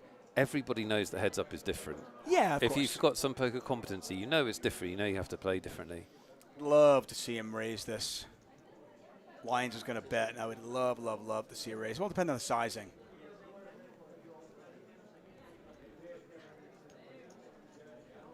This suddenly becomes a very, very tough hand for Lyons to win because you bet again.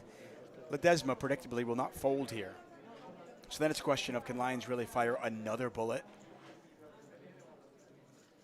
Logic would say no, and then Ledesma to win it anyway. Unless, of course, Lyons gets very lucky and somehow hits a 7 or a 4 or an 8. That's not a heart. Yeah, Lyons only has 7 outs.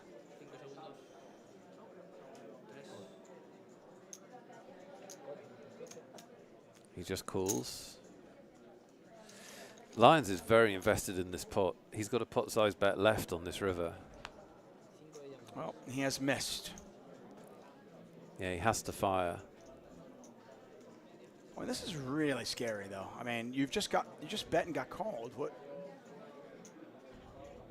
Although there does come a point where you go, well, He's going to shove, I think. yeah. What am I going to do here?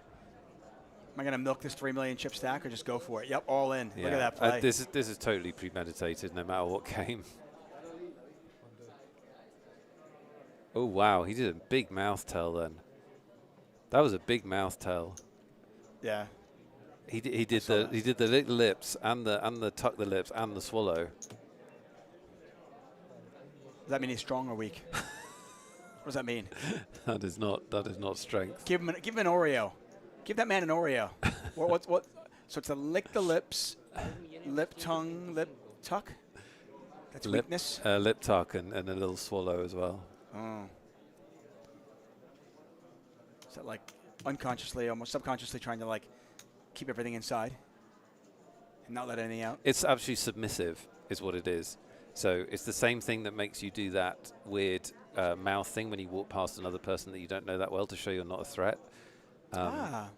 Horses actually, when they're being submissive, chew, and so it's like a subtle version of that. But he's going to get it through. He is going to get it It's through. It's a brave play, totally premeditated, but still very impressive to have that much. Yeah, he just did not. He just put his tournament on the line with 7 high. I mean, yeah. He just did not think Ledesma had an ace. And he said, you know what, I'm going to put a ton of pressure on a pair of 10s here, and I don't think he can calm me down with a pair of 10s. And he didn't even have that. He had a pair of 5s, but nonetheless, a big, big pot for Lyons, and he's back in it. Yeah, Lyons is putting on a show here.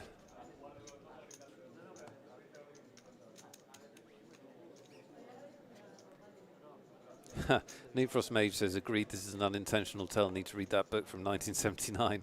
Yeah, well, human behavior hasn't changed. No. And frankly, that's Mike Caro's tells book. The lip, you know, the lip, the lick of the lips, and the tuck, and all the gut and swallow. I do that often with my wife when I walk by her. Please don't hurt me. Just to let her know I'm not a threat. Don't shout at me. Yeah.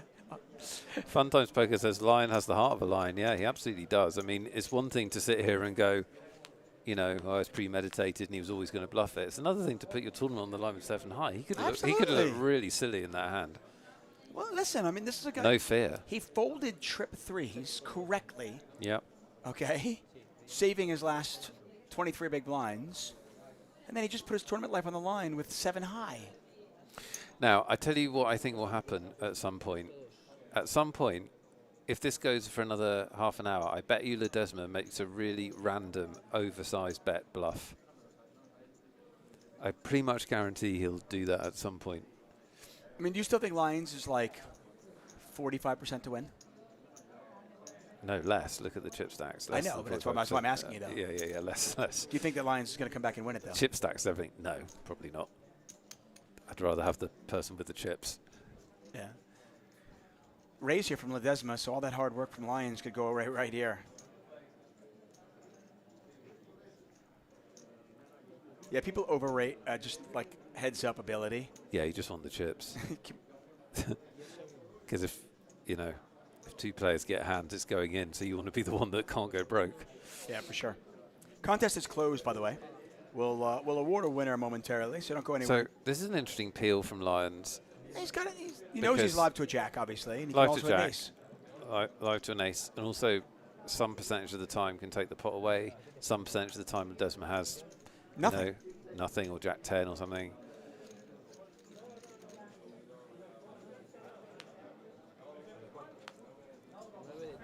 Nine of clubs on the turn.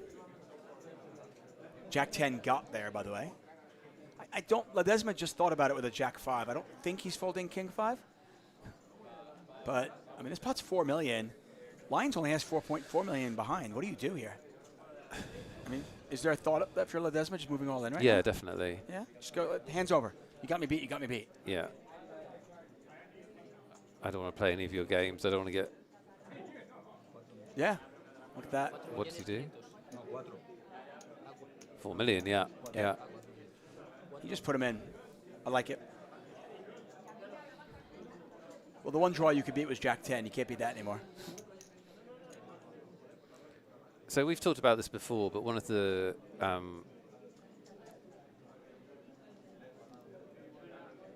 biggest things that you can do in a heads-up match, this goes out to all of you if you're ever in a heads-up match, is like really try and take a step back and ask, who's the more skilled player here, me or my opponent? And it's very, very hard to do because no one wants to think that they're not.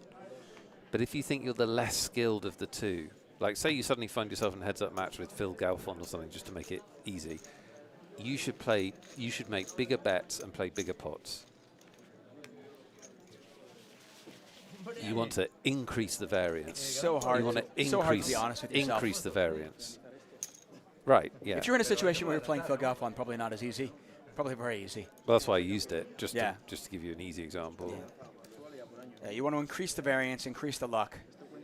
You don't want to play small ball with somebody who's just David an absolute Tuckman, beast. we've got 109 ticket to give away. Thanks to Line for persevering through your bad internet connection. We have a result. I asked you, how many hands of poker have we streamed over these 4 days?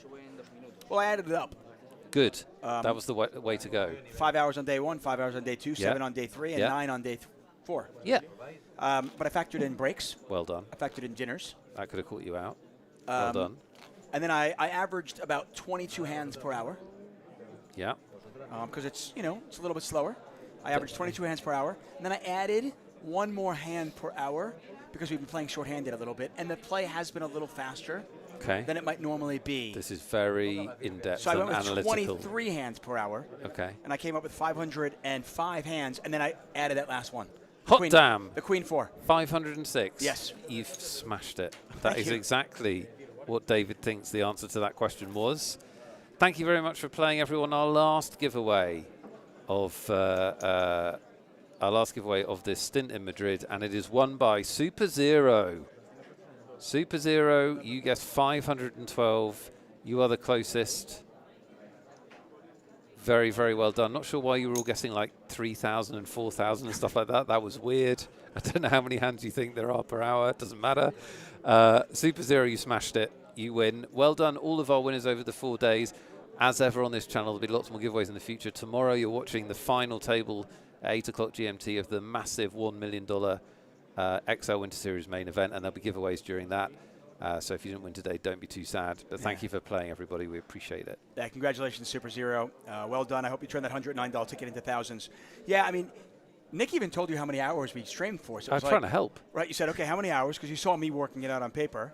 And then it was just, okay, how many hands do you get in per hour? I mean, the 4,000 guests were like, wow. A touch high. I mean, that's like, I guess online maybe? Heads up online, do we get that many hands in per hour? How many hours is it? It's like, it would be like almost like 170 hands an hour. Oh, right, yeah. You're not even, no. I don't think you're even getting that. Heads up. Oh, thank you, Colin. Appreciate that. Really appreciate all of your support. By the way, so tomorrow we do have the final table of the $1 million guarantee on the XL Winter main event. That's tomorrow. Nick and I will be flying, so we will not be commentating on that one, but make sure you join all the action. We'll have a free roll tomorrow. We'll have more giveaways tomorrow. Then next Monday, February 5th, Nick and I are back at it. Our next Magic Monday, next Monday, with the Wheel of Justice coming back. That's right, the triumphant return of the Wheel of Justice. Spin the wheel. Old Leafy says if you multi-table, it feels like that. I'm sure, listen, I'm sure if you're playing online. Oh, if you multi-table, you can get up. Yeah, I mean, if Yeah. you're Sean Deeb and you're multi-tabling online, absolutely. Sean Deep does that in half an hour. doesn't he? Right, but this is not that. I understood any guess between 300 and, say, 700 made sense to me. So in that book, Gus Hansen wrote Every Hand Revealed, which was worth a look. But, it's obviously an old book, and some of his ideas are you shouldn't follow. But he won the Australian, whichever one it was, one of the big tournaments in Australia, and it's like a 4 or 5 day tournament. And he in his book, it's every hand he played, and you think, oh, well, this book's going to be huge. No, It's like 81 hands. no, it's like it's a bit. Yeah, it's not tons and tons and tons. Like maybe it is about 100 hands or something, including the heads up. Barra said that was my first poker book to read. It's a good read, isn't it? It's interesting hearing the thought process and seeing how a tournament develops. But you just don't play live. You're just not playing that many hands. That's why the variance is so high, because a few hands have to go your way in a tournament. It's also why it's so difficult to figure out if you're actually doing the right things. If it's so hard to figure out if you're making the right decisions, because we always fall back to the results, not realizing that it's such a small sample size. Yep. The results can deceive you for years and years and years. Well, except you'll be broke, but Well, yeah. yeah, it's very true. It's very, very difficult. New Frost Mage is excited. That's right, February 5th. Circle that date on your calendar, folks. It is the return of the Wheel of Justice. Dun, dun, dun. Yeah. That's all I got. Okay.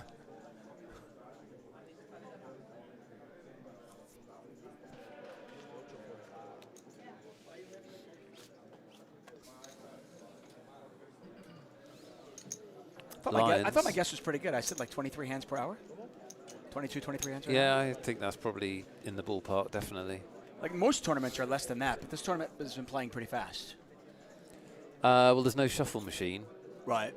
Which makes a difference. Shuffle machines live, I think you can get like 30 an hour, something like that, I think. Yeah, limit hold'em you can get like 32, 33 an hour. Usually no limit hold'em is more like 27, 28 an hour. Tournaments are a little bit less than that, but and also TV table, we have a lot more nonsense going on. Yeah, it just stops, it goes, it stops, it goes. I'm probably a little bit over. It's probably closer to like 440, to be honest with you. Whoever gets 444, I'm sorry, you're probably right. Old Leafy correctly says you have to factor in Eastie's tanking to the equation. I don't know if you did that. Oh, dear. Colin says, brilliant sound effect, Tuck. Can it be repeated for recording? Good news. This show is recorded. So just sample it. Yeah, there you go. Feel free to use it. You do not have to. I don't even need credit. Don't need any payment. Just feel free to use it. So Lyons is limping the button here with 15 big blinds, which I think is probably a pretty good idea because, you know, he feels like he can outplay his opponent post-flop, especially with position. Yeah, and you just don't want to raise and get shoved on. And Ledesma says, no limp buttons on my watch. No. I'm gonna raise it up here. And it puts Lyons in an interesting spot because he's going to limp fold some hands. He's going to limp shove some hands. I think he has Lyons obviously played brilliantly. I think he thinks Ledesma is a little tighter than he actually is. Yeah. And frankly, why wouldn't he? Yeah. We all thought that too, and now we're watching him. Yeah. He's not privy to what we're seeing right now. I mean, frankly, I think I'm limping in Queen 9 and folding to a 1.3 million chip raise too.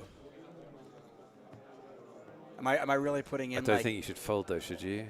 I mean, I'm not putting 25% of my stack in there with that hand against a player who's tight as Ledesma. If you think he's if you think he's tight, but he's not. Well, I don't know that yet. He's not that tight.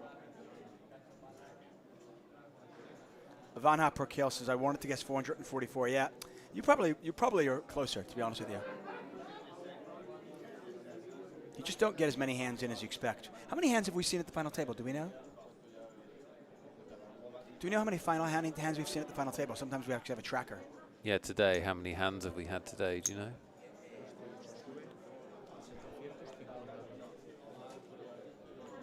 We're going to get a tracker. We're going to see exactly how many hands we've had today. 166 today. 166. There you go. So? Well, this is the one with short-handed. So this will be the most, and it's 9 hours. So this will be by far the most hands. Yeah. So your guess is not going to be far off.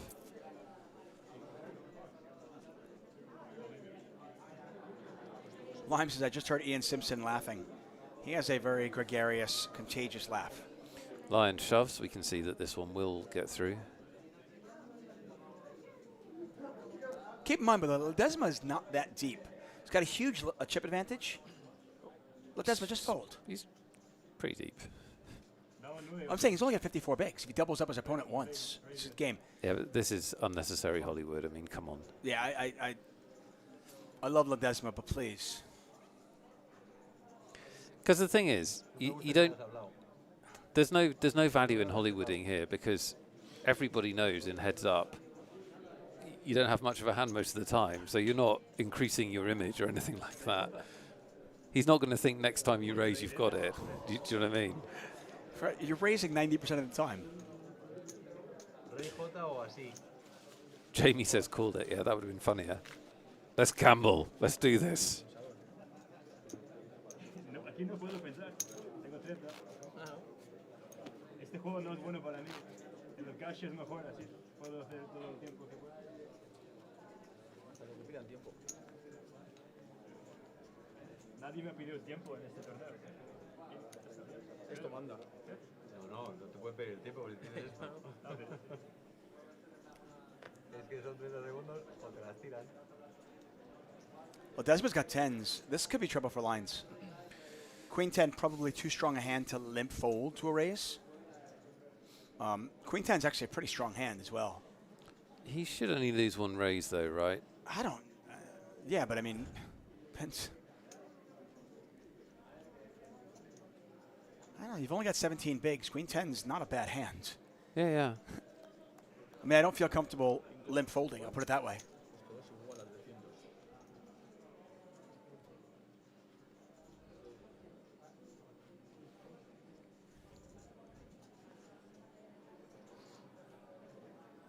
So Lions is limped. So what does Ledesma do here? It's a bit weird. Go the same 1.3 million you just went. Yeah. Just keep doing that. Yeah, he's know. That's right. I mean, you just did that with nothing. Yeah. Now do it with something.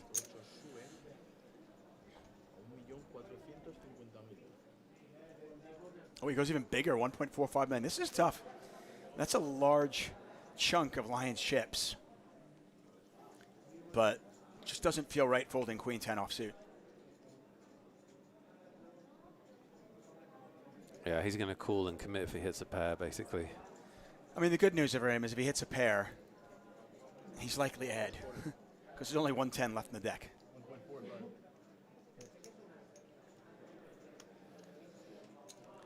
I'm curious, what does Ledesma do when the flop comes out?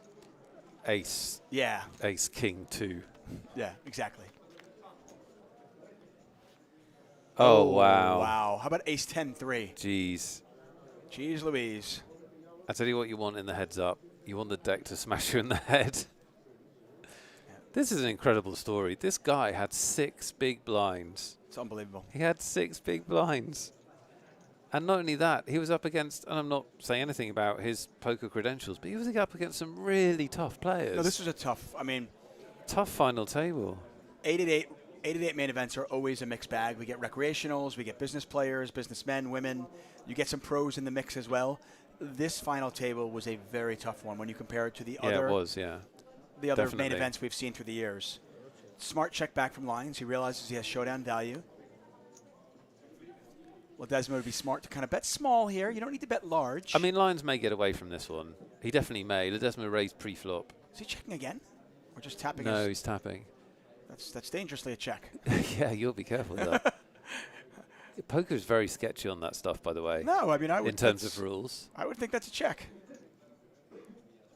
So what do? You just go, yeah, check? Yeah, I'd say check back. I'd say I check too. I mean, I'm not trying to angle. I would just assume that he's checking. So Lyons is going to have to call this. Yeah, I would have bet smaller, honestly. And then it's just a case of whether he can get away from it on the river. Unless the way Ledesma's running, I mean, you just expect Lyons to hit a queen on the river, don't you? Yeah.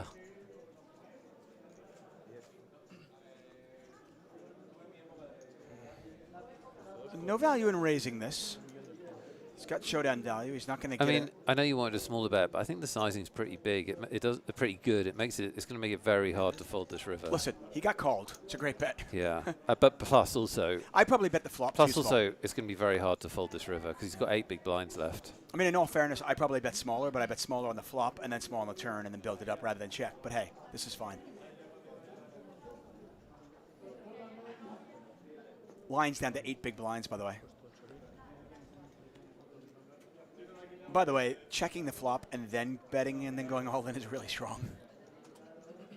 Yeah, poor Lyons. It's horrible. Yeah. He has been, I mean, he probably folds this because, as someone's just put in chat, obviously it was just a single raise pot pre-flop, so Ledesma can have all the aces and yeah, like he just checked the flop. It's just not really that bluffy. I mean, checking the flop and then bet all in. I give Lyons a He does call. he It's called. over. Wow, I thought he folded there. I thought he folded, but he had 8 big blinds left, and I think he felt, I can't let this go. No, what a finish there. And you can't even blame Lyons. I mean, the deck just hit his opponent in the face, and he just said, "I can't keep. What am I going to keep folding?" But what a tournament for these guys. Shout out to Lyons. He played a phenomenal final table, and a couple of the most above the rim plays we've seen. That folded the 3 was amazing. But as we've just seen, it's not just, can you make stellar plays? It is also about, does the deck smash you? So here's a question for you, David. What price would Ledesma have been at the start of play to be where he is now as our champion? He had 6 big blinds at the start of play. He was in 9th place against a tough field. I mean, if everybody had even stacks and everybody was at even ability, you look at that and go, okay, he's got about, 12% equity, right? 12% chance of winning the tournament. Yeah. Given his place with chips, yeah, I would say under 3%. Under 3%. I mean, just an amazing performance. But he's yeah, a regular player here, and this is his big day. Look how happy he is. Great to see. Yeah, and before I turn my attention to him, I do want to give Lyons the due respect. I mean, just a phenomenal tournament from Lyons. He would have been a worthy champion himself. He ends up, due to the deal, he ends up taking home $52,000, which is just phenomenal. Ledesma, wow. 58,000 euros to the winner. That's right. 58,000 to the winner and the trophy. And what a storybook ending. Amazing. From the outhouse to the penthouse, so to speak. He did. And he was super patient with no chips. Super patient. And then didn't have much fear at the end. I mean, I know he just, hit a set or whatever, but he was willing to put his money in. And well done to him. What a win. And I think a good lesson for a lot of people watching this, no matter how many chips you have, never give up. A little bit of a wrap-up here, as you can see. Second place, Lines takes home 52,000. Ledesma, what a performance. He takes home 58,000. Salazar, what can we say about him? I mean, chip leader for much of yesterday. Entertained us for 2 days. Really did. 32,500 in his bankroll as well. And a phenomenal 4-day run here for us in Madrid. I want to thank all of you for your support. And, of course, I want to thank our team on the floor here. Lime, Ricky, doing a great job. And I want to thank you, Nick. Always fun to work with you. Yeah, absolutely. Always a pleasure, David. And thanks to George for being our producer. We appreciate your efforts, George. Yep, our next 888 live stop is in Bucharest. But before that, of course, tomorrow here, we've got our $1 million Guarantee XL main event. That'll be streamed here on this channel tomorrow. So make sure you tune in there. Next week, Magic Monday starts up again. The Wheel of Justice is back. Yeah. For Nick Wealthall, for everybody here at 888 Poker, thank you so much for joining us live in Madrid. I'm David Tuckman. Good night. Good night.